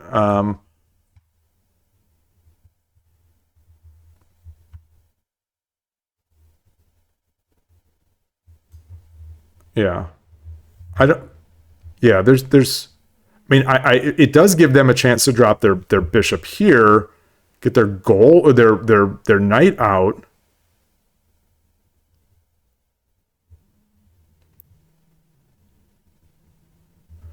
But if they do that, I could take this pawn.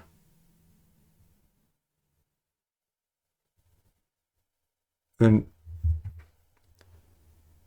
anything else, anything more forcing. This I like, but it's just not possible.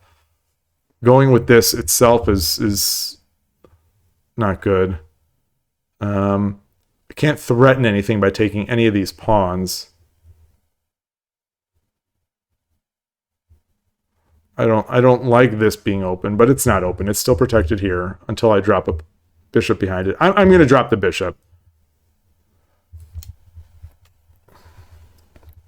Well, and since I'm going to look at chat here. Yeah, the Shogi Wars announcer for IRL events. The thing I was also thinking about, I think I mentioned this in the past, is that because I love Shogi Club 24 so much, I was going to make overlays for Gokigen Nakabisha. So I'd play, my Gokigen Nakabisha, and then it would, I'd push a button or whatever, and it would pop up a Shogi Wars like, Gokigen Nekobisha or whatever with my cat. But I'm not artistic enough. I'm not artistic enough to make that stuff. But I would love to do that for Shogi Club 24. Or I guess any site, would be. It's just I was playing so much on Shogi Club 24 at the time. Talking about pins earlier, yeah. Make pins or stickers for strategies based on Shogi Wars badges. Oh, that would be so cool. That'd be so cool.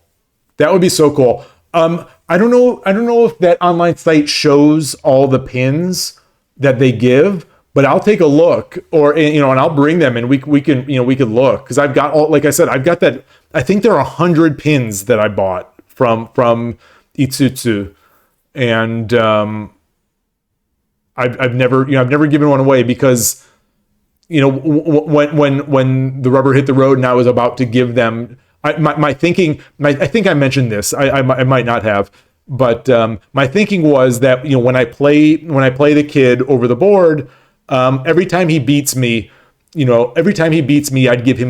let him pick a new pin, because they're all unique. There's no duplicates or whatever, as far as I know, in this set. There are like 100 different shogi pins, and I thought I'll let him, I'll let him pick a pin every time he beats me, and and let his sister, because his little sister was also there, every weekend, let them. But then I got nervous, like, oh, I can't give young kids pins. What if they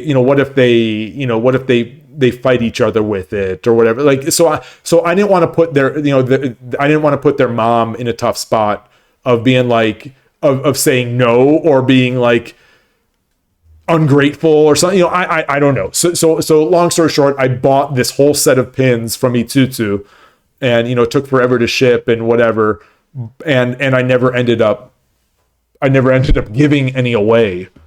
And I also have a bunch of shogi.cz pins that they gave me because I bought a bunch of their sets.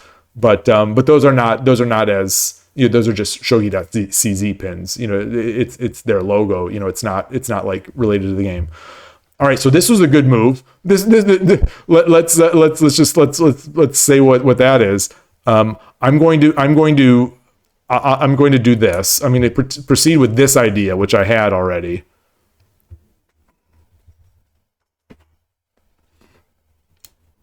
And now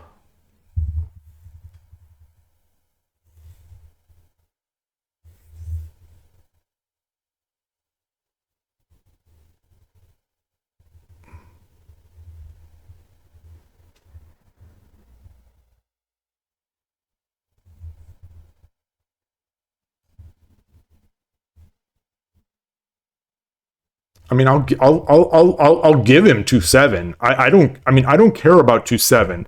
But oh well. I guess that the pawn drop comes here. I guess the pawn drop comes here. Um,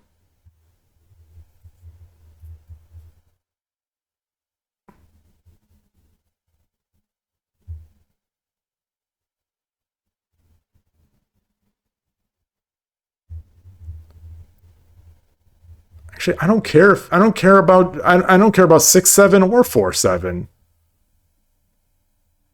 because I'm going to be dropping a pawn and bringing it in, and I'm already backed by this.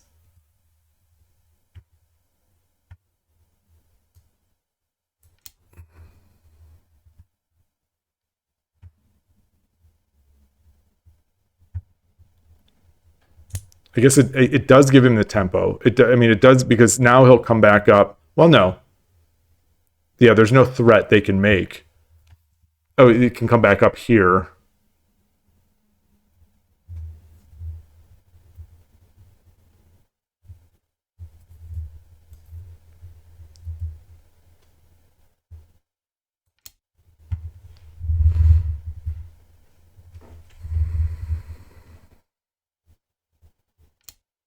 Oh, that feels like an engine move. That's engine level one. Like I said earlier, it was it makes those weird edge moves, and I guess that can't be right, can it?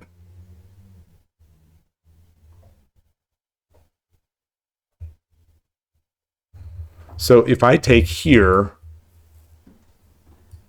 if it runs, or if it this is not hanging.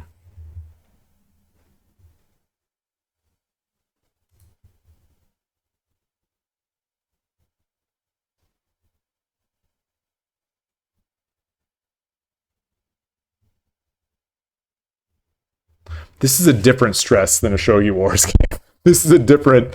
This is a different one. Um,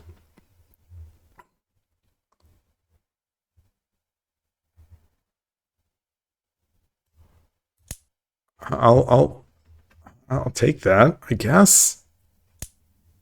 Oh, that can't be right. That can't be right.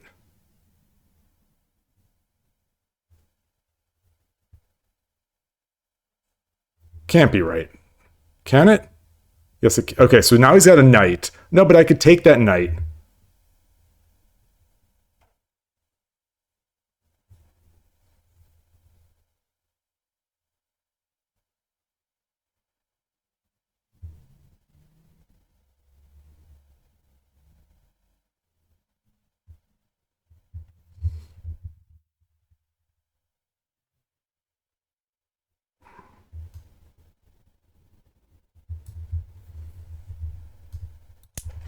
Gosh, I'm so materialistic.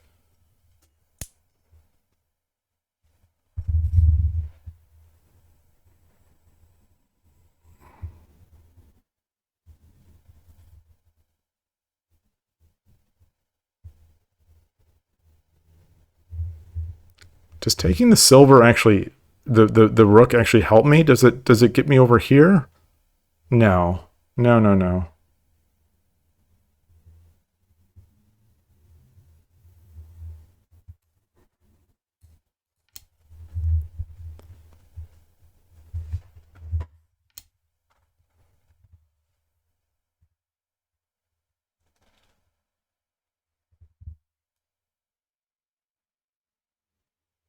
Why is this game so stressful?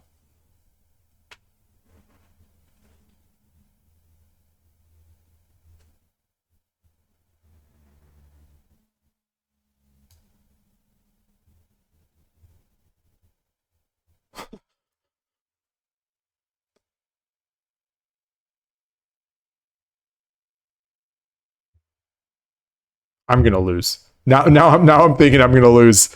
They've got a lot of pieces. Not a lot, but they.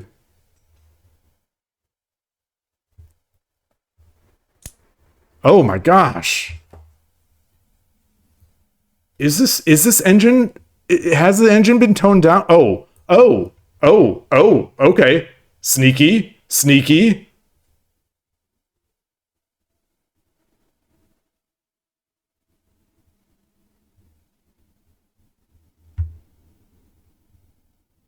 Oh, I gave up my token. Oh boy. Okay. Okay. Time to buckle down. Now it's time to buckle down.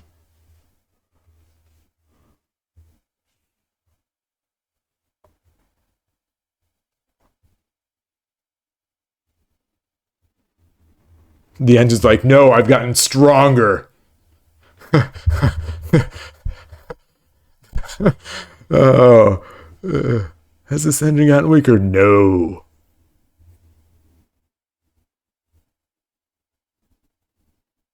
Okay, so what if I threaten this? Where's he going? Where's engine McLevel 1? This is not. Todovsky would say aim for the king. This is not the king. This is a rook over here.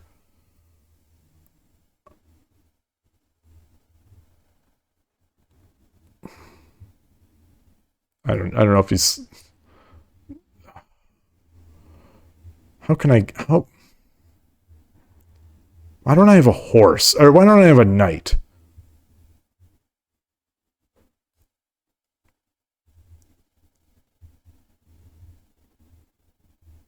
Let's get this horse out of here. Let's get this horse out of here. Oh! Oh, body blow. Oh, man. Oh.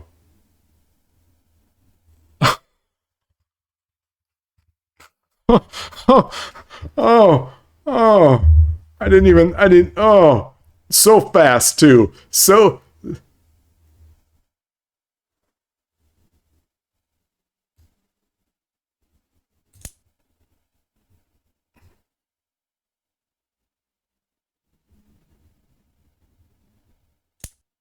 Okay. What do I want to give up? I want to give up a silver for this. Or do I have to give up a gold? Do I to force it? So I'm thinking I'll give the gold. Takes. Oh, why would I give a gold to get a gold?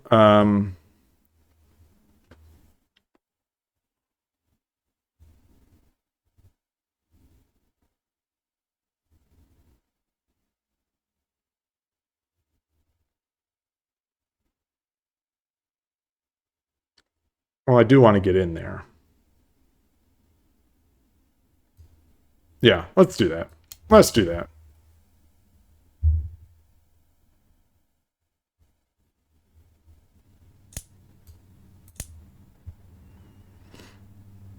God, my end game is so bad. Why is this engine level 1 exposing me? Hello, hello.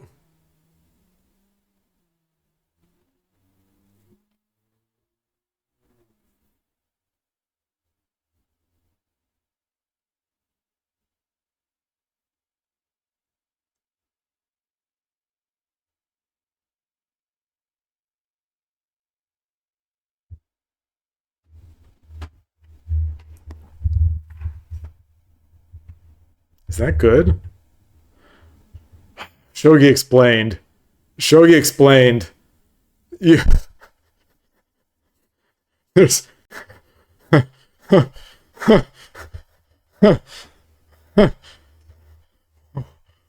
What have you done to me? What have you done? What have you done?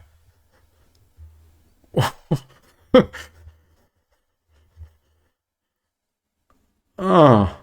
Okay, so if I get this here, come up.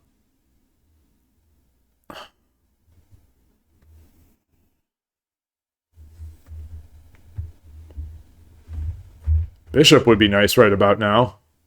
Just saying.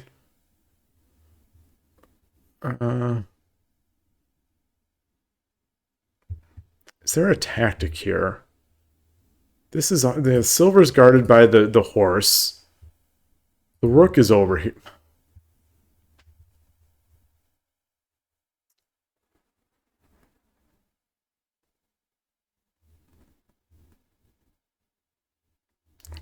See, if I make this move, if I do this, Todovsky, if Todovsky was here, he'd say to check is to chase. I Todovsky lives in my head, especially after Friday night with those sick burns. Lives in my head rent free. Let's see. Let me see if there's any chat. Let me see if there's any chat here that will say something good. AKA, give me a way out. Um. Okay. Nickelbisha. I need to get my hands on a CZ set. Um. It feels like it's treating me with kid gloves, but that's the thing. That's so once it's decided to stop treating me with kid gloves, it's going to be ruthless. And that's I might already be past the point where it's giving me enough chances. So from now on, it might just be like full steam ahead. I'm going to checkmate you. Try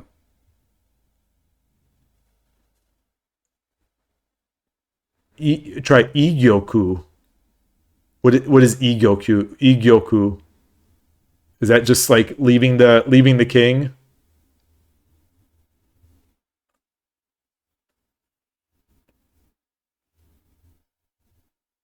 Wait, there was a king dragon fork? Oh my goodness. Oh, these wide open game. Oh, this is. Oh,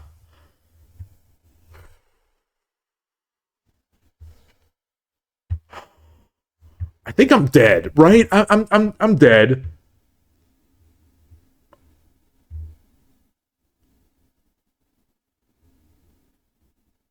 I don't have much.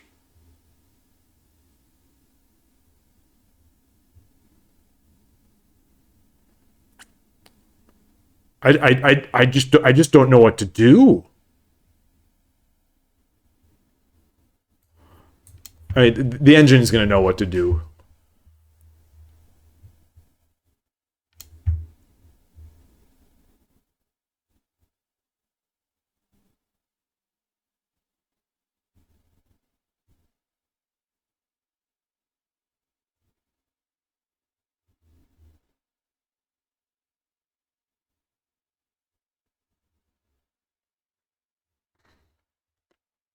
Gold,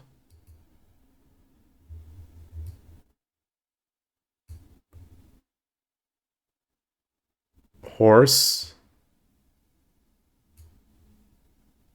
take, take, silver. No, bishop. I will not have a gold.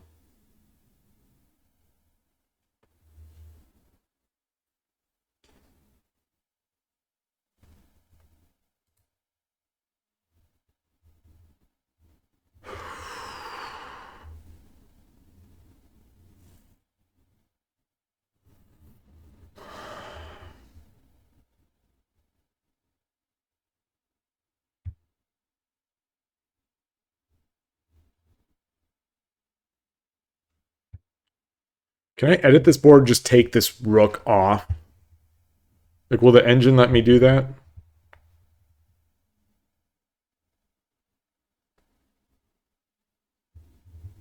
So let's go through this again. Oops, I don't need my special arrows. You know, this is lishogi. Um,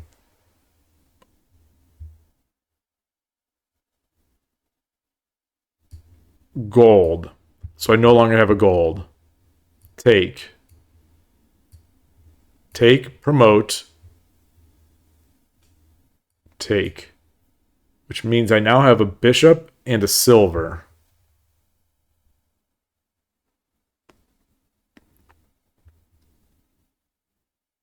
Bishop.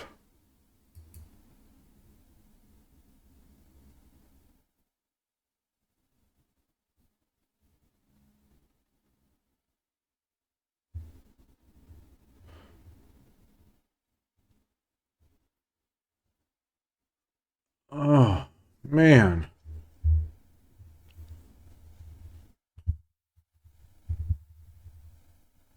I don't know about this. I don't know about this.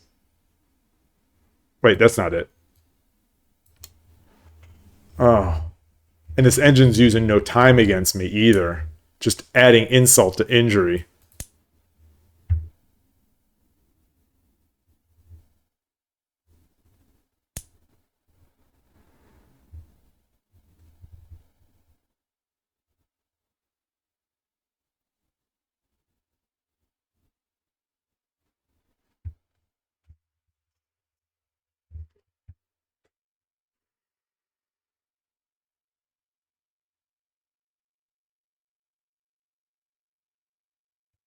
How do I get out of this? How do I get out of this mess?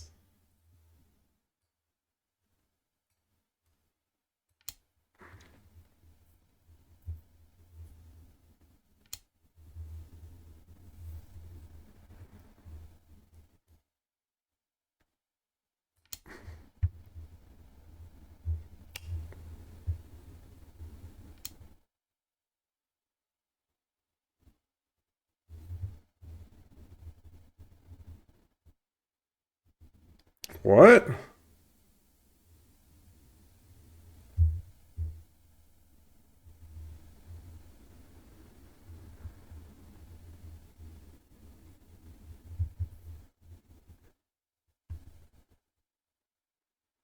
Could that be right?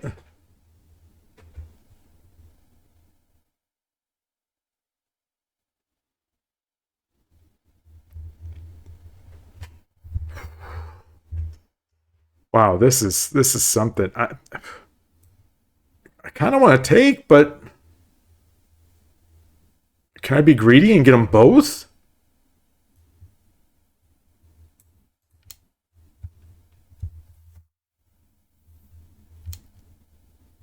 Uh-oh. The night coming up. Um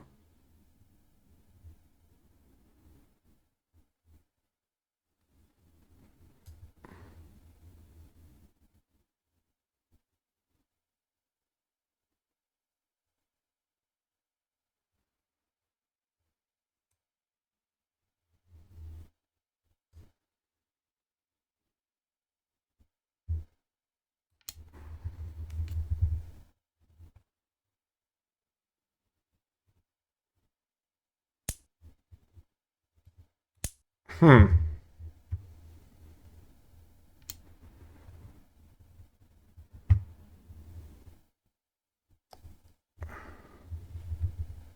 I don't want to give him I don't want to give him a rook.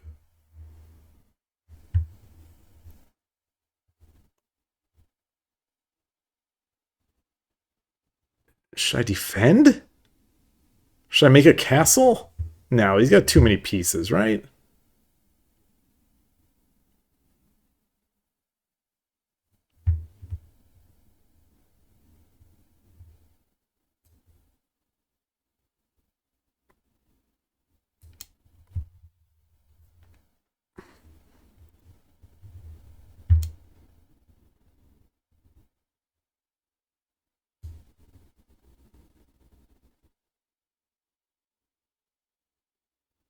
So, uh,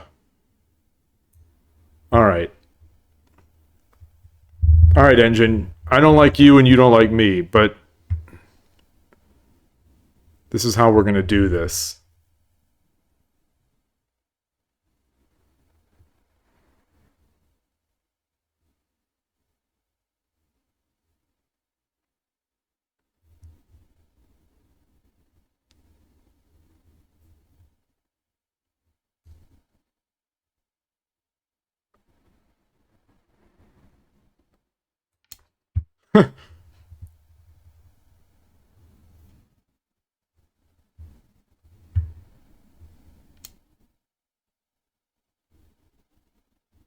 What?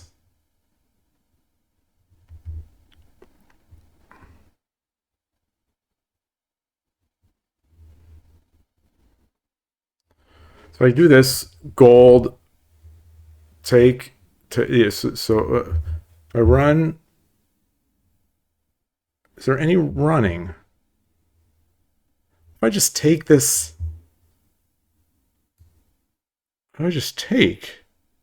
So if I take, drops another silver. Drop or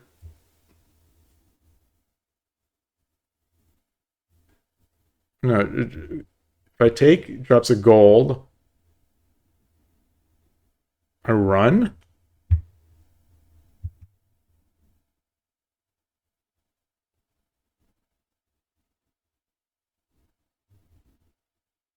Is it? Am I missing like a mate in one somewhere?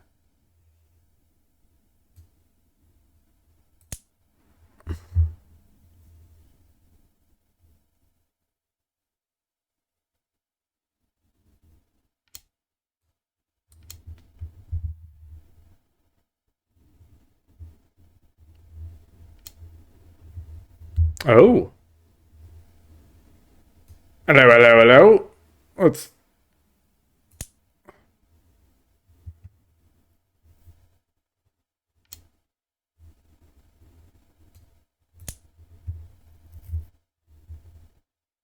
Oh, he's got a gold. He's got a gold. Red alert. Red alert. So that then gold. That's still not mate though, is it? Wait. So take gold. Come up. Wait. Take gold or gold. Yeah, I can just walk. Take. If he just drops a knight, then I'm walking. Take gold over here.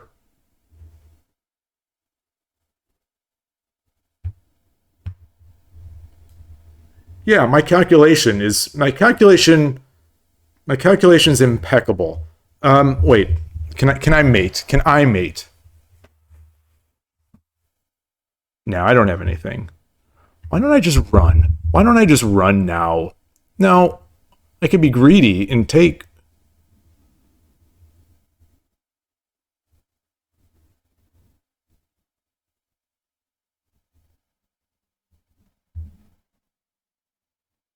Right? Yeah, yeah. There's even on the bottom, it's not either.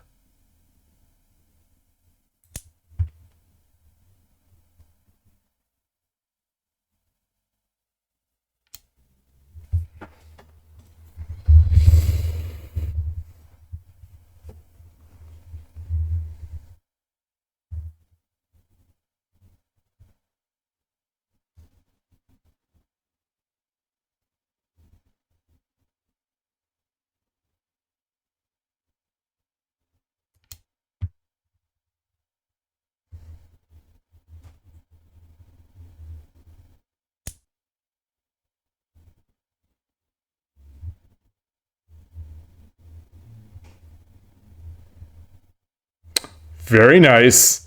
Very nice. I should have seen that. I should have seen that.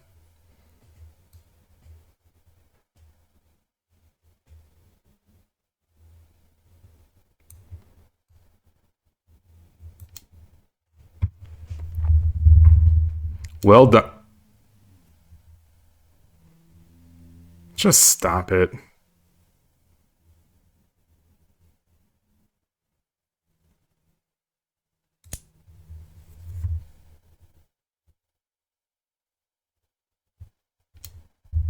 Stop it.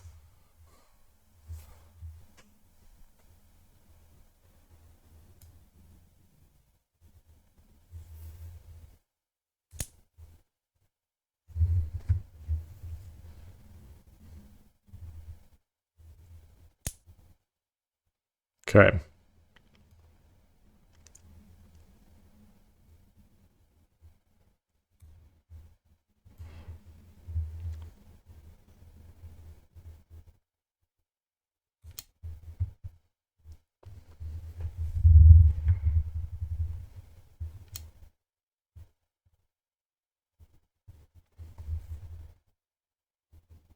Mm.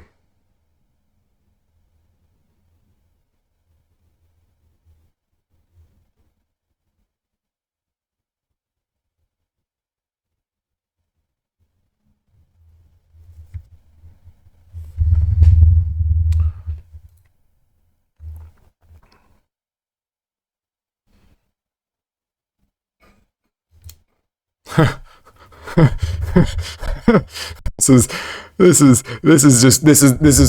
is my end game in a nutshell. This is just like this is it. This is it. Get out of here. Engine, just get out of here.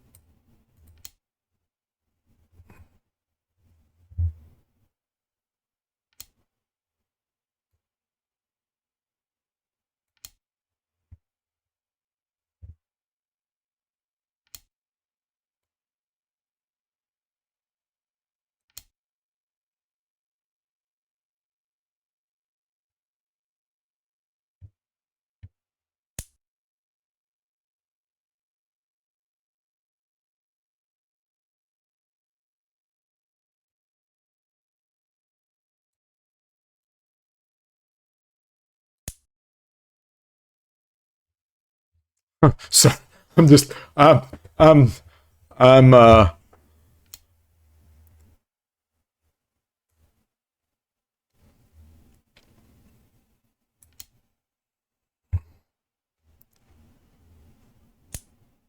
oh gosh. Oh god.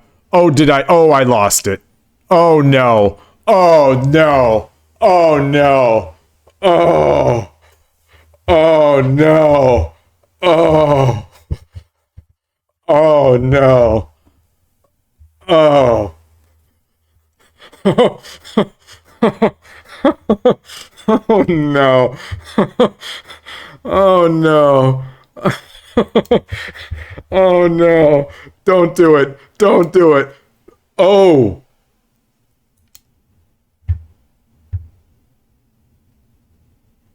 Maybe there was no mate. Just kidding. There was a mate.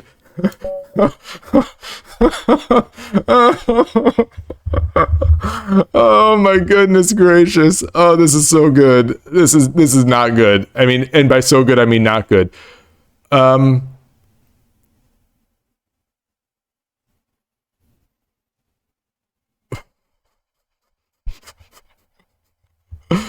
Oh, Shogi explained why. Hi, Lily Lineman. How are you? Good to see you. Good to see you. This was such a good. This was such a good stream until Shogi explained. Had to put the claws in. Put the claws in.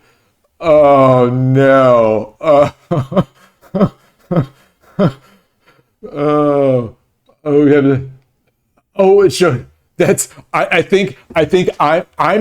on like 4 hours here. I'll if you're streaming, I'll play a Shogi Wars game. I guess. I mean, I actually. You're gonna just. I mean, it's just gonna be destruction. Hey Tulip. Oh yeah, I said earlier, just in case you were in the stream, congratulations on the 100 wins. Congratulations on the 100 wins. I saw that pop up on 81 Dojo this afternoon after your Shogi ladder game. Oh, like.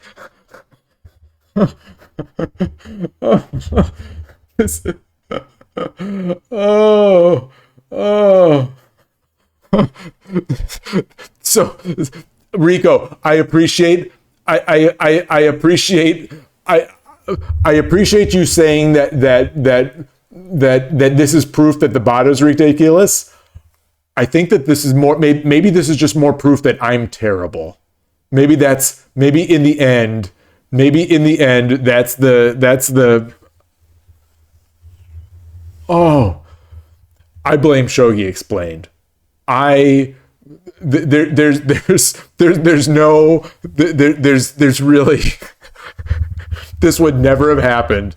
This wait, did I last 100 moves? Yeah, 102 moves.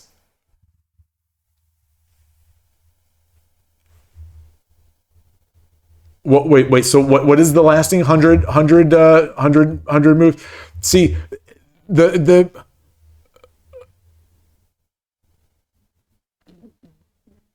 I. So this is Rico. This is where they come and they take away my credentials.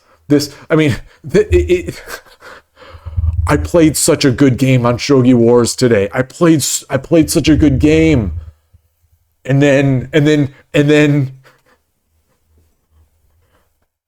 this will not. Shogi Explained will not succeed. This will not do mental damage for the tournament. This will not do mental damage. This looks like Dark Ponamine. No, actually, you're right. You're right. You're right. Dark Ponamine got me with one like this, where it was so over. It was so over, and I just had. I mean, a bunch of pieces in character. Just I was just almost like styling on it. I was trying to play as steadily and slowly as I could, because I didn't want to lose. I didn't want to lose to the bot, and it was 10 seconds, so I just wanted to make sure, like, solid moves, and it's like all of a sudden Dark Ponamine had a lance, coming up on the side, and I was like, wait a minute. And oh, well,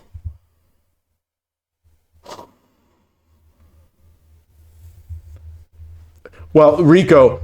I mean, to be fair to the person on Reddit,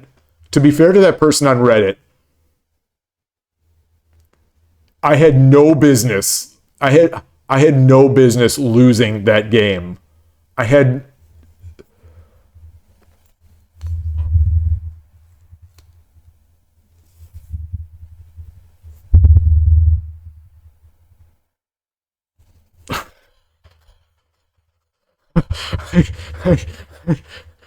I don't have words. Um,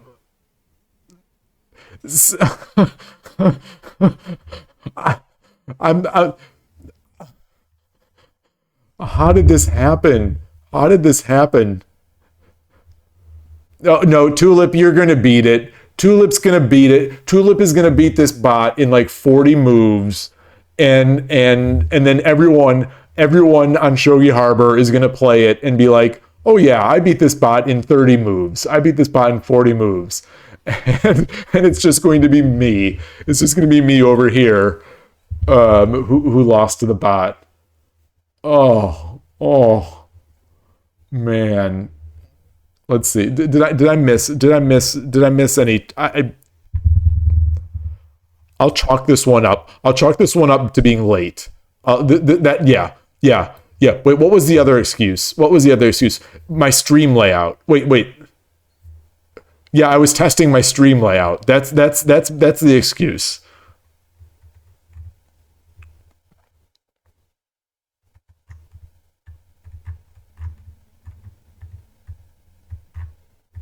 Oh yeah, Tulip, you got 100 wins. It announced it. In the lobby of 81 Dojo. It announced it. It said, Tulip has 100 wins. And I was going to congratulate you, but you were in post game analysis, and I didn't want to interrupt and or rub the salt into the wound of your opponent, who you had just beaten. Whatever the case, a bot aimed at being the lowest. Okay, yeah, I've read that. That had a night drop. Oh, wait a minute. Is this bot Todovsky? Now I'm seeing. This is Todovsky with the final sick burn. Yeah, that's that. I mean, no joke, Shogi. If you play mindlessly, like I just did, where it's like I've got it's just giving me pieces. It was just giving me pieces, and you think the gravy train's going to last forever, so I don't make sharp moves, and all of a sudden I'm back to even or whatever that was, and then okay, your teammate Intellidont lost to the level 1 bot 3 times in a row last Friday. You've never beaten Intellidont over the board. Or no, yes, correct. Yeah, this is my experience as well. Sometimes they'll just hang pieces for no reason, and then they play perfectly in steamroll. In this case,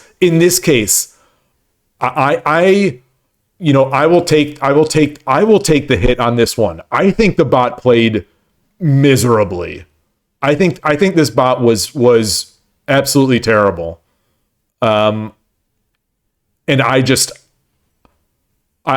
think I just blew it. This one, I almost don't want to use this one as evaluation, because it seems to me like the bot played so badly.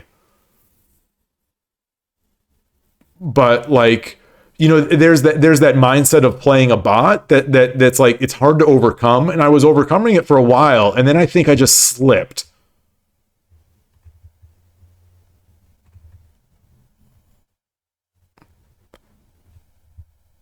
Yeah, what was with that bot? Oh, there's a follow. Oh, Tori the Panda, thank you for the follow. I've seen you on Shogi Harbor.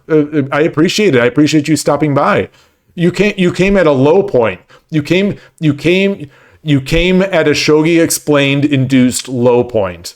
I don't know if you've seen other people be brought down to the lowest of levels by ShogiExplained, but I'm blaming ShogiExplained on this one. There's let's see. Yeah, what was with the bot throwing the rook? What was that? Was it? Did it already have mate calculated in its mind? No, it can't have. It can't have, because I could have defended. What was that? All right. Do I need to play this? Do I have to play one more to get the honor back? Like, I feel like that would just be setting myself up for an even bigger embarrassment. What is the Iwani strategy where I want to win, like, that ship has sailed. The ship has sailed for getting honor back. Yeah. I don't know if that's what you meant, but it seems yeah. The ship has sailed for getting honor back, because there's no honor to be gotten back. This is just the end of it. This is anti-bot strategy. So I've always, like I said before, I thought Central Rook Central Rook in my experience has sort of been like an anti-bot strategy. It seems like bots, if bots are going to know anything, they know static Rook, and anything else maybe they just sort of freak out at, and they start giving up pawns, and they start giving up attacks, just like it gave up in that one. All right. I can't end with this bot getting the best of me. I can't. I'm Gote this match. So take that. Oh, this better not do. It's gonna exchange the bishops, right? Okay. Which I'd have been fine with, for the record. Oh, okay. So it's doing its thing.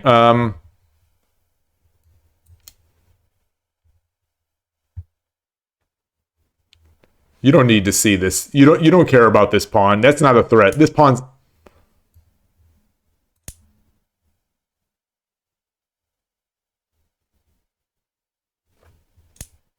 Oh boy. Oh boy.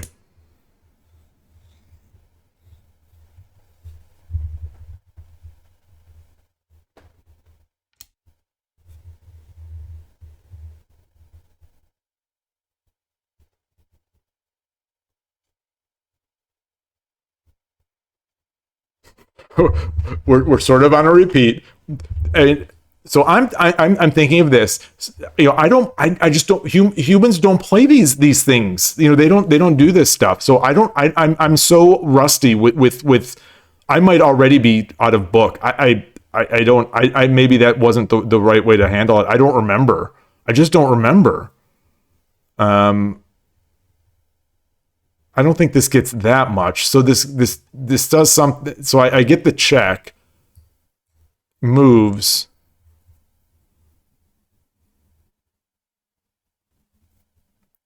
and then I threaten.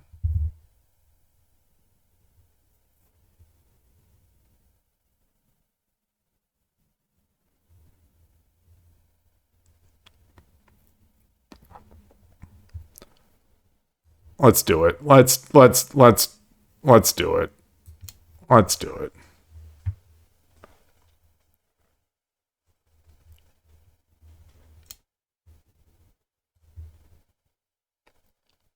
It drops the pawn. Then what? I'm not going to move the piece. Drops the pawn. So I come back here to protect these squares.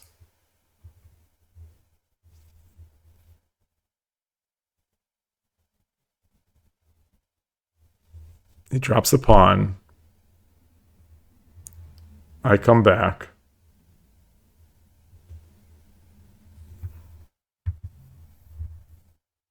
Yeah. Yeah, I'm fine with that. I think I'm fine with that. I think I'm fine with that.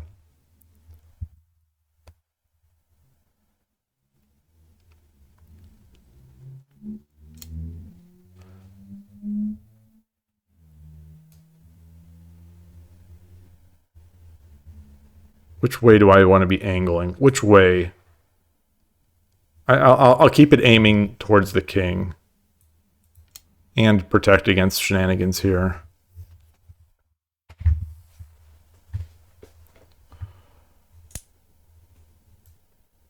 You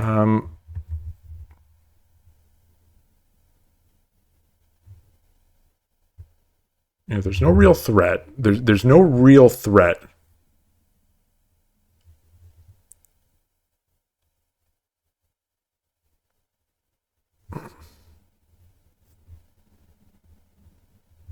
I think this is a bigger threat.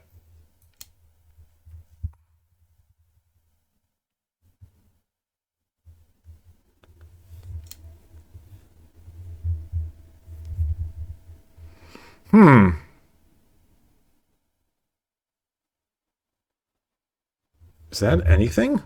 Is there any point to that? I mean, obviously it gets me off this diagonal, but it's still backed by the rook.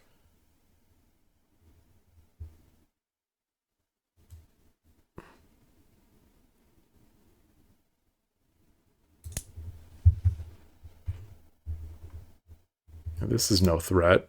Okay. So he's got two pawns.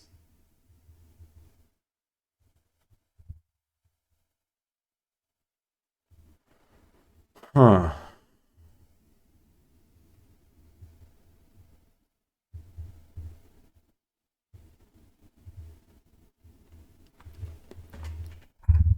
Oh, that's it. Yeah. Yeah.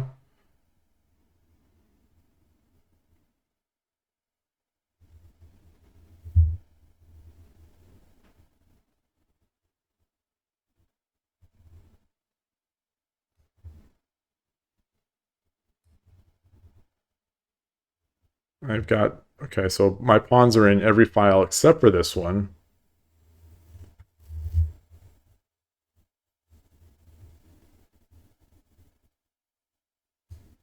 Let's protect this pawn.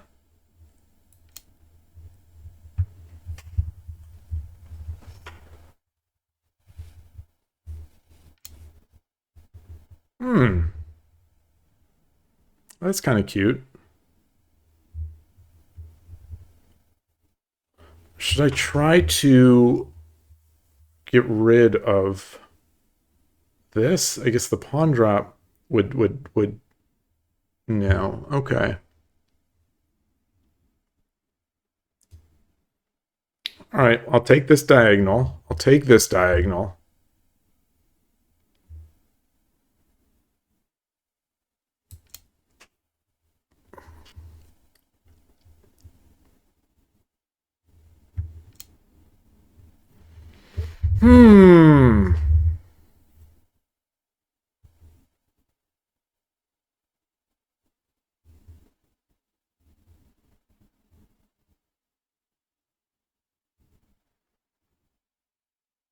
If I promote, then what? If I promote, then he drops the pawn. I take with the bishop, or take with the horse. Then he takes the token. No, because then I take the horse. Then he takes exchange. There's no pin. I mean, there's no fork. All right, we're in there.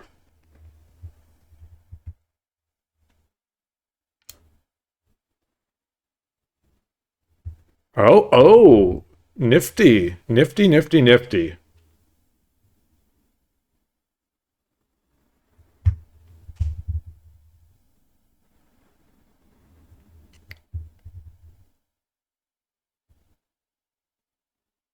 Gosh. The problem is I underestimate it's a mindset thing. I underestimate absolutely every single move the engine is making.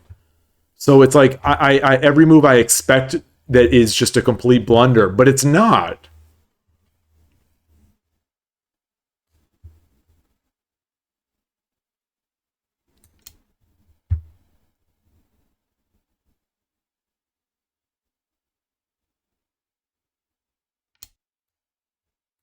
Now we're coming up this way.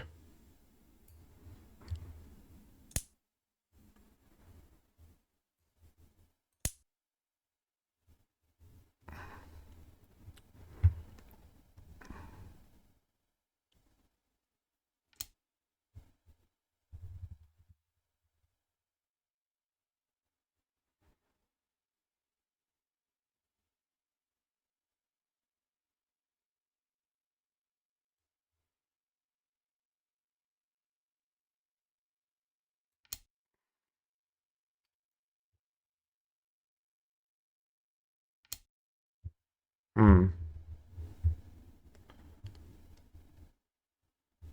All right.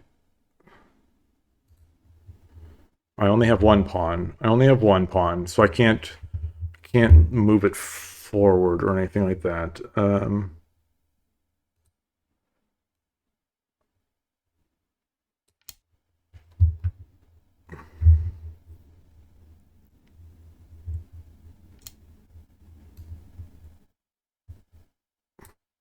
All right, now you're going down. Now you're going down, bot. Now you're going down. Static Rick player here. Static. Is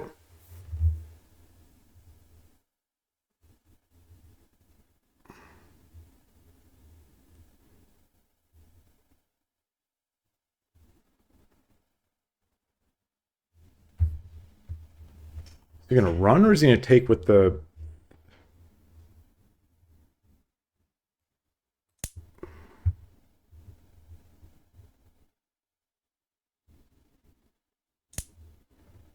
Okay. Okay.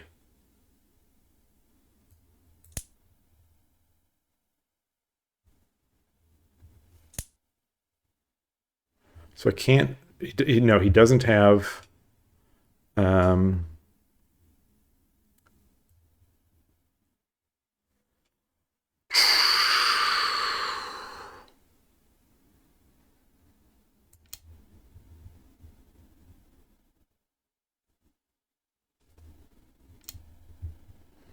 Oh.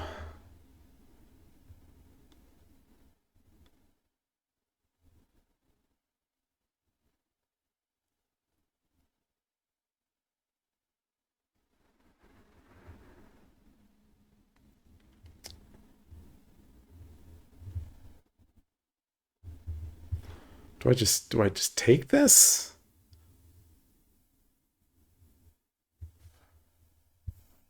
Hmm.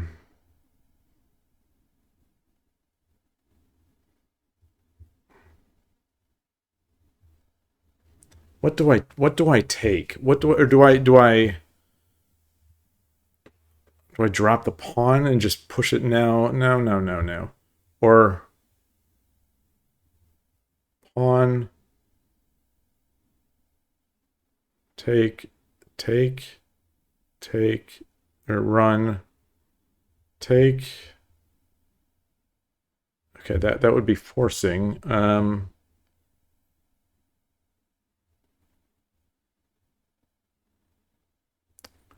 I could use the I could definitely use a bishop.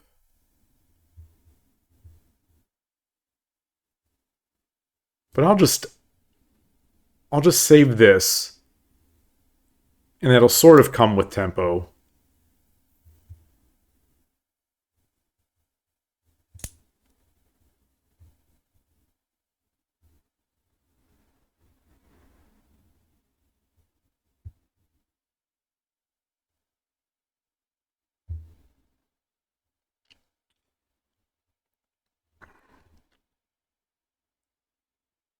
Okay.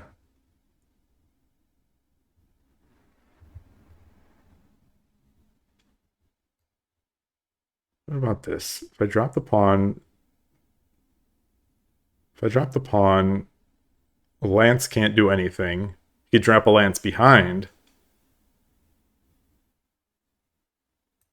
That's fine. That's fine. Famous last words. That's fine.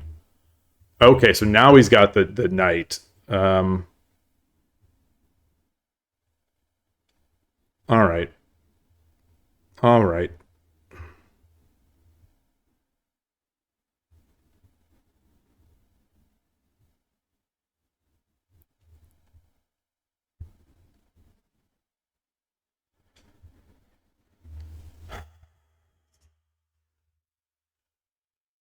Like, how do I get this activated? I don't want it. Oh gosh. He's got this too, ready to come in. Oh my god. Why is this so difficult?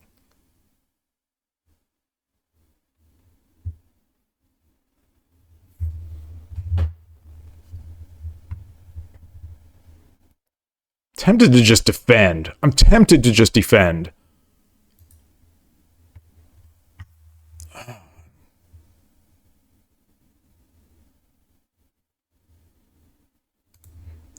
No, no. No, we're going in. We're going in. I don't care if it takes a couple.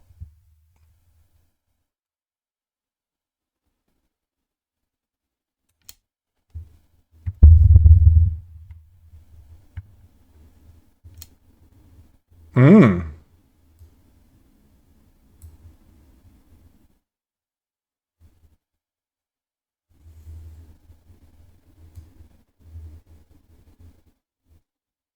So if I promote, comes over here.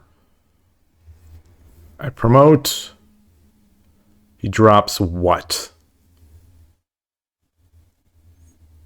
You could drop a lance. You could just move the gold.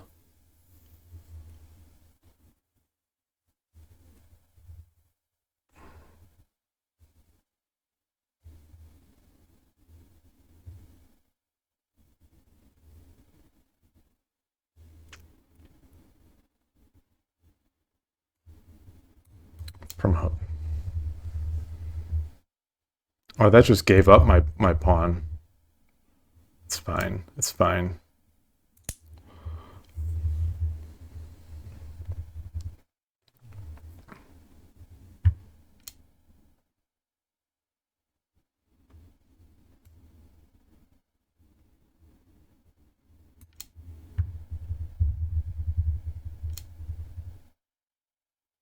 Holy dear God.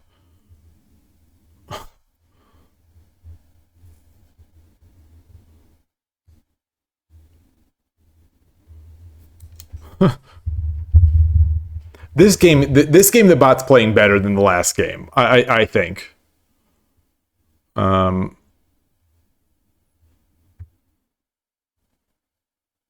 gonna lose this one too. I'm gonna lose this one too, but it's playing better than that last one. I'm convinced. Let's see. Okay, level 1 bot almost mated you just now. Okay. So you're saying the secret to beating you is to play these weird offbeat lines and the random blood my. Oh boy.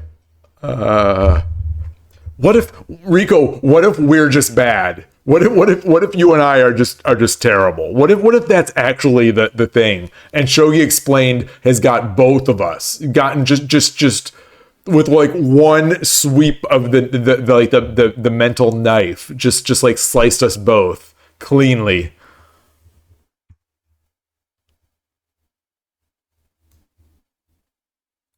You're taking this. I'm getting this lance. I don't care anymore. This is my mission.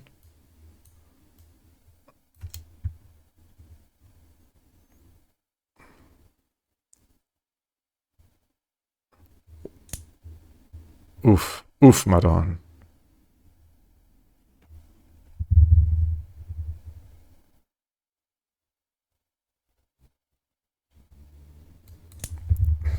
Gotta take.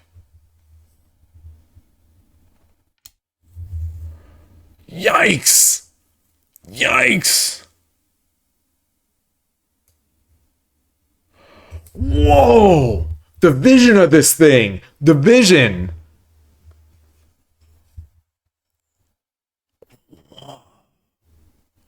Okay.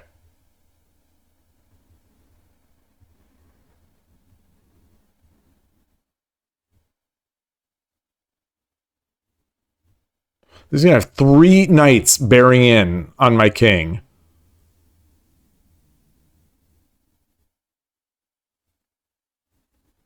How is this possible?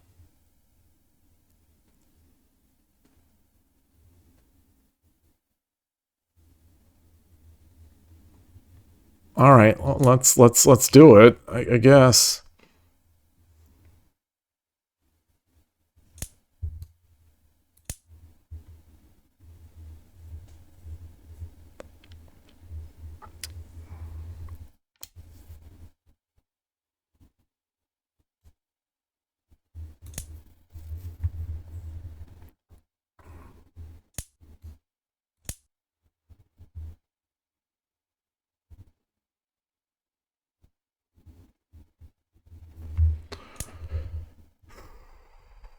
Okay.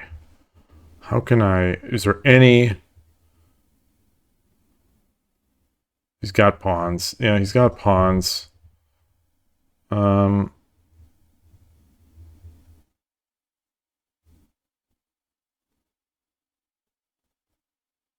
I mean, I think I'm just lost, but I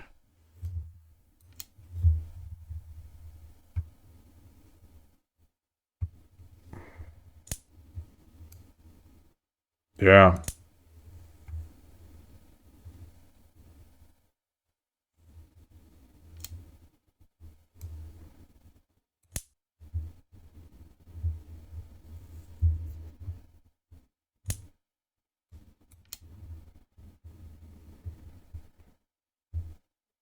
Hmm.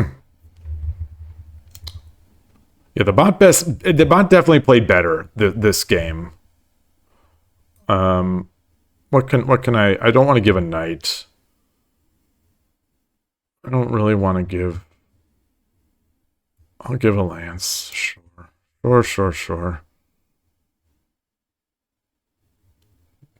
Just a gold here, just to tighten the knight. Oh boy. Oh god. All right. Well,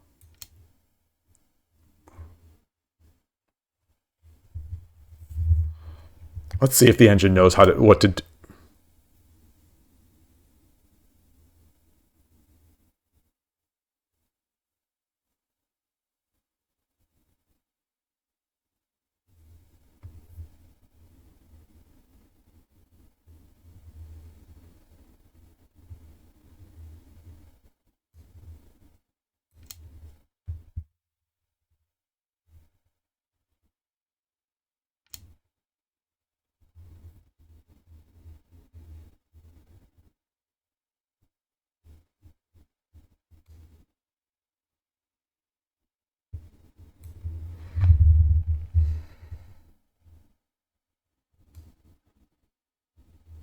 Hmm.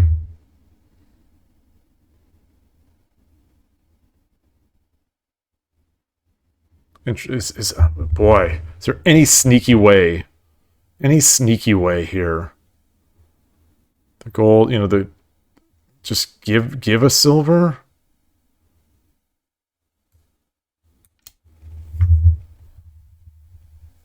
Look at this pro move. At least I'm a streamer.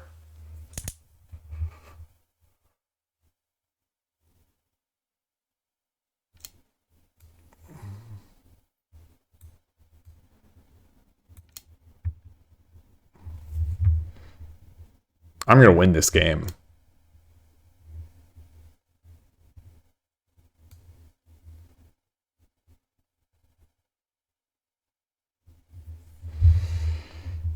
Correction.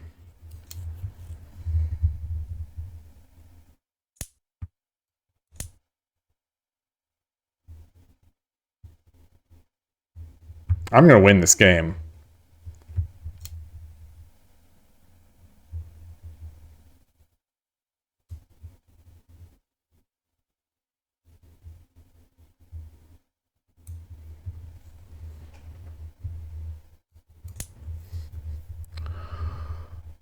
I'm gonna win this game.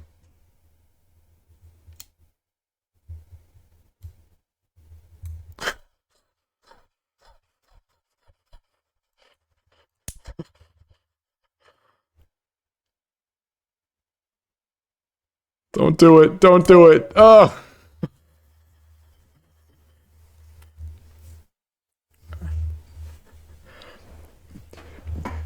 Let's see. Searching for the web. Hey Siri, without affiliate status, is there a way to ban a user named ShogiExplained from the channel?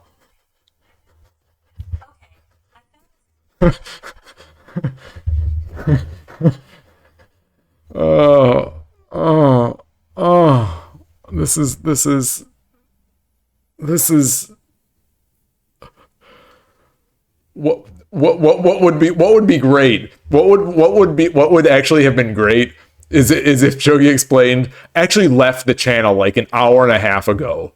Just like lit the match, left you should play the bot, throw the match over over the shoulder and just walk out. Just slow walk out. Oh, all right. Let's see that attack on. At least Rico. I'll ignore the take back. Oh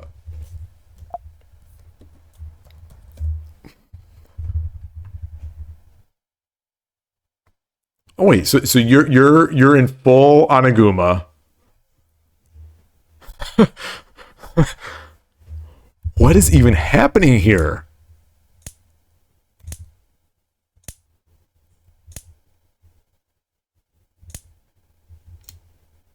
Oh.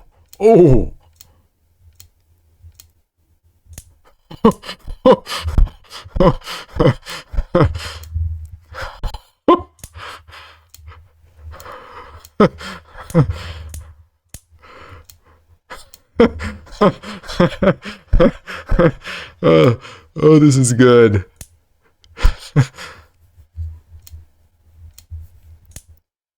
Man, that's nice. Oh gosh, did you get him? Did you get it here? Oh, nice. Oh, so you transitioned. You transitioned from defense to offense really nicely there. Oh man. Oh, where's as I've said on stream, I'm at least 100 to 200 elo points like worse. I think so. I think I'll request an analysis. I want to look at that end game. All right, let's get here. Let's see. I'm Gote. Okay, so I'm lost here. I'm lost here. I'm lost here. Okay, even over here at move 42. So long story short, that means I need to review these lines.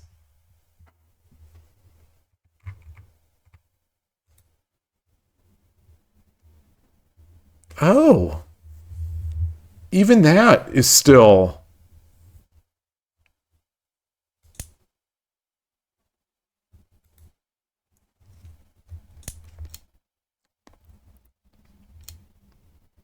okay. So it was just coming back, but even so, this is wait, I mean, that what I guess I wonder if that was Joseki. I mean, it certainly this has been played before. This approach. Yeah, and if that is the best move, I wish Lee Shogi had the Lee Chess opening Explorer.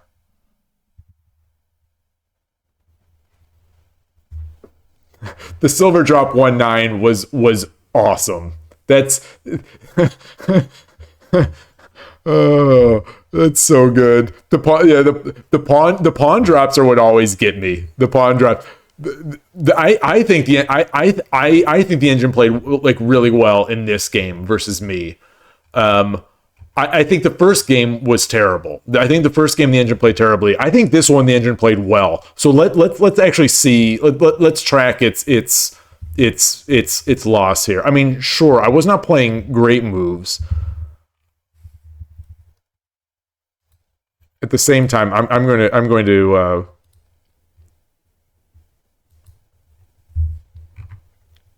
go to this other one. The first game. The first game.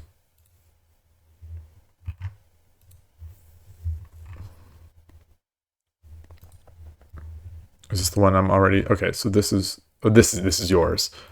Okay, so we're here. Okay, so it yeah, it dropped its advantage at some point a little bit, tiny bit.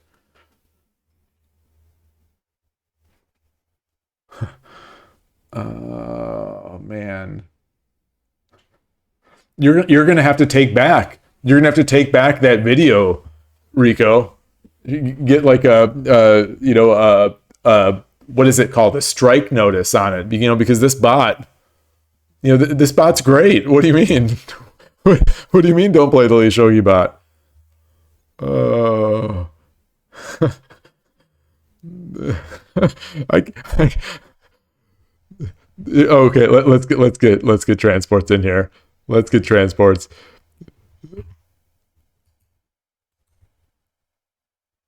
This is there is something to it that it's hard to take a bot seriously. So I'm going to skip ahead to the spoiler just to see. Oh, see. You're good. Oh, they tried that same sort of edgy attack. Um oh man, you weren't even touched. Oh man, you're too solid.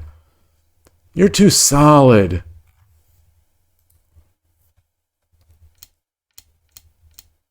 Oh yeah, that early edge.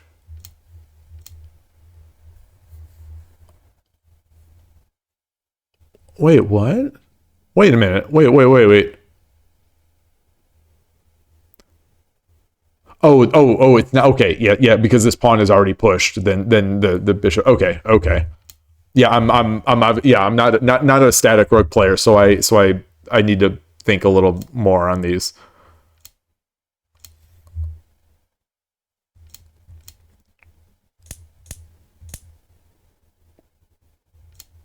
Why did they drop that pawn first?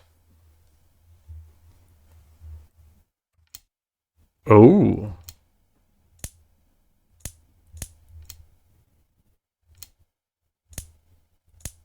Okay, so they like to exchange up. Okay, so you got that.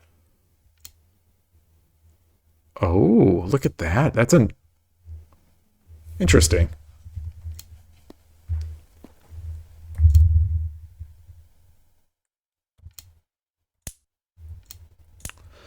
Yeah. So the what I'm seeing here, one of the morals of the story is that you're respecting the moves.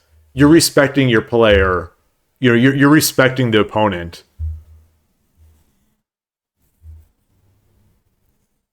And maybe that's Maybe that's the key. But like Jar Jar, maybe that's the key to all this.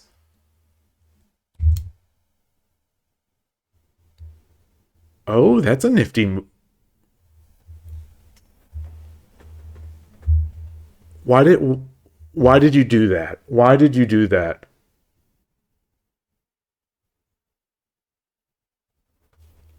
Why now I'm curious, like, why didn't you move, one of your okay. Okay, so you're getting a big advantage and in playing it safe.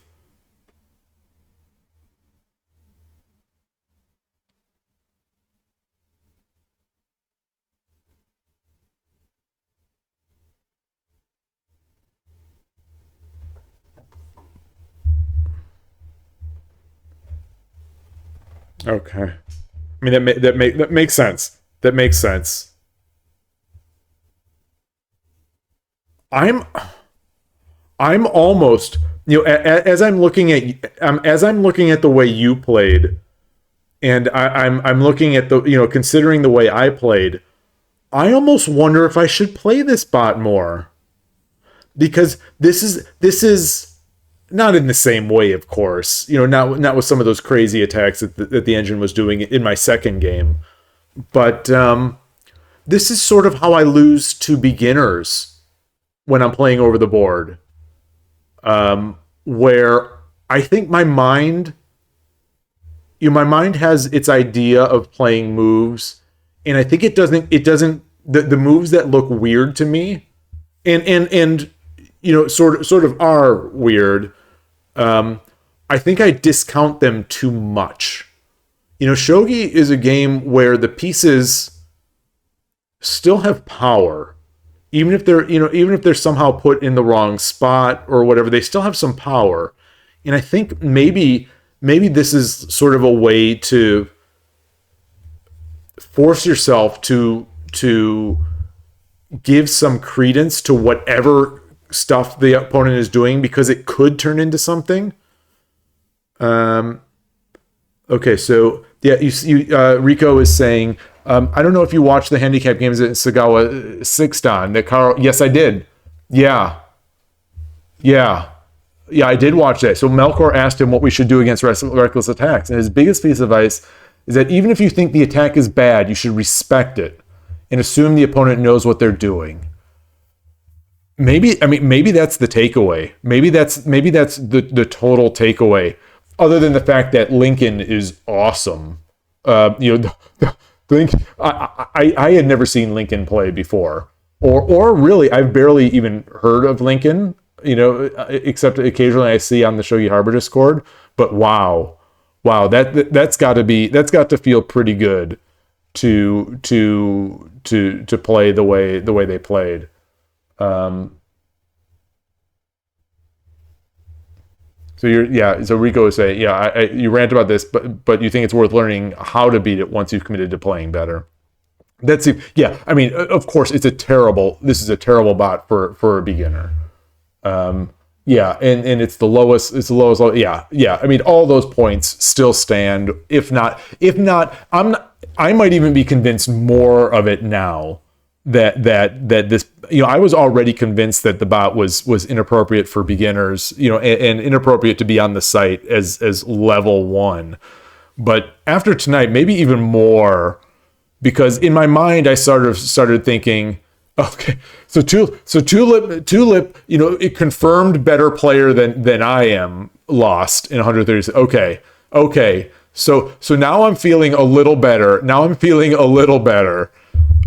You might just be saying this to make me feel better, but I am feeling a little better. Um, yeah. Well, it's so easy. It's so easy to blunder in the opening against this bot. It's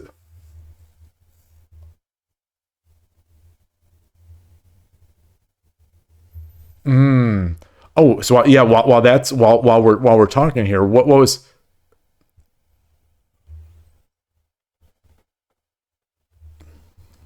okay?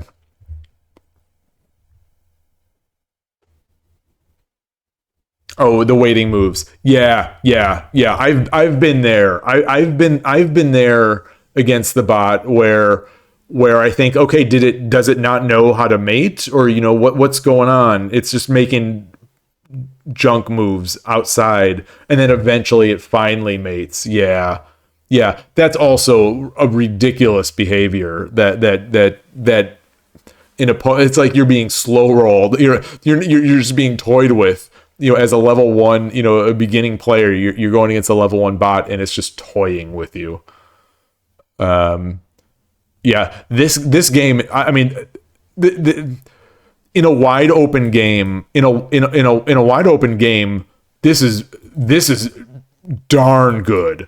From what I've seen, against when I evaluate my games against like a Don level player or a 1Q or even higher, when we have sort of wide open games, and I think both of my games qualify as wide open games, against this bot.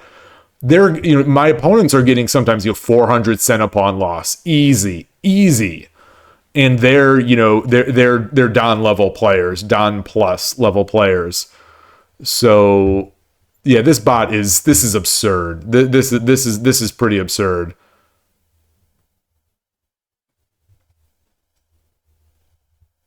Um, yeah, yeah. No, I was kidding. I was kidding when I said I would delete this part of the VOD because I don't know how to do that. So I'm just playing. I don't know what I'm doing. Um,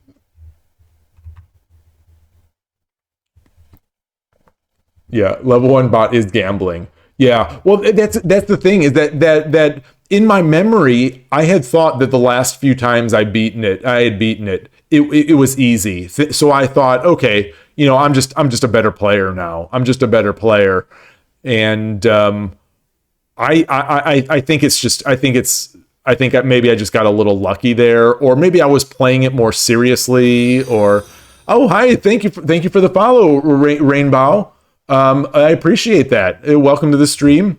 Hope you stop by in the future, and that you enjoy you enjoy a lot of rambling about shogi. There was a lot of talk today early on to start this, and then played a game on Shogi Wars and had my heart erasing. And then one of the people here, one of the big shogi streamers, had a brilliant idea to have me play the bot, and the entry level bot on lishogi, and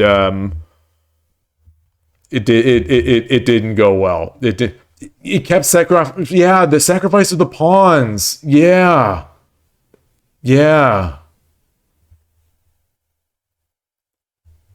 yeah. This is a really impressive graph here for the bot. 295 average sent upon loss on a wide open game, on a just wide open attacking, swashbuckling game. That's in my experience, that's pretty high level, because like I said, the Don level players that I seem to have had swashbuckling games with, they're playing at a much higher cent upon loss than this. And again, as we discussed on Friday, these numbers don't mean everything. They don't. I mean, in fact, they don't mean a lot. But relative to the style of play, this seems like good play. This seems like awfully good play by this engine. And this is the first one. Oh no. This is the first one. Okay, so this is the first one. Now this one I think will be worse. This one I think will be worse, because this was the game that I thought I was crushing the bot, and they were just giving pieces away. So yeah, Rico, if you play Furi Bisha, if you play patient, a lot of bots will sack their rook pawn and switching to Mukai Bisha. Oh, that's an interesting tactic. That's interesting. Yeah, when I generally play bots, I'm well, I don't want to say I play them honestly, because especially on Shogi Wars, like I do my central rook cheese, which is just to keep pushing that pawn, get it exchanged, and keep exchanging until it lets me take a gold. Basically, it's let me keep exchanging until I take a gold.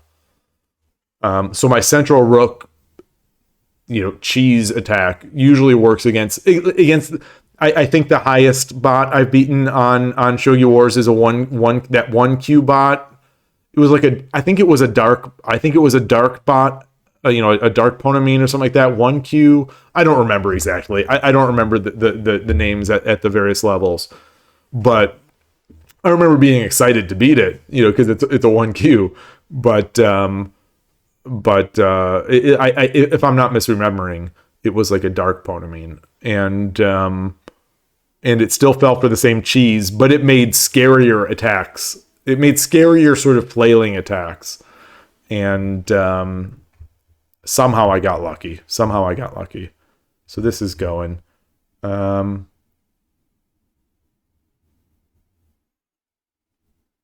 so Tulip, are you going to try this Mukai Ibisha? I don't know how to pronounce it.